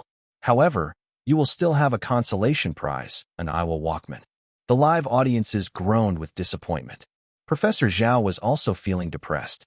He had never expected that he had answered all the difficult questions about physics, chemistry, math, and history. But he got the final question about lifestyle wrong. The percentage of a tricolored cat being female was more than 99%. Professor Zhao had never kept pets before, and how could he know the answer? Professor Zhao, I am sorry that all your prize money is forfeited. But don't worry. The director had just passed me a message for you. Wind and Rain Electronics, Iowa Electronics, Liaha Corporation, and Taihua Education Fund will study the situation of your hometown and will sponsor the education system there. They will make sure all the kids there will be able to go to school.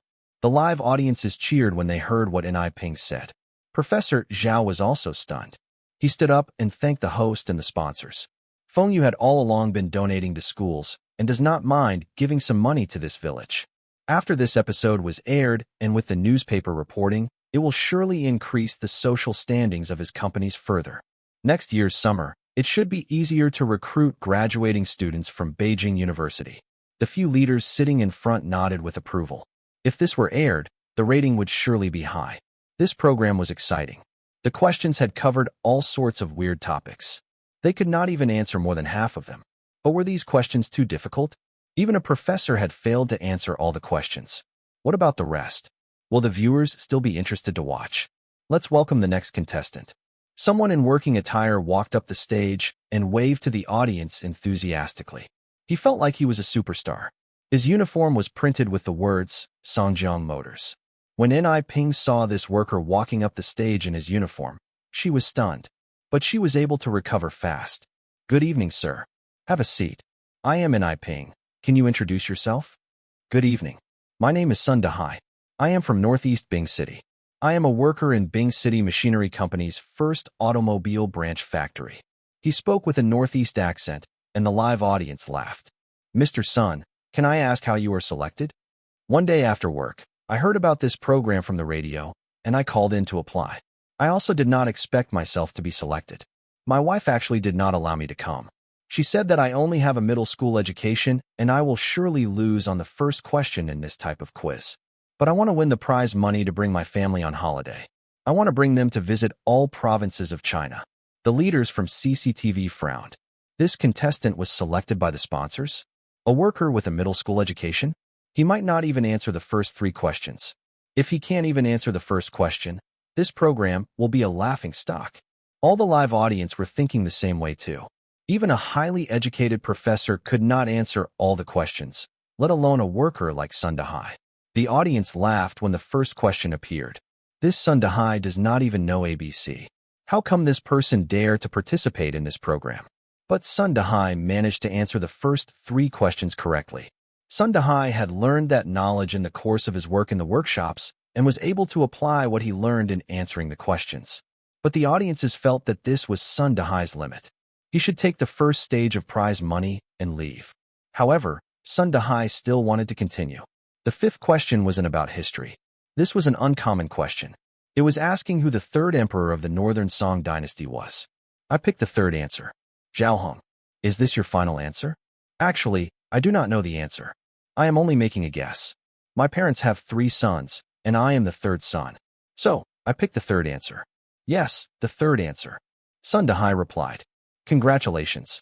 Your answer is correct. The live audiences were shocked. WTF? This contestant did not know the answer and made a random guess. Just because he was the 3rd son and picked the 3rd answer, he got it correct? But this was the rule.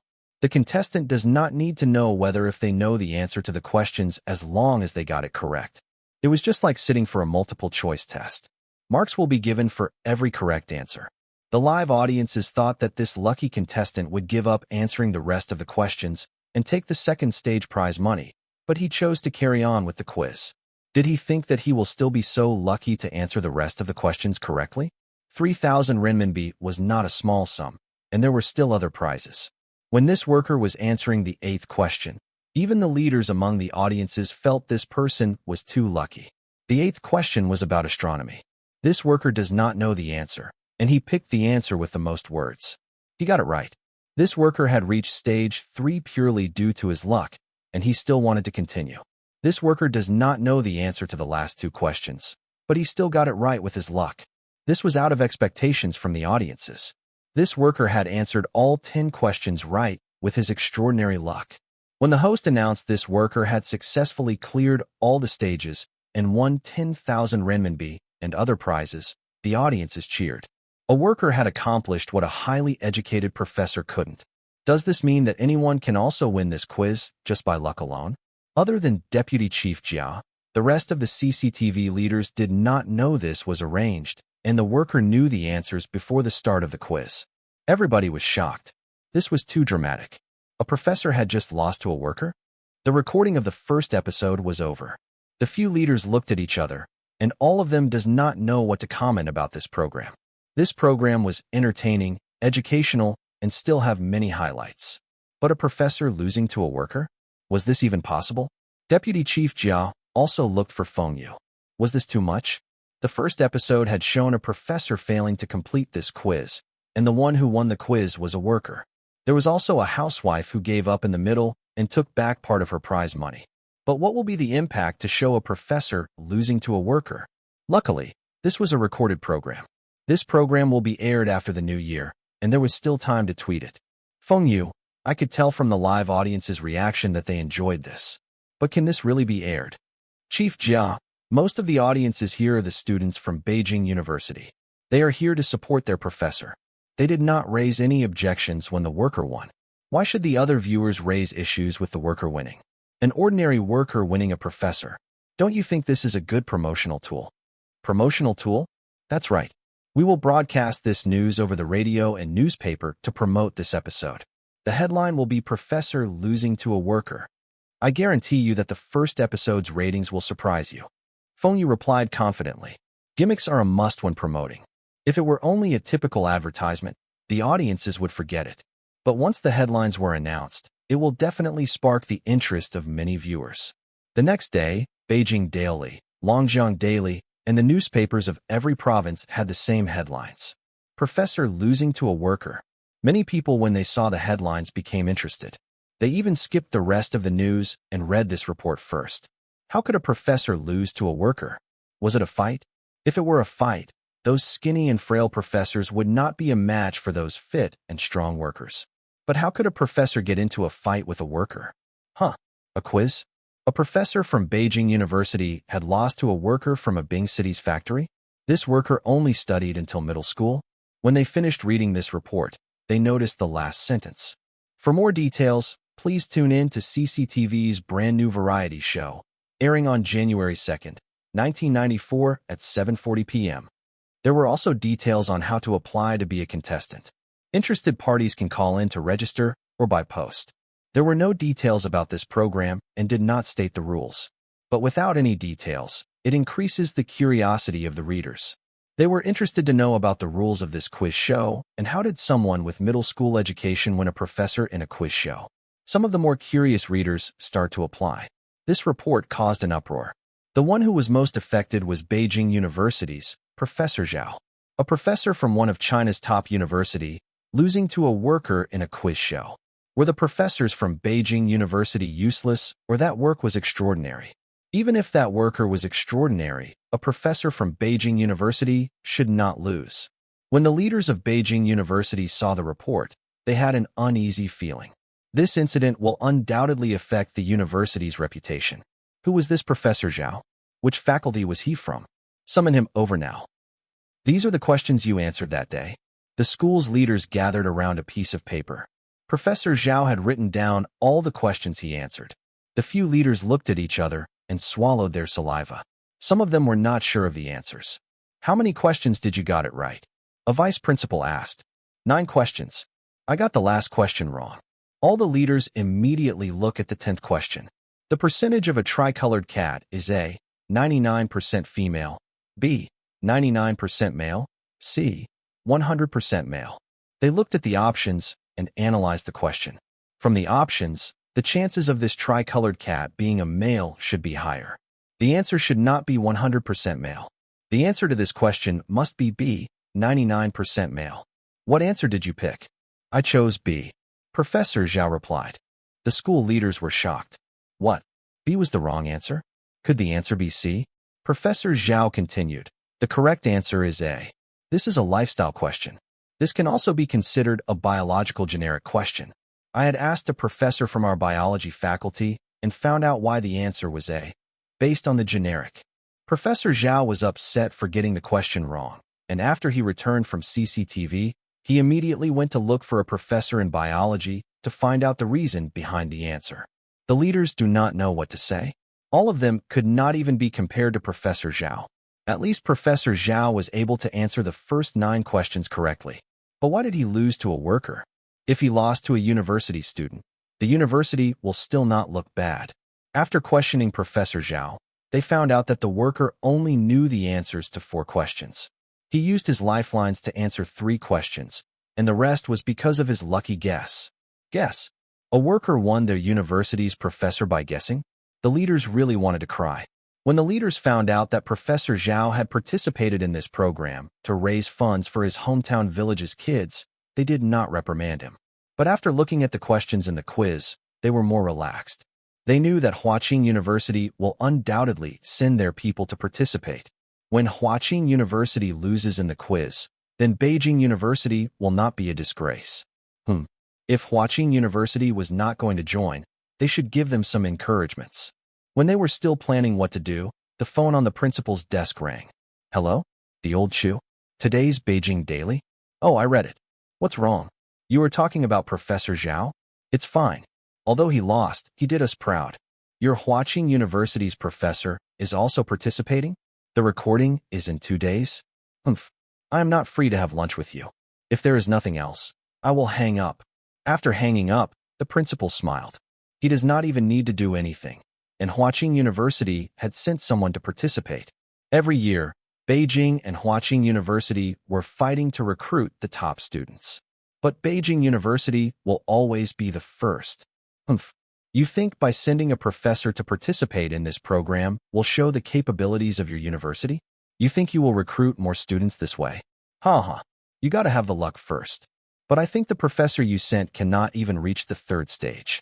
If that really happens, it will be Huaqing University's reputation that will be affected.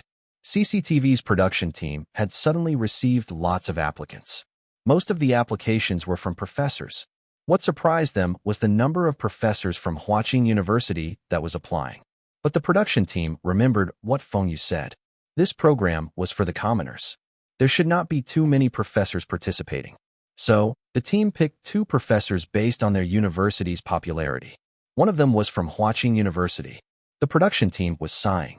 Did this Huaqing University think that the questions in this program were easy? Wait until you see the questions, and you will know. The production team felt that after this program was aired, they should not be receiving any applications from professors again. These professors love to be in the limelight and cherish their reputation. They can't accept losing in on national TV. Even if they do not mind, their schools will also not allow them to participate. Professor Yang is also going to be in this program? I want to watch it. Lina hugged Feng Yu and said excitedly, "There's no hurry. The recording in the afternoon. It is still early now. Come, I will teach you a new position today. It's called doggy. Stop it. We did it 3 times yesterday. You are not tired. Who will feel tired from doing this? If you are worried I am tired, you can be on top. Come and conquer me." "It's on my body," Lina said. "Never mind. I will bath you later." Feng Yu got off the bed and was about to carry Lina into the bathroom. "Oh, I can bath myself. I am the one who makes you dirty, so I have to help you wash it off. This is what our teacher taught us." Feng Yu said. "Which teacher taught you this?" "Teacher always Sora." "Never mind. You also don't know who she is. I will show you her VCDs another day." Feng Yu replied. Lina paused for a while before realizing what VCDs Feng Yu was talking about. It must be those Japanese movies. When she was still thinking about the VCDs, Feng Yu carried her into the bathroom. Although they did not do anything, Feng Yu was still feeling very happy. When both of them came out of the bathroom, it was already late morning. Both went out for lunch before going to CCTV. At the entrance, they saw Wen Dongjun pacing up and down. Zhang Han and Wen Dongjun had never seen the live recording of a variety program before. Zhang Han had to beg her father and lied to him before he allowed her to come out. Wen Dongjun does not have the entry pass to CCTV, and they could not enter. When Wen Dongjun saw Feng Yu and Lina, he waved to a stationary car not far away. Zhang Han alighted from the vehicle and ran over. "Lina, Feng Yu, why are you 2 so late?" Zhang Han grumbled. They were supposed to meet at 1 p.m., and it was already 1:30 p.m. Lina blushed, but Feng Yu calmly replied, "We could not get a taxi." "Humph, I had lent you my car for so long. What's wrong with being late for a while?" Wen Dongjun smiled and said, "It's good you are here. Hurry and bring us in." Feng Yu also do not have the entry pass, but he just walks in with Lina. The guard at the entrance still gave Feng Yu a salute. Wen Dongjun saw this and quickly followed Feng Yu together with Zhang Han. What a big difference. Earlier, this guard was still asking for the entry pass. Why was he keeping quiet now? This afternoon, CCTV will record 2 episodes. There will be a professor from Huaqing University and a professor from Beijing Teaching University. There is a policeman, a doctor, a work, a technician, a writer, and a housewife taking part too. Who do you think will win? Feng Yu asked while walking. Isn't this a quiz?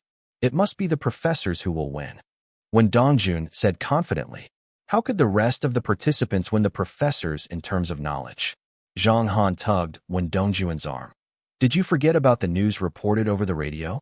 A professor from Beijing University had lost to a worker. That must be fake. I think the worker had known the answers before the quiz. There is something wrong with that worker. Wen Dongjun said confidently. Feng Yu looked at Wen Dongjun surprised. Even this moron could guess that this was arranged. Then the TV audience should be able to figure it out. Feng Yu immediately asked, "How do you know?" When Dongjun looked at Feng Yu with despised. Do I even need to guess? Tell me, do you have anything to do with this program? I am the sponsor for this program, and I am providing the prizes. What's wrong? What's wrong? It is written clearly in the newspaper. That worker is a worker in Bing City's machinery company. You are also related to that company, right? I know you too well. You must have told him the answers. When we are in primary school, you always cheat during the tests by copying my answers. When Dongjun said, and looked up proudly, you are the one who copied my homework all the time. Feng Yu retorted. At the same time, he was relieved. When Dongjun could guess it because he knew Feng Yu too well. The TV audiences will not be able to see it was rigged. Li Na tapped Feng Yu. You had arranged it? Yes. It is to create some highlights for this program. Therefore, those two professors might not be able to pass too many stages today. Feng Yu glanced at Wen Dongjun. You guessed that the professors will win today? Those weird questions require at least a group of professors to answer all correctly. When Dongjun looks like he had suffered a massive blow. Did you let anyone know the answers today? You cannot do this. I have a bet with my roommates. Serve you right. You knew that this program had something to do with me, and you still dare to bet with someone? If I am the participant, I will not lose. When Dongjun argued. Feng Yu ignored Wen Dongjun. Even the production team workers who had collected those questions dare not to say that they will surely win this quiz. There were at least 10,000 questions, and it will be updated every week. Who knows what question will be asked? At the recording studio, Feng Yu noticed that everyone were very busy. What's wrong? There shouldn't be any problems. They had already recorded 3 episodes. Feng Yu grabbed hold of a director, and the director said, Manager Feng, let me go. I am in a rush. What's wrong? Is there any problem with the recording? A contestant could not make it here today. We are thinking of a solution. One backup contestant could not make it? Feng Yu looked at Wen Dongjun. Didn't this moron boost that he could win the quiz? I shall let you try. Director, can my childhood friend take part? He is a student at Technology University. That director saw it was Feng Yu who asked and immediately said, I will report this to the chief director. Please wait a while. When Dongjun pointed to himself. I can take part. I can really take part in the program just like that. You said you want to take part. If you are not afraid of embarrassing yourself, go ahead. I bet you will answer 4 questions at most. Wahaha. I can take part. Today I shall show you that I can answer all 10 questions. When Dongjun said confidently, the chief director heard that it was Feng Yu who asked and agreed immediately. He does not need to go and contact others. Furthermore, if the other contestants before him performed well, then there was no need for Feng Yu's friend to take part. When Dongjun ran to the backstage for makeup, Feng Yu and the rest sat on the second row, waiting for the program to start. The first 2 contestants had not performed well. The first person only answered 4 questions, while the second person answered 6 questions. They just received the consolation prize. Finally, it was the professor from Huaqing University turn. He walked up the stage and waved to the live audience confidently. The spectators cheered for him. But 5 minutes later, that professor walks off the stage embarrassed. He had only answered 4 questions correctly. The 5th question was a lifestyle question. The professor who had never cooked before does not know the answer. Next, it was a driver with wind and rain logistics. This driver was well prepared. He had practiced his scripts and knew what to say for guessing all the correct answers. He made it look like he was guessing the answers, and the reasons he gave also seems logical. When the audiences saw the driver clearing all the stages and answered all 10 questions, they cheered. Feng Yu saw the live audience's reaction, including the students from Huaqing University. He knew that his plan to create a commoner hero was a success. But as the first few contestants had failed too fast, Wen Dongjun had the chance to participate. Wen Dongjun went up the stage and waved to the audience proudly. He looked like he had won the quiz. Zhang Han covered her face. She knew that with Wen Dongjun's character, he would surely behave this way on stage. She should have stopped him from participating. Feng Yu was bending over laughing. The more confident and prouder you are now, the more the viewers will talk about this program and the ratings will be higher. Before the host asked Wen Dongjun, he started to ramble everything about himself. He even told the host where his hometown was, what school he had attended, who his parents were, and also reveal his hostel number. N.I. Ping embarrassedly interrupted Wen Dongjun. Mr. Wen, can we start now? Wen Dongjun sat down confidently. Let's start. Okay. This is the first question. When Dongjun was stunned by the first question. He does not know the answer, and all the options available seem to be the correct answer. I choose to ask the live audience. When Donghun said, the live audience roared with laughter. They had seen many participants before when Dongjun, and none of them used their helpline on the first question. When Dongjun looked at the audiences and pointed to Fengyu. Can he help me answer the question? Fengyu sneered. You are the one asking for it. Even if I knew the answer, I would tell you the wrong one. Moreover, I also do not know the answer to this question. If I am able to guess the right answer, then we should go and buy a lottery ticket. I pick C. Fengyu made a random guess. When Dongjun immediately said, I pick C as the answer. He thought Fengyu knew the answers to all the questions. Is this your final answer? Yes. Are you sure? Yes, I am sure.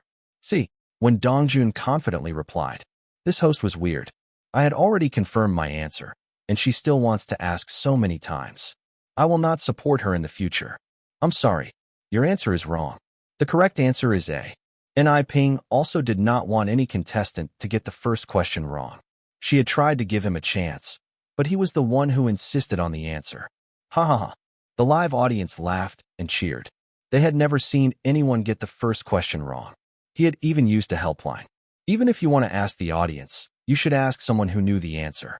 Why did you pick someone who gave you a wrong answer? Fengyu also did not expect his answer given to when Dongjun was wrong.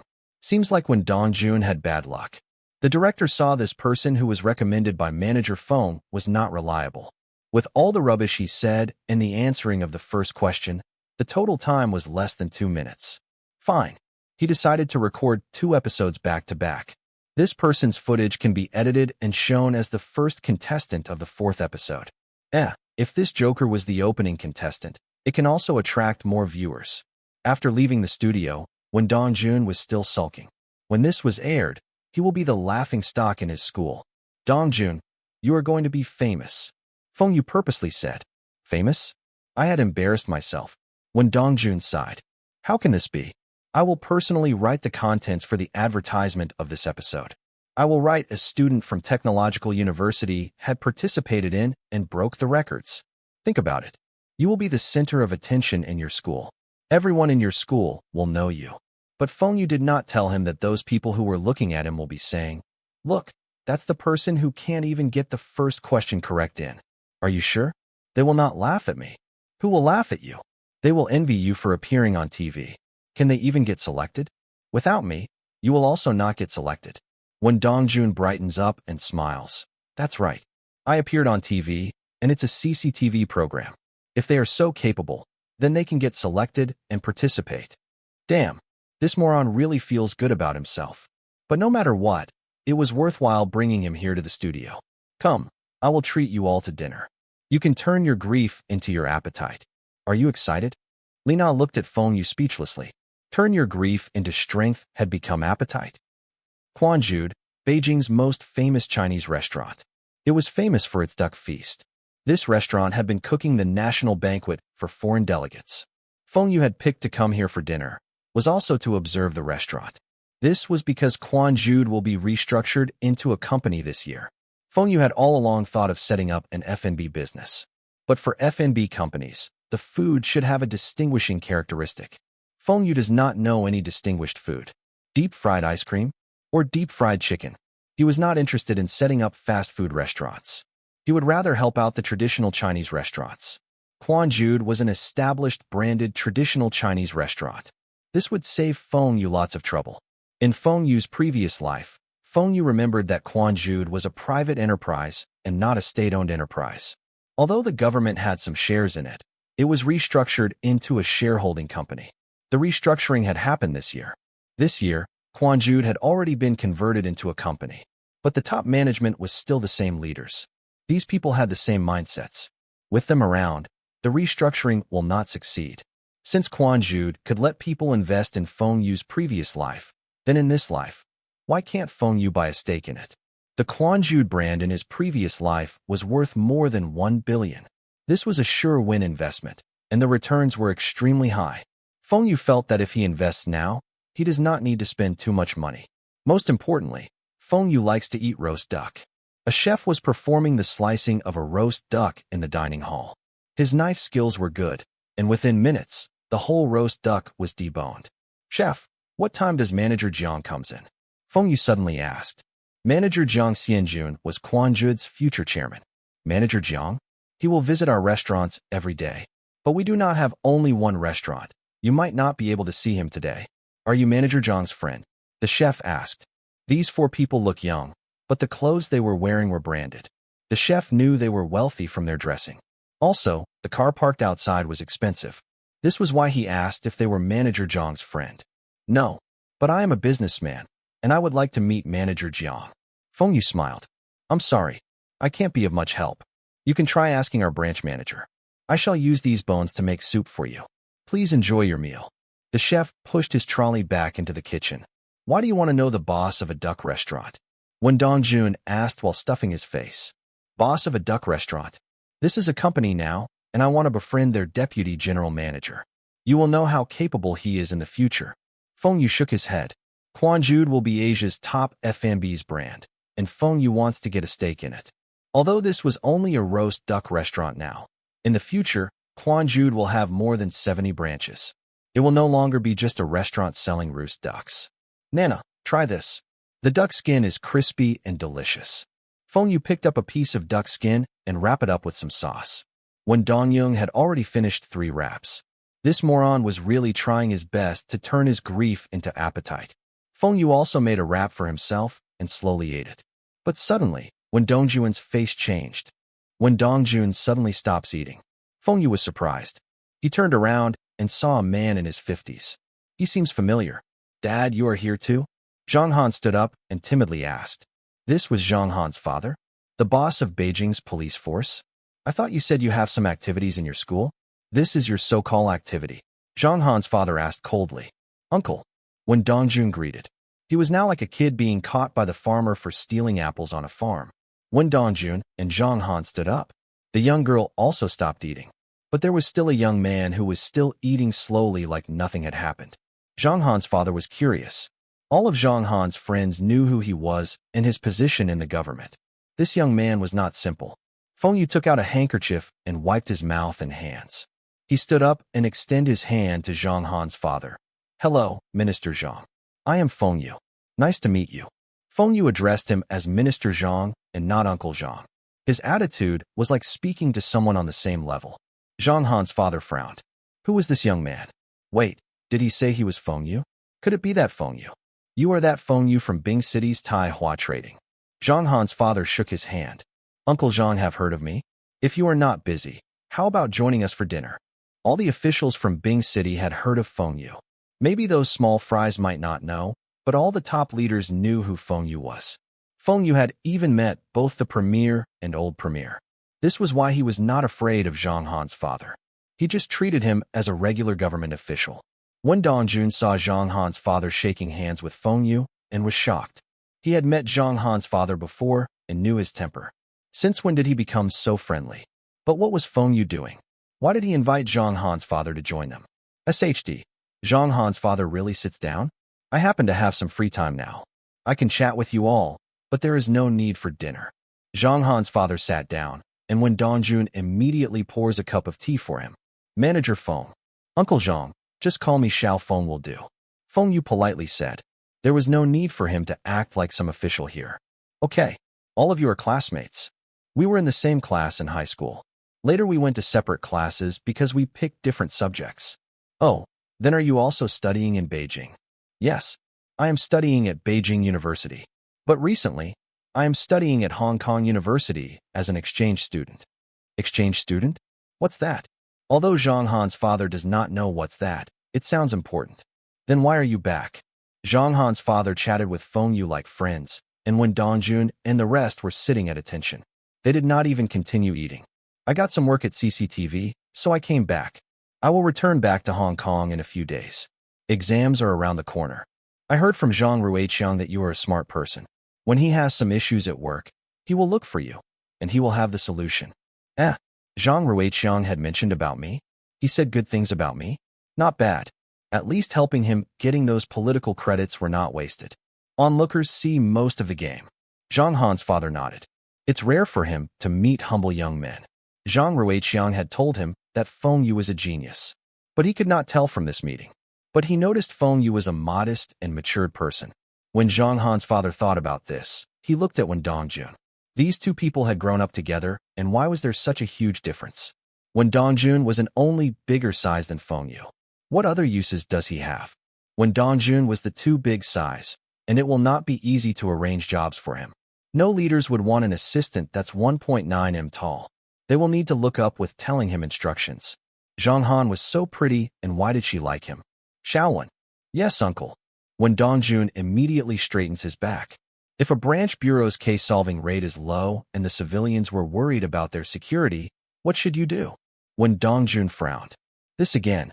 I do not want to enter the police force. Can you stop testing me every time we met? But Wen Dongjun also knows that Zhang Han's father was trying to groom him.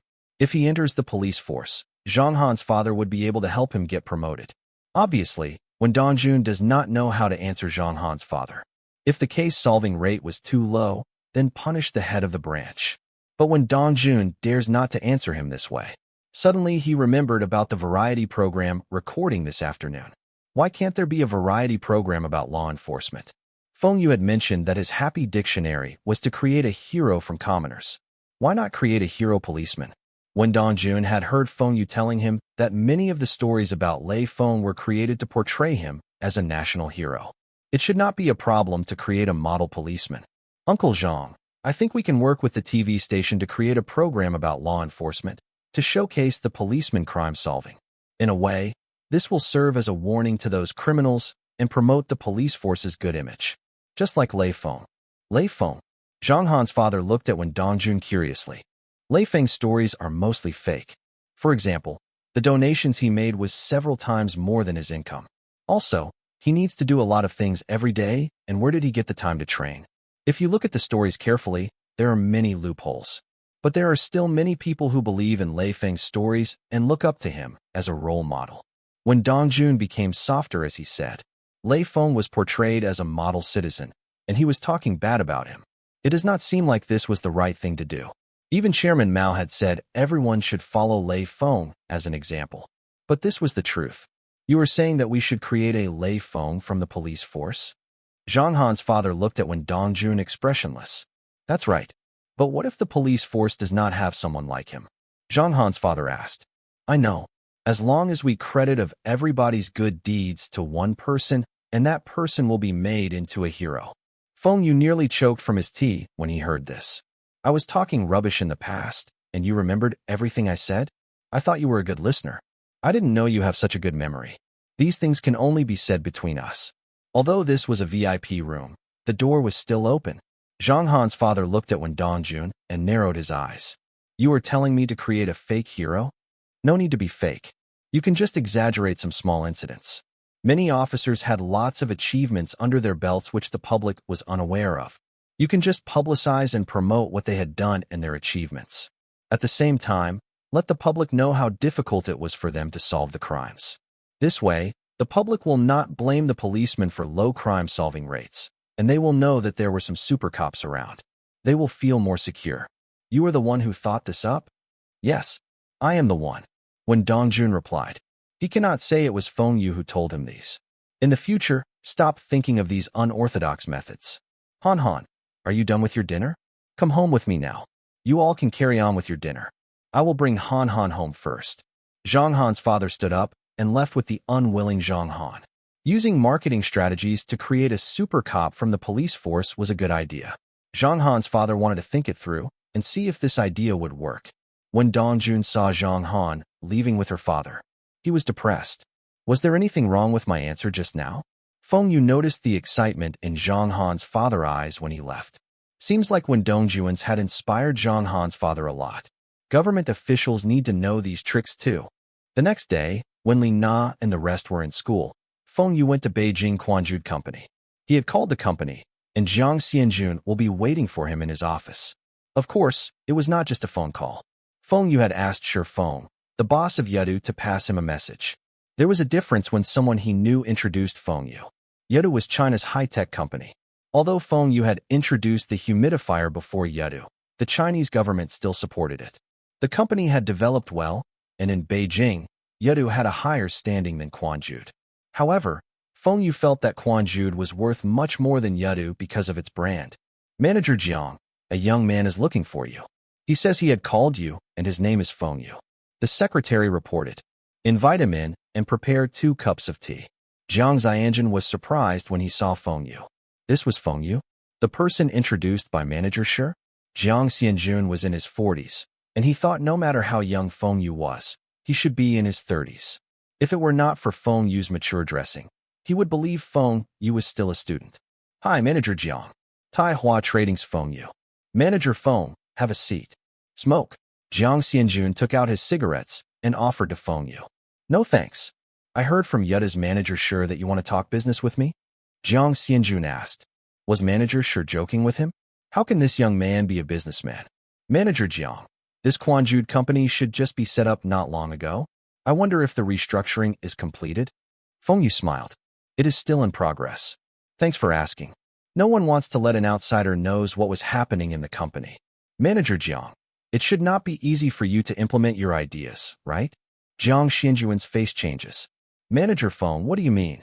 Jiang Xianjun had started his career as an ordinary worker and was promoted to a technician.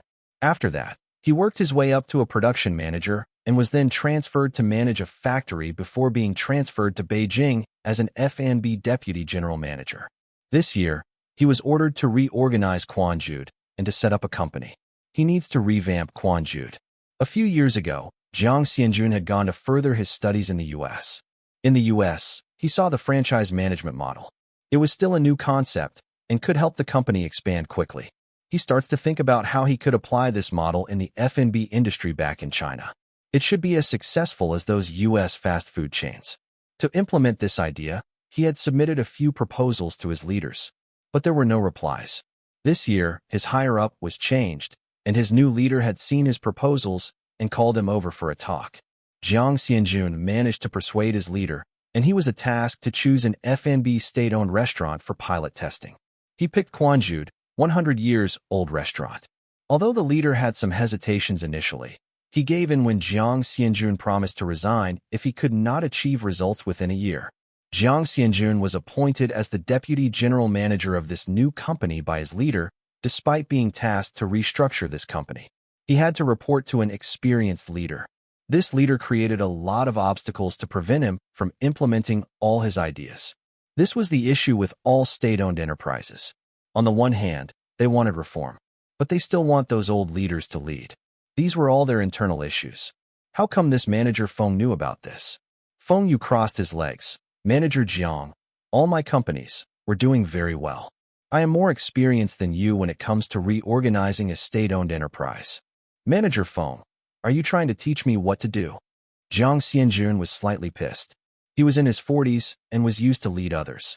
He was not used to be taught by someone less than half his age. You are more experienced than me in reorganizing a state-owned enterprise? Young men nowadays were getting more and more arrogant. Feng Yu smiled. Have you heard of Songjiang Motors? I am the one who recreated this brand, including Songjiang cars. I am also the biggest shareholder in this company. After I restructured this company, this small factory, which used to make a few million annually, had made more than 300 million last year. I think this will prove how experienced I am when it comes to restructuring or reorganizing a company. Jiang Xianjun was shocked. That Songjiang cars and motorcycles which were advertised on TV every day was created by Feng Yu? Manager Shi did not tell him about this. Feng Yu saw Jiang Xianjun keeping quiet, and he continued, since Manager Jiang asked if I am going to teach you just now, then I will give you some pointers. You had made at least 3 mistakes when you are restructuring your company. This statement by Feng Yu was considered rude, and Jiang Xianjun was angry. Really? 3 mistakes? I would like to hear from you. You might have successfully restructured the machinery company, but it's different industry from Quanjude. I have been in the F&B industry for so many years, and you want to teach me? The first mistake is your position in the company. You are the deputy chairman and deputy general manager. You should have used lots of connections to be on the board of directors, right? If you had told them that you do not want to be the deputy chairman and only want to be the general manager, then your work will be much easier now. Although the position of a deputy chairman was higher than the general manager, their duties were different. A general manager can control and manage the whole company, but a deputy chairman can't. During the start of this company's restructuring, the leaders wanted to show their capabilities and immediately set up a board of directors. But it was the same state-owned enterprises leaders on board and management style was still the same. The board of directors had a lot of power, and the general manager was just a puppet. If you have the capabilities, you should be the chairman and also the general manager. Being the deputies of both the chairman and general manager was not as powerful as a general manager. The second mistake is you are trying to imitate those Western companies by giving the top management staffs the shares of the company. You had forgotten that they are still government employees and cannot own shares. If they are going to take the shares, they need to leave their positions in the government.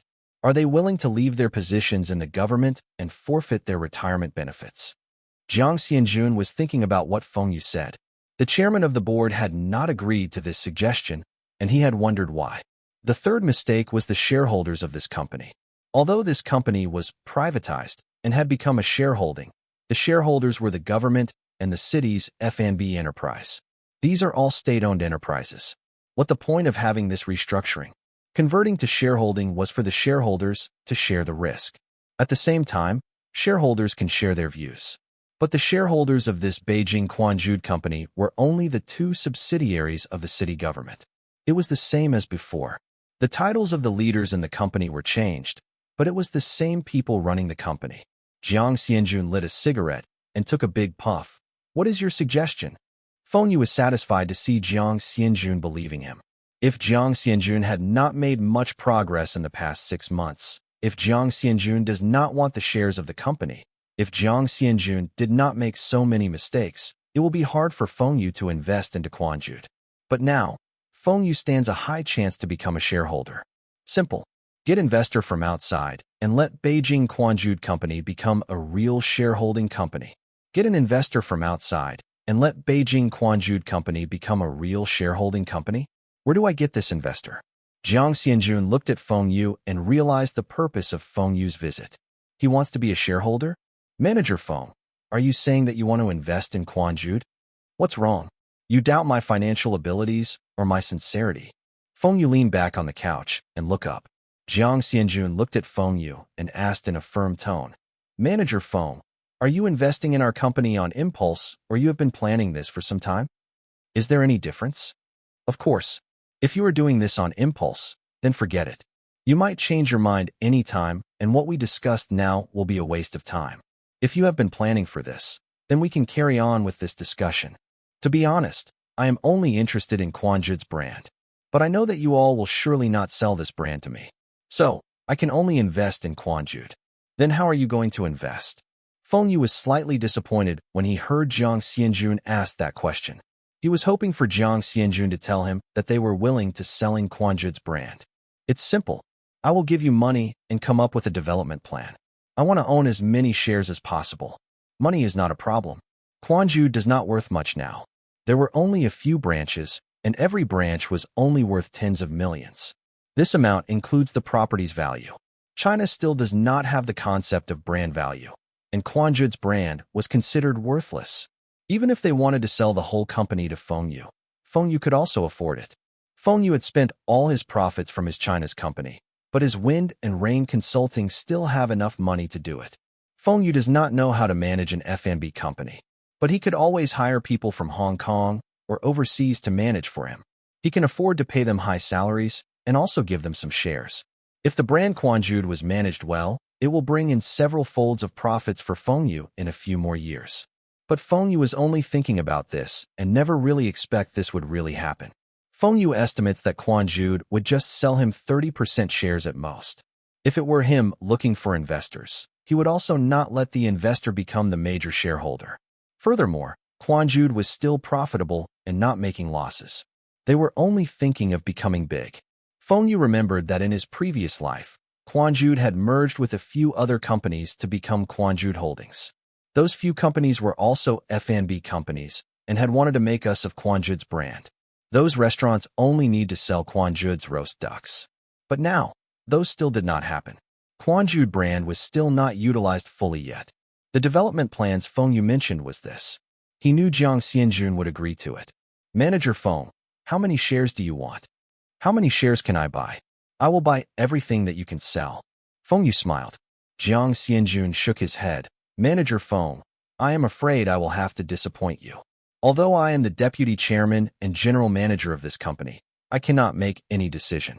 I need to speak to the chairman first. Feng Yu was puzzled.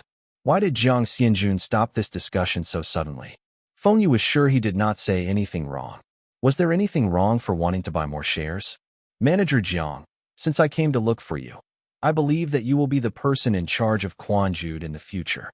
I will be the one in charge of this company after you invested? Jiang Xianjun asked.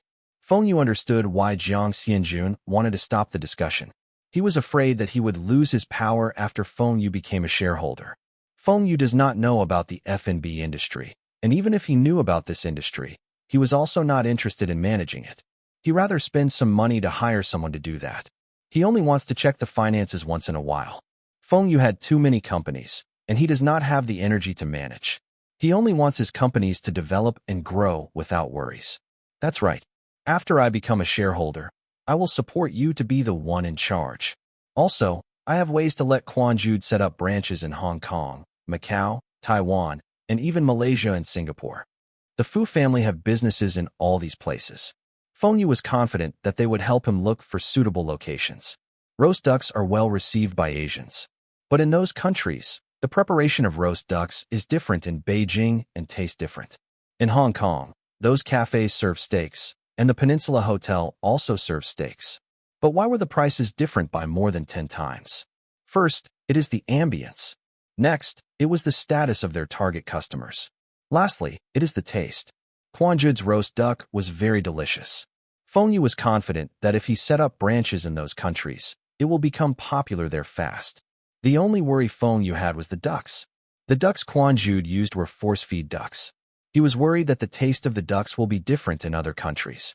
But even if the taste was different, it should not be very different. Most of the people in that country had never eaten the traditional Quanjude roast ducks, and they should not be able to tell the difference. Jiang Xianjun heard what Feng Yu said and opened his eyes wide in shock. What did you say? You were able to set up branches in so many Southeast Asia countries. It's not a big deal. I have some connections in Hong Kong, or I can just ask the restaurants there to invest. Feng Yu thought for a while. He can buy some restaurants in those countries and then use them to invest and convert into Quanjude restaurants. This way, the city government will not refuse him owning more shares. Manager Feng, I need to report this to my leaders.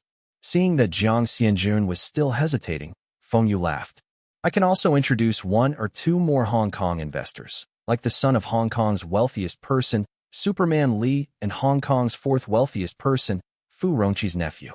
With their help, we can even set up branches in other countries out of Southeast Asia. Of course, I will also team up with them to propose giving shares to the top management staffs. Feng Yu had added one more sweetener. He was confident that with so many benefits, Jiang Xianjun will be tempted. Jiang Xianjun narrowed his eyes and looked at Feng Yu. Manager Feng, I will give you an answer within 3 days. The next 3 days, Feng Yu was busy with New Year's Day CCTV awards ceremony. He made some phone calls and Sun Nan, Na Ying, and the rest arrived. The New Year's Day gala dinner was well received by the TV audiences. Other than the Spring Festival Gala Night, this was the next highest ratings special program. This program will significantly increase the popularity of the performers. Furthermore, Wind and Rain Electronics will still record this program into VCDs. More people will be able to watch their performances, and their worth will increase. After the first gala dinner, the TV audiences were used to watch this program on New Year's Day. Some of the viewers even felt that this program was more interesting than the Spring Festival Gala Night, especially the award winners' speeches, the short video footages of their companies, and the banners in the live audiences. Many companies who organize dinners will imitate this program. Their different departments will wear the same attires and shout slogans. Their bosses on stage will also openly praise their workers in their departments. Feng Yu did not spend much on the New Year's Day gala dinner. The funds of this program were collectively sponsored by the nominated companies. They were forced to sponsor. If they do not sponsor this program, then they will not be nominated. Some companies wanted to sponsor the association more money for this program. The reason they did this was to try and buy the award. But Feng Yu had set the rules.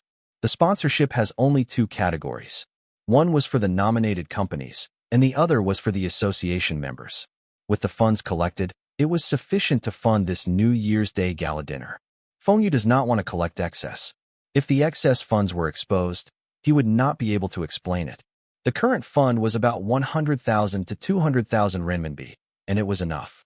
Feng Yu does not want the credibility of these awards to be lowered.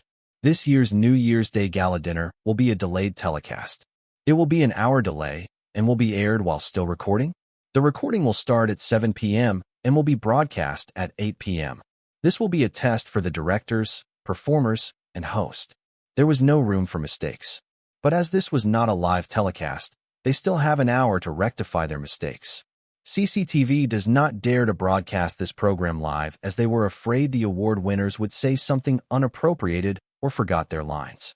But chief director of this program was confident.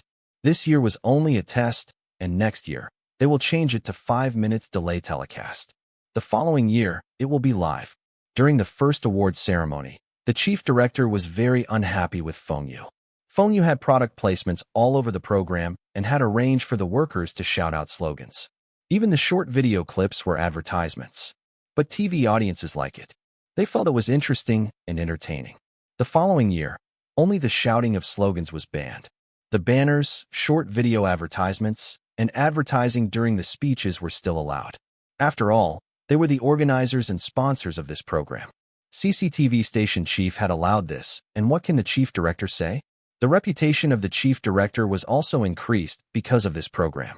He was promoted to be the deputy director of the Spring Festival Gala Night, and this year's Spring Festival Gala Night. He had performed well. Next year, he will be the chief director for the Spring Festival Gala Night. With these achievements under his belt, the chief director will be able to enter the higher management ranks. The director for Happy Dictionary had also noticed that Feng Yu had a talent for making TV programs. If Feng Yu were part of his team, he would have promoted him to be his right-hand man. But Feng Yu was the boss of several companies and will never work for CCTV. This year, Feng Yu had come to interfere with the awards ceremony. But the chief director had no complaints. He thought about Feng Yu's suggestions, and if it does not break any rules, he will arrange his men to implement it. Don't forget, Feng Yu is also the primary sponsor for the Spring Festival Gala Night, and he had a say in that program. Also, Feng Yu was able to invite Hong Kong and Taiwanese celebrities to perform easily. This was not something the chief director could do. But this year, Feng Yu only appeared once during the rehearsal. He said some suggestions to the chief director and left. Feng Yu felt this chief director was doing great, and he does not need to give any more inputs. Feng Yu still have more important things to do. He needs to look for connections. Jiang Xianjun had replied to Feng Yu. He said he was only a deputy chairman, and even though he had the support of a leader in the higher-ups, he can't make the final decision. This investment will need the city government's top leader to approve. Jiang Xianjun told Feng Yu that if he wants to buy a stake of Quanjude, Feng Yu will need to discuss with the city government. Feng Yu also knew that it will not be easy to buy a stake of a 100-years-old branded restaurant. Furthermore, this restaurant was in Beijing, and the higher-ups do not dare to accept bribes. Feng Yu was happy that Jiang Xianjun agreed to his investment. As for the higher-ups, he needs to find a way to settle it. Feng Yu could do everything he wants in Bing City, and the city government will approve. He was confident that he could do the same in Beijing. In Bing City, Feng Yu had Zhang Ruiqiang. As long as Zhang Ruiqiang was persuaded, there will be no problem. But Feng Yu does not know Beijing's mayor. Feng Yu called Master Lu, and Master Lu told him that Beijing's mayor was not on good terms with his eldest uncle. They were rivals, and he could not help Feng Yu. Furthermore, the next rank for Beijing's mayor will be the national deputy rank. But Master Lu said that he could try and introduce the deputy mayor to Feng Yu. But he was not sure if the deputy mayor will meet Feng Yu. Even if they met, it would be up to Feng Yu to convince the deputy mayor. Master Lu does not have any say. Feng Yu also understands. He only asked Master Lu how old this deputy mayor was, and what was he in charge of. Giving money was the last resort, and Feng Yu was not interested in doing that. It was not safe, and might become complicated. The best was to give this deputy mayor some political achievements. A political achievement which the deputy mayor could not resist. Even if other people know about this, what can they say? The deputy mayor was doing something for the city and had done nothing wrong. His political achievement will also be the city's achievement, and he was doing it for the people. Feng Yu thought for a while. He only needs the city government to approve his investment, and everything will be settled. He will be able to bring this national brand overseas. This will be an achievement the city government will not refuse. But Master Lu called him back and told Feng Yu that he did not manage to ask this deputy mayor out. He said he needs a few more days. Feng Yu thanked him and told him that it's okay. If Master Lu cannot ask that deputy mayor out, then Zhang Han's father should be able to. This was the first time Feng Yu went to Zhang Han's office. This was his Beijing Municipal Party Committee office. Beijing was richer than Bing City, and the office was bigger and nicer than Zhang Ruiqiang's. The only thing Feng Yu was not satisfied was the tea. Zhang Han's father's tea was not as nice as Zhang Ruiqiang's. Uncle Zhang, I need a favor from you. Feng Yu was straight to the point. As long as it is not against the rules, I will try my best to help. Zhang Han's father knew that his daughter and Wen Dongjun will be together in the future, and there was nothing he could do. But Wen Dongjun was not a scheming person, and if he enters the government service, he will be at a disadvantage. When Zhang Han's father was still in power, he could take care of Wen Dongjun. But what if he retires? Who will look after Wen Dongjun? Zhang Han's father was not confident to take care of Wen Dongjun after he retires. To let his daughter have a good life in the future, Wen Dongjun needs to move up the ranks in the government. Although Zhang Han's father could not help Wen Dongjun for long, Wen Dongjun's childhood friend, Feng Yu could. These two grew up wearing the same pant and were very close. If it were not for Feng Yu's help, Wen Dongjun would not be able to buy 2 apartments in Beijing. Zhang Han's father cannot make both of them closer, but he must not let both of them drift apart. He knows that when he was still in power, he must help Feng Yu as much as possible to pave a path for his precious daughter. When Feng Yu heard that Zhang Han's father was willing to help him, he said, I would want to treat Deputy Mayor Lu to a meal. Zhang Han's father choked on his cigarette smoke. He knew that it should not be an easy task when Feng Yu had come to him for help. But he never expects Feng Yu wants to meet the deputy mayor. Xiao Feng, why do you want to meet old Lu? Nothing much. I want to buy a stake in Beijing Quanjude Company. I heard that the city government is the one who makes all the decision. That's why I am asking you to introduce me to Deputy Mayor Lu. Feng Yu said casually. You want to buy a stake in what company? Quanjude. Isn't that a roast duck restaurant? This year, May, the Beijing Quanjude Company was set up. I am interested in this company and want to invest in it. Feng Yu explained.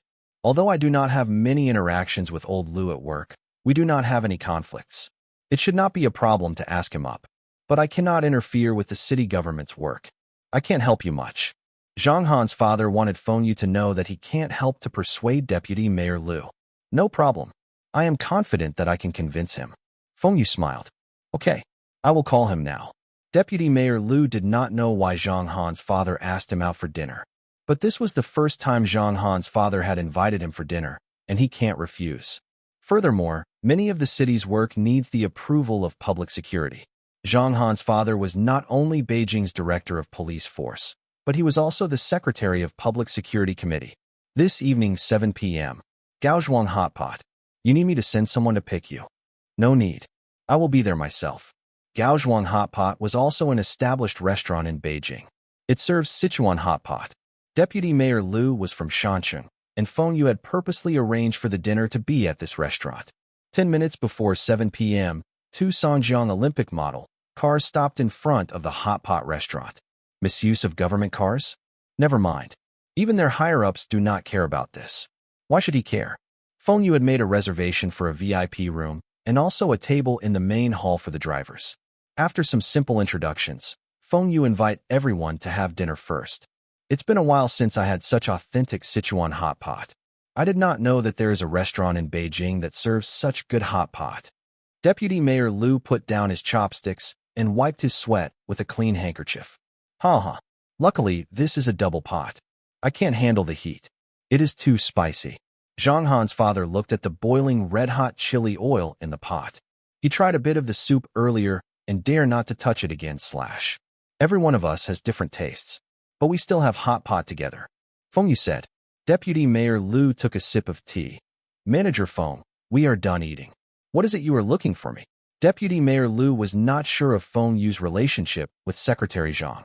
Just because both were from Bing City, there was a huge difference in their age, and both should not be friends. Both of them might have some under-table dealings. But Deputy Mayor Liu also felt that this was impossible. Secretary Zhang had good reputations and was never seen being close to any businessmen. Could it be that this manager Feng had some relations with the higher-ups? Secretary Zhang did not tell him anything. Mayor Zhang, are you in charge of the city's funds? Deputy Mayor Zhang frowned. What does this young man want? He was interested in the city's assets? I am the person in charge. He was the senior deputy mayor of Beijing, and even if he was not in charge of this, he could also make decisions. Deputy Mayor Liu was now very interested in what favors does Feng Yu wants from him. I want to invest in Beijing Quanjude Company. Feng Yu replied. You want to invest in Quanjude? What? Deputy Mayor Liu knew that Beijing Quanjude Company was converted into a shareholding, and he was the one who issued this order. Because I like Quanjude and I want to bring it to greater heights. Feng Yu replied calmly, as if bringing Quanjude to greater heights was an easy task. Bring it to greater heights? How are you going to do that? Setting up a chain of restaurants. We do not need your help to do this. We are also planning to do this ourselves. What Feng Yu said was similar to Jiang Xinjuan's plans. Deputy Mayor Liu knew the benefits of this proposal, but why should they let other people invest in the company? They could do it themselves. Because I can let Quanjude grow within a short period. For instance, I can use restaurants to invest and merge into Quanjude Holdings. Or we can let the restaurants in Shanxing to serve our Quanjude roast ducks as their specialty. At the same time, we can serve the specialties of other regions. You have restaurants in Shanxing? Deputy Mayor Liu asked. Currently, I do not own any restaurants, but if you agree to let me invest, I will have restaurants immediately. Not only in China, Hong Kong, Taiwan, Macau, Singapore, and even in the US. Feng Yu replied confidently. All Feng Yu needs to do was to buy over some restaurants in good locations. This was an easy task for Feng Yu. In his previous life, customers need to queue up for Quanjude restaurants. The demand was much more than the supply. One reason was because of Quanjude's brand, and the other was their roast ducks were very delicious. With Quanjude's brand and its roast ducks, the chain of restaurants will surely have good businesses, especially the special sauce that comes with the roast ducks. Even the Westerners like the taste. Deputy Mayor Liu saw Feng Yu's confident reply, and he turned to Zhang Han's father. Secretary Zhang, what do you think? Deputy Mayor Liu was not asked Zhang Han's father for his opinions. He was asking if Feng Yu can really deliver what he said. Zhang Han's father had only introduced Feng Yu as a businessman from Bing City and did not tell him what business Feng Yu was doing. Manager Feng's Wind and Rain brand, Aiwa brand, and Songjiang brand are all doing very well. I think it should not be a problem for him to manage Quanjude. Deputy Mayor Liu stared at Feng Yu. Is what Secretary Zhang said real? What's there to lie to you? I own these brands. Initially, I just wanted to have an electric fan, but I ended up creating the Wind and Rain brand. I felt that Japan's AIWA is a good brand, so I bought it and changed it into Aiwa. I wanted to build a motorcycle for myself, but the motorcycle I produced became popular. Next year, my motorcycles will be China's best-selling motorcycle brand, but I thought it would be meaningless once I became first. So, I started to manufacture saloon cars. I also did not expect the chief architect to visit and praise me. Actually, I did not do much. Feng Yu replied in a modest way, but he pointed out the success of his companies. He was telling Deputy Mayor Liu that he could and have the capability to manage Quanjude well. But Deputy Mayor Liu shook his head. Although all those companies you mentioned were doing well, we are able to set up restaurant chains ourselves. We don't really need your help. Mayor Liu, Quanjude currently have 6 branches, and all of which are located in Beijing. How long do you think it will take before Quanjude can set up branches all over China and even overseas? We have the time. Since we had converted this restaurant into a company, we will have our plans. Deputy Mayor Liu retorted. What about the funds? If you're going to expand, you need a lot of funds. The city will issue the funds, or are you going to get a bank loan? How much money can the city issue, and how much loans can you get from the banks? When all of these are ready, do you think you still have the opportunity to expand? Why not? Even if we do not have so many funds, we can take it slow. We can use the company's profits to grow. Time. After the reforms, the standard of living has been increasing rapidly. Even food tickets were obsolete. Now, there are restaurants opening every day in China, and there are also restaurants closing down every day. When you raise enough funds, all the good locations will be taken up. How are you going to expand? Location is crucial for a restaurant. Feng Yu starts to brainwash Deputy Mayor Liu. Before Deputy Mayor Liu could retort, Feng Yu continued. You should that chain outlets model is from the Western countries. But do you know that the Western chain restaurants are starting to open up restaurants in China? Are you talking about those Western restaurants? Feng Yu shook his head. Those Western restaurants still have not established their brands. I am talking about fast food restaurants like Kentucky Fried Chicken and McDonald's. Simply put it is the deep fried chicken and hamburgers. I know about these restaurants. We have some of them in Beijing. But their restaurants are not big. But have you ever thought about their profits? Because it is fast food and the restaurants are open 24 hours, the sales of one such restaurant are much more than a traditional Chinese restaurant, and their cost is less than half. With such high profits, what do you think these companies will do? Will they not expand their operations in China? Even if they had to invest a vast amount, they would also want to take over the market share. Furthermore, they are also using the franchising model. This means that they do not need capital. The franchisees will still have to pay them and be restricted by their policies. KFC and McDonald's had interesting management models.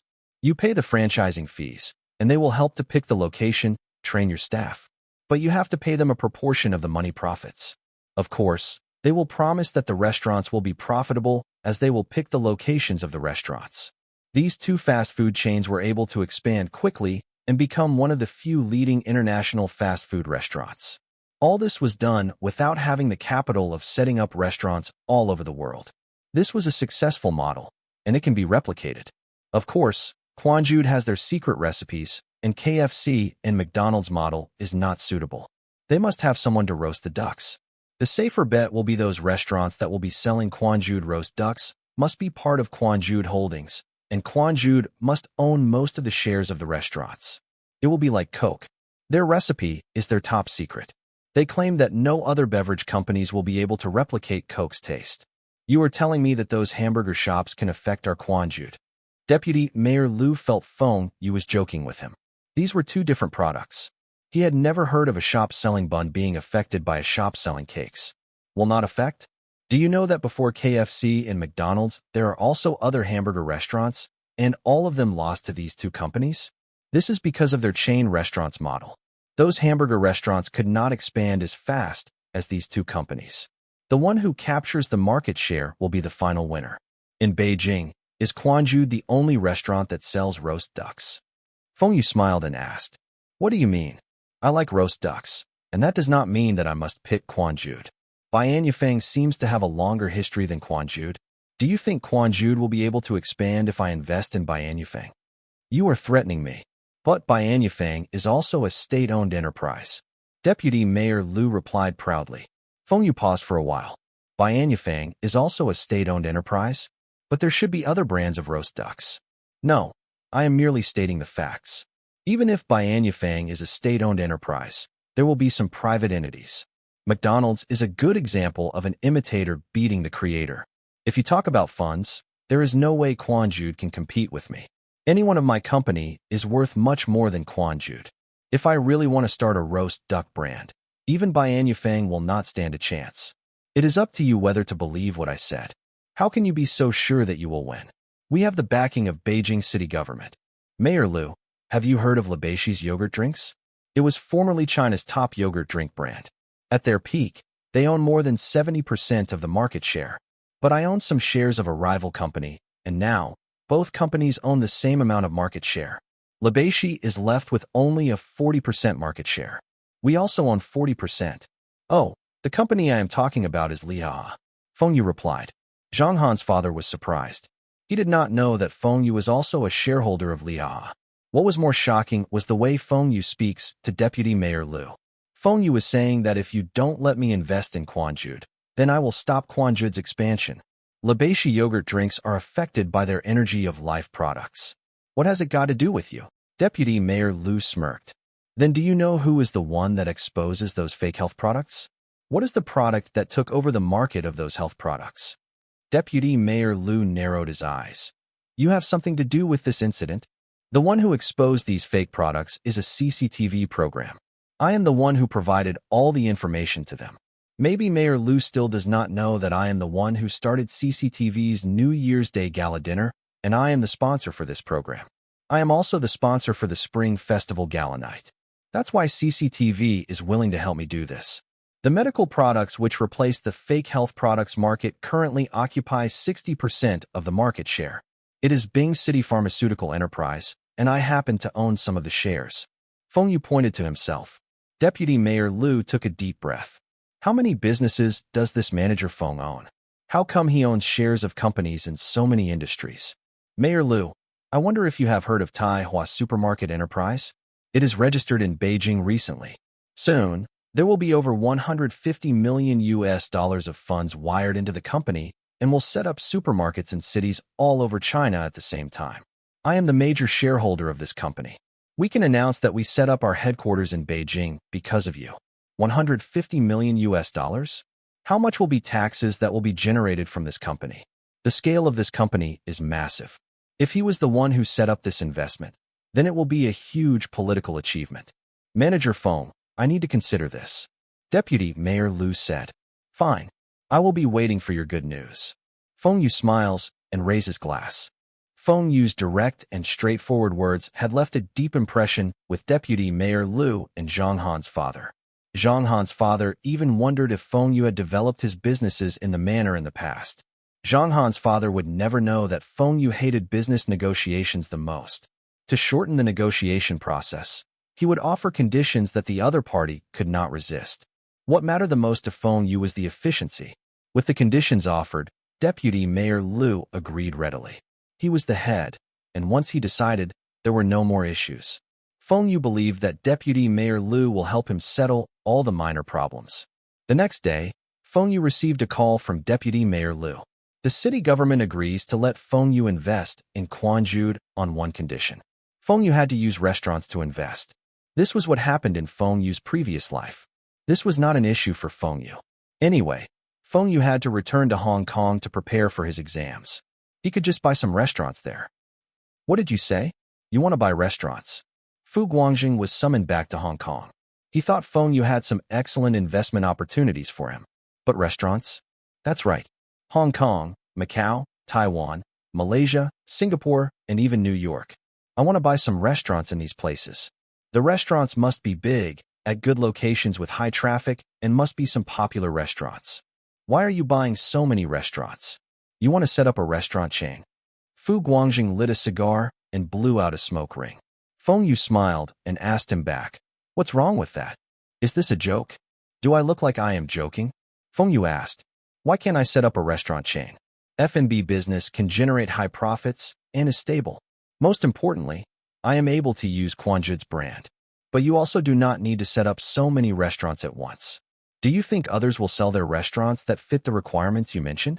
Even if they are willing to sell, the prices will also be sky high. Fu Guangjing shook his head. If you are opening a restaurant for fun, then just open one restaurant. Is there a need to set up so many at once? F&B was a good business. But if you do not have good chefs and specialty dishes, how would you attract customers? If your food was delicious, customers will even wait for hours to eat your food and does not mind the bad services. You want to buy out existing restaurants? Why would they sell their restaurants? Yes, they might be able to receive a lump sum of money from the sales of their restaurant, but this sum will run out sooner or later. With a restaurant around, they would still have money going into their pocket every month. This was like exchanging a goose that lays golden eggs with a golden goose. If the restaurants are too expensive, then pick a good location to set up new restaurants. Poach the experienced chefs from other restaurants. I need to make it clear that I want to sell Chinese cuisine. Do you have a specialty dish? Without a specialty, how are you going to set up a restaurant chain? My restaurant specialty will be Beijing roast duck. Quanjude roast ducks. What? Quanjude roast ducks? That's right. You had also tried their roast ducks before. Don't you think their ducks taste good? But you are also unable to replicate the same taste. Don't tell me that you have already poached their chefs? The chef that know their secret recipe? I did not poach them, but I can invest in Quanjude. Fu Guangjing was disappointed when he heard the first sentence. But when he listened to the second sentence, his eyes brightened up with excitement. You are going to invest in Quanjude? Can I invest too? I don't mind the proportion of shares. Just count me in. A specialty dish can bring a restaurant to greater heights. Let alone, Quanjude was a traditional restaurant with over a 100 years history. Even Mr. Deng goes to this restaurant to entertain foreign delegates. Just this fact alone would be sufficient to attract lots of customers. Also, Feng Yu will be investing, and what's there to be afraid of? Just invest in whatever Feng Yu invest, and there will undoubtedly be profits. Fu Guangjing's father had used his money to invest in gold futures, and gold prices had been raising. It had increased to about $380 and stopped for 1 or 2 days. But after that, it continued to grow slowly. Fu Guangjing had made profits from the gold futures and was still looking for excellent investment opportunities. Investing in F&B business with Feng Yu seems to be an excellent opportunity. The returns should be higher than other investments in Hong Kong. Feng Yu waved his hand. Why not? But first, you need to help me buy out some restaurants so I can use these restaurants to negotiate with them. Fu Guangjing frowned. Buying out restaurants will be an issue. Why can't we set up restaurant chains in China? For example, Jinlin, Xi'an, Shanghai, Guangdong, etc. We have factories and companies in these places, and we are familiar there too. We will set up branches in China. But Hong Kong, Taiwan, etc. is more important. I had promised to expand Quanjude's brand overseas. In China, some companies had already contacted Quanjude. We will not be at an advantage if we only focus in China. This was what Jiang Xianjun told Feng Yu. That's the reason why Feng Yu wants to settle this as soon as possible. If not, it will be like what happened in his previous life. Quanjude will work with other companies. Even if Feng Yu successfully bought a stake in Quanjude later, his proportion of shares will be lowered. Feng Yu's advantage was he could bring Quanjude's brand overseas. This was not the other F&B companies which approached Jiang Xianjun could do. If Feng Yu could not meet this expectation, Quanjude will not trust him, and all his efforts will be wasted. Then our investment will be quite high. We might not even see the returns after 1 or 2 years. Fu Guangjing frowned. But once Quanjude was listed, the share prices will surely shoot up. Because this is an established 100-years-old brand. It is worth a few billion. Feng Yu knocked on the desk and said confidently, "That's right. We can still list this company. But I am not familiar with the F&B industry. I don't think I can help you manage the company." Fu Guangjing said honestly, "No need. You just need to help me buy some good restaurants. You can make use of your Fu family's reputation if necessary. If you are unable to help, then I will have to look for Li family's young master. I think he should have no problem. Who says I am unable to help? If our Fu family join hands, we are stronger than the Li family. I am able to settle this, and you do not need to look for Li Zikai. It's just buying a few restaurants around Southeast Asia. Just leave this to me." Li Guangjing was furious when he was compared to the Li family. Furthermore, if Feng Yu looked for Li Zikai, then he will be out of this game. The profits from the F&B business was too lucrative for him to give up. Then I shall wait for your call. Hong Kong University's examinations were much easier than China's university. It tests the students more on the applications of the theories and general knowledge. Feng Yu completed the exams with no difficulties. As the examinations dates clashed with CCTV advertisement slots bidding, Feng Yu asked Wu Jigang, Li Mingde, and the rest to go and bid for the slots themselves. Of course, Feng Yu had given Chief Jia a call beforehand. Chief Jia was willing to help Feng Yu. Other than the slot before the evening news, he let Feng Yu's companies win the slots of most of the other timings. Although the slots for the programs with the highest ratings cannot be arranged, Feng Yu asked Wu Jigang to bid at 16 million renminbi. This amount was much higher than last year and should be able to win the bid. If they still lost the bid with this amount, that means there was someone crazier than Feng Yu out there. Feng Yu's companies currently do not have any new products. All he wanted was to make sure his products were still remembered by the consumers. He does not really need this top primetime slot. This amount was more than enough to buy 3 other primetime slots at CCTV2. In the end, Feng Yu's companies had 124 advertising slots and spent a total of 73 million renminbi. The top primetime slot was won by Kung Fu Liquor with the winning bid of 20.3 million. This was officially the start of Baijiu Company's monopoly of the primetime advertising slots. When Feng Yu heard about this, he remembered that in the next few years, the Baijiu industry will be winning the top primetime advertising slots and creates their record-breaking sales. But these Baijiu factories became popular fast and also closed down fast. Their production could not keep up with the demand, and their sales personnel were still selling aggressively. The bigger Baijiu factories had no choice but to take over the smaller factories in a bid to increase their productions. This caused decreasing quality. There were some Baijiu in the market that does not even have the required alcohol content. There was also another problem. As a brand of Baijiu became popular, lots of imitations and fake Baijiu appeared. Brewing liquor does not need any big factory. This Baijiu could also be brewed in people's backyard. Those imitations used the same bottles and brand. Consumers would not be able to tell if they were fakes without opening the bottles. After advertising on CCTV, Kung Fu alcohol's prices increased by several folds. This caused jealousy. Commoners might not know about Kung Fu alcohol's production cost, but those in the same trade knew. They could easily calculate a rough estimation of their cost. Kung Fu alcohol was making high profits, and the rest also wanted a slice of the pie. This was also why Feng Yu rejected Zhang Ruiqiang in the past, when the latter asked Feng Yu to invest in Bing City's Baijiu factory. Anyone can brew Baijiu. If Feng Yu increased the popularity of Bing City's Baijiu, he knew the city government leaders will want to improve their profits further and start to expand aggressively. But the results of such expansion were death. Feng Yu would be able to escape unscathed when that time comes. But Bing City's government and residents will be the one who suffered. Feng Yu will never do anything to cheat people in his hometown. Furthermore, Feng Yu only knew how to increase the popularity of Baijiu. But he does not like to drink it and does not know the differences between the good and bad Baijiu. If he improved the popularity of Bing City's Baijiu and found that the Baijiu were of inferior quality, his reputation will be gone. This year there was a difference in CCTV advertisements. There were no health supplements products advertisements, and there were only 3 nourishment products advertisements. These nourishment products companies were all state-owned enterprises. Although the health supplement products were affected by the scandal, nourishment products were not affected. The suboptimal health concept was common knowledge now. The sales of the book on suboptimal health had broke records. Even old men and women on the streets knew about the symptoms of suboptimal health. The people now no longer buy products from small factories. They preferred the bigger factories and pharmaceutical factories. Their first choice was Bing City's pharmaceutical enterprise. Even the world champions choose this company's products. Bing City's pharmaceutical enterprise's products were not expensive, but effective. All of their products were accepted by the people.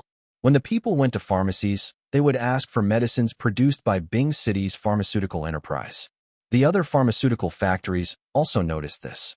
They started to follow Bing City's pharmaceutical enterprise and produce medical health supplements. Look at Bing City's pharmaceutical enterprise. Their products were even exported to Western countries. What's so difficult about producing those medicines? We can also manufacture the same things. You have patents? We can just adjust the dosage, and it will not be a problem. Your vitamin supplement is 20 in 1? Then we will produce 21 in 1.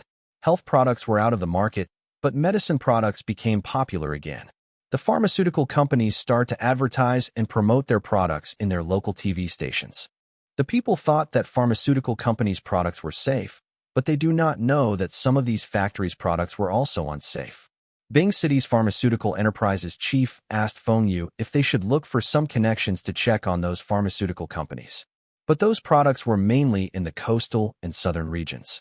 They were rarely seen in the northern areas. That means the factories of these companies were mostly located in the southeast regions. Feng Yu asked Bing City's pharmaceutical enterprise chief to report to the authorities. Feng Yu does not want to be the bad guy again. He had reported on the health products previously was because the turtle essences was too much. This trick cannot be used over and over again. CCTV's Chief Jia had helped Feng Yu a lot on the advertising slots. Feng Yu also did not want to trouble him again. Guanxi, or relationships between people, are like this. You help me, and I help you. For example, Feng Yu helped Zhang Ruiqiang get credits with his higher-ups, and no other officials will target Feng Yu's businesses in Bing City. Zhang Ruiqiang will help Feng Yu to fend off those officials. Even the leaders in the provincial government could not do anything to Feng Yu with Zhang Ruiqiang's protection. When a company becomes successful, many government agencies will think of ways to get money from the company. If it weren't for Zhang Ruiqiang, all sorts of devils from those agencies would be coming after Feng Yu.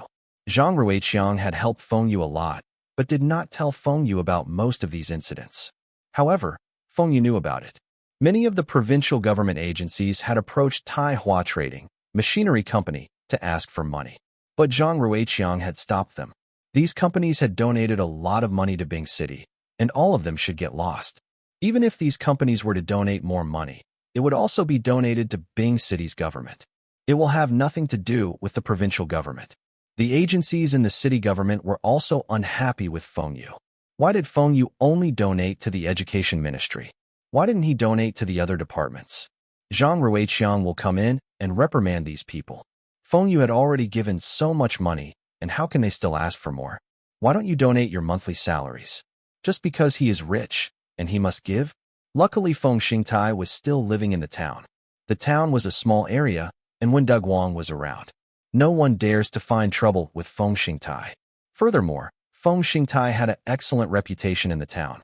He had donated to the schools there. Which family in the town does not have children? They do not even need to pay any miscellaneous fees to the school. Whoever dares to speak ill of Feng Xingtai in the town will be spat by people around. After the exams, Feng Yu and Fu Guangjing sat down again to discuss the plan of buying restaurants. Fu Guangjing had asked for help with his uncles. He made use of their connections to buy some restaurants. His eldest and second uncles had properties in Taiwan, Malaysia, and many other regions. His third uncle also had supermarkets there. Fu Guangjing and his father also had sales channels in those places. This was an easy task for the whole Fu family. When they combined their strengths, they were more influential than the Li family. Of course, Fu Guangjing also had to let them have some of the benefits. He can't be expecting the whole Fu family to help him for free. Fu Guangjing will transfer his shares of some Hong Kong companies to his cousins. The shares were not worth a lot, but it was a token of appreciation for his uncle's help. He did not give anything to his elder brother. His father will pass on all his fortune to his elder brother, and there was no reason for his elder brother to ask him for shares or money. Fu Guangjing was meeting up with Feng Yu to discuss the number of restaurants they were buying and how will they split the shares. Feng Yu had said that he had paid a heavy price to invest in Quanjude, and he wants the more significant share of these restaurants. Of course, he will also be spending more money. Fu Guangjing does not mind. It was not as if he owns these restaurants. He could invest in Quanjude. Also, he still wants to maintain a good relationship with Feng Yu. If Fu Guangjing intercepted Feng Yu after hearing his plans and went ahead to invest in Quanjude alone, Feng Yu would be pissed. The last time Feng Yu got pissed, Fu Guangjing's father suffered massive losses. Being friends with Feng Yu was better, as Feng Yu would include him in for investment opportunities. Just the recent gold futures trade. Gold prices had increased to $391 after hovering at $380 for a few days. His uncles had sold some of their futures contracts at $385. As the prices continued to rise, they slowly sell off their gold. But the highest amount they sold was at $387. Fu Guangjing's father was the only one who sold off his gold contracts at $390. The percentage of his returns was the highest. The past 1 month, Fu Guangjing's father had increased his returns by several times. If he were able to do this once a year, he would not do anything else. Of course, Fu Guangjing's father knew that this was a rare opportunity. Feng Yu had also said that the gold prices will fluctuate aggressively after 1994. Even his own company will avoid trading in gold futures. Fu Guangjing's rule of thumb now was to follow Feng Yu in everything he does. After the discussions, Feng Yu and Fu Guangjing settled the shares proportion at 3:7. Feng Yu will come out with 70% of the money and Fu Guangjing 30%. After they had successfully invested in Quanjude Company, Feng Yu would not care if Fu Guangjing was able to obtain more of the company's shares. Feng Yu did not ask Fu Guangjing about the price for asking his family to help him buy over those restaurants. Feng Yu did not ask, and Fu Guangjing also did not tell him. Fu Guangjing had to make some contributions on his part for getting this opportunity from Feng Yu. In the past, Feng Yu had asked Fu Guangjing along in his investments in other companies, was because Fu Guangjing will send his people to manage those companies. Now it was also the same. Feng Yu needs the Fu family's connections. If it were for money, Feng Yu would not look for him. Feng Yu does not lack money. Fu Guangjing did not care about the rest of the work. He returned to China to focus on Taihua supermarket enterprise. The task of buying restaurants was handed over to the rest of the Fu family members. 3 days later, Fu Rongqi purchased a restaurant. He successfully bought a restaurant in central Hong Kong. This was a Shandong cuisine restaurant. It was not extremely popular, but it was located in a good location. Most importantly, this restaurant was big, and the area had high traffic. Many people do not understand why Fu Rongqi bought this restaurant. They heard that he had paid a high price for this restaurant. They estimate that Fu Rongqi will take more than 5 years to get back his investment. Although this restaurant will not make any losses, the rate of return was too low. This was not in line with Fu Rongqi's usual practice. Who was Fu Rongqi? Hong Kong's top investor in the financial market. Over the past few years, he had made his fortune from the financial market. Why did he buy a restaurant suddenly? Some tabloids start to make up stories. They reported that Fu Rongqi had dined at that restaurant and had an argument with the restaurant manager. In a fit of anger, he bought the restaurant and fired that manager. Buying a restaurant just to sack a manager? People love to read these rumors. But before this news was settled, another newspaper reported that Fu Rongqi had bought a restaurant in Macau. The restaurant was located opposite the most popular casino there. This was a Cantonese restaurant. Everybody was puzzled. Fu Rongqi should not also have some conflicts with the manager of another restaurant. The Fu family have issues with all restaurant managers? But people remembered that Fu Rongqi was into properties. He must have bought that restaurant for investment. But there were others that do not believe this purchase was for investment. This was a good location, but Fu Rongqi did not rent out this restaurant. Could it be that he wants to run a restaurant himself? The Fu family brothers had gone crazy, or was the Fu family entering the F&B business? Even if they were going into the F&B business, they do not need to use high prices to buy out other people's restaurants. Fu Rongqi and Fu Rongqi had gone crazy? But before they finished talking about this news, someone said that Fu Rongbing was negotiating to take over a restaurant located in Taiwan. The negotiations were almost completed. Everyone was confused. Even the third brother of the Fu family was going into the restaurant business? What happened to the Fu family? Did they suffer from a curse or something? A curse that will kill them if they do not set up a restaurant. People's attention turned to the youngest brother of the Fu family, Fu Rongjing. People wanted to know if the youngest brother of the Fu family was also going to set up a restaurant. In the end, they found out that Fu Rongjing had gone to Malaysia. Fu Rongqi and Fu Rongqi's sons had gone to Singapore. Why were they heading to other countries? To buy restaurants. Even if the Fu family were to enter the F&B industry, they should start from small. No one would buy restaurants like them. Some people knew that the Fu family had made some money from gold future, but this was not the right way to spend their money. Even the other tycoons does not understand what the Fu family were up to, let alone those commoners. All of them had the same thing in their minds, which is, the whole Fu family had gone crazy. I'd love to hear from you. Thanks so much for watching. Did you enjoy this video? If you did, make sure to hit that notification bell so you never miss an update. And don't forget to subscribe and give this video a big thumbs up. Your support means the world to me, and I can't wait to see you in the next one. Thank you.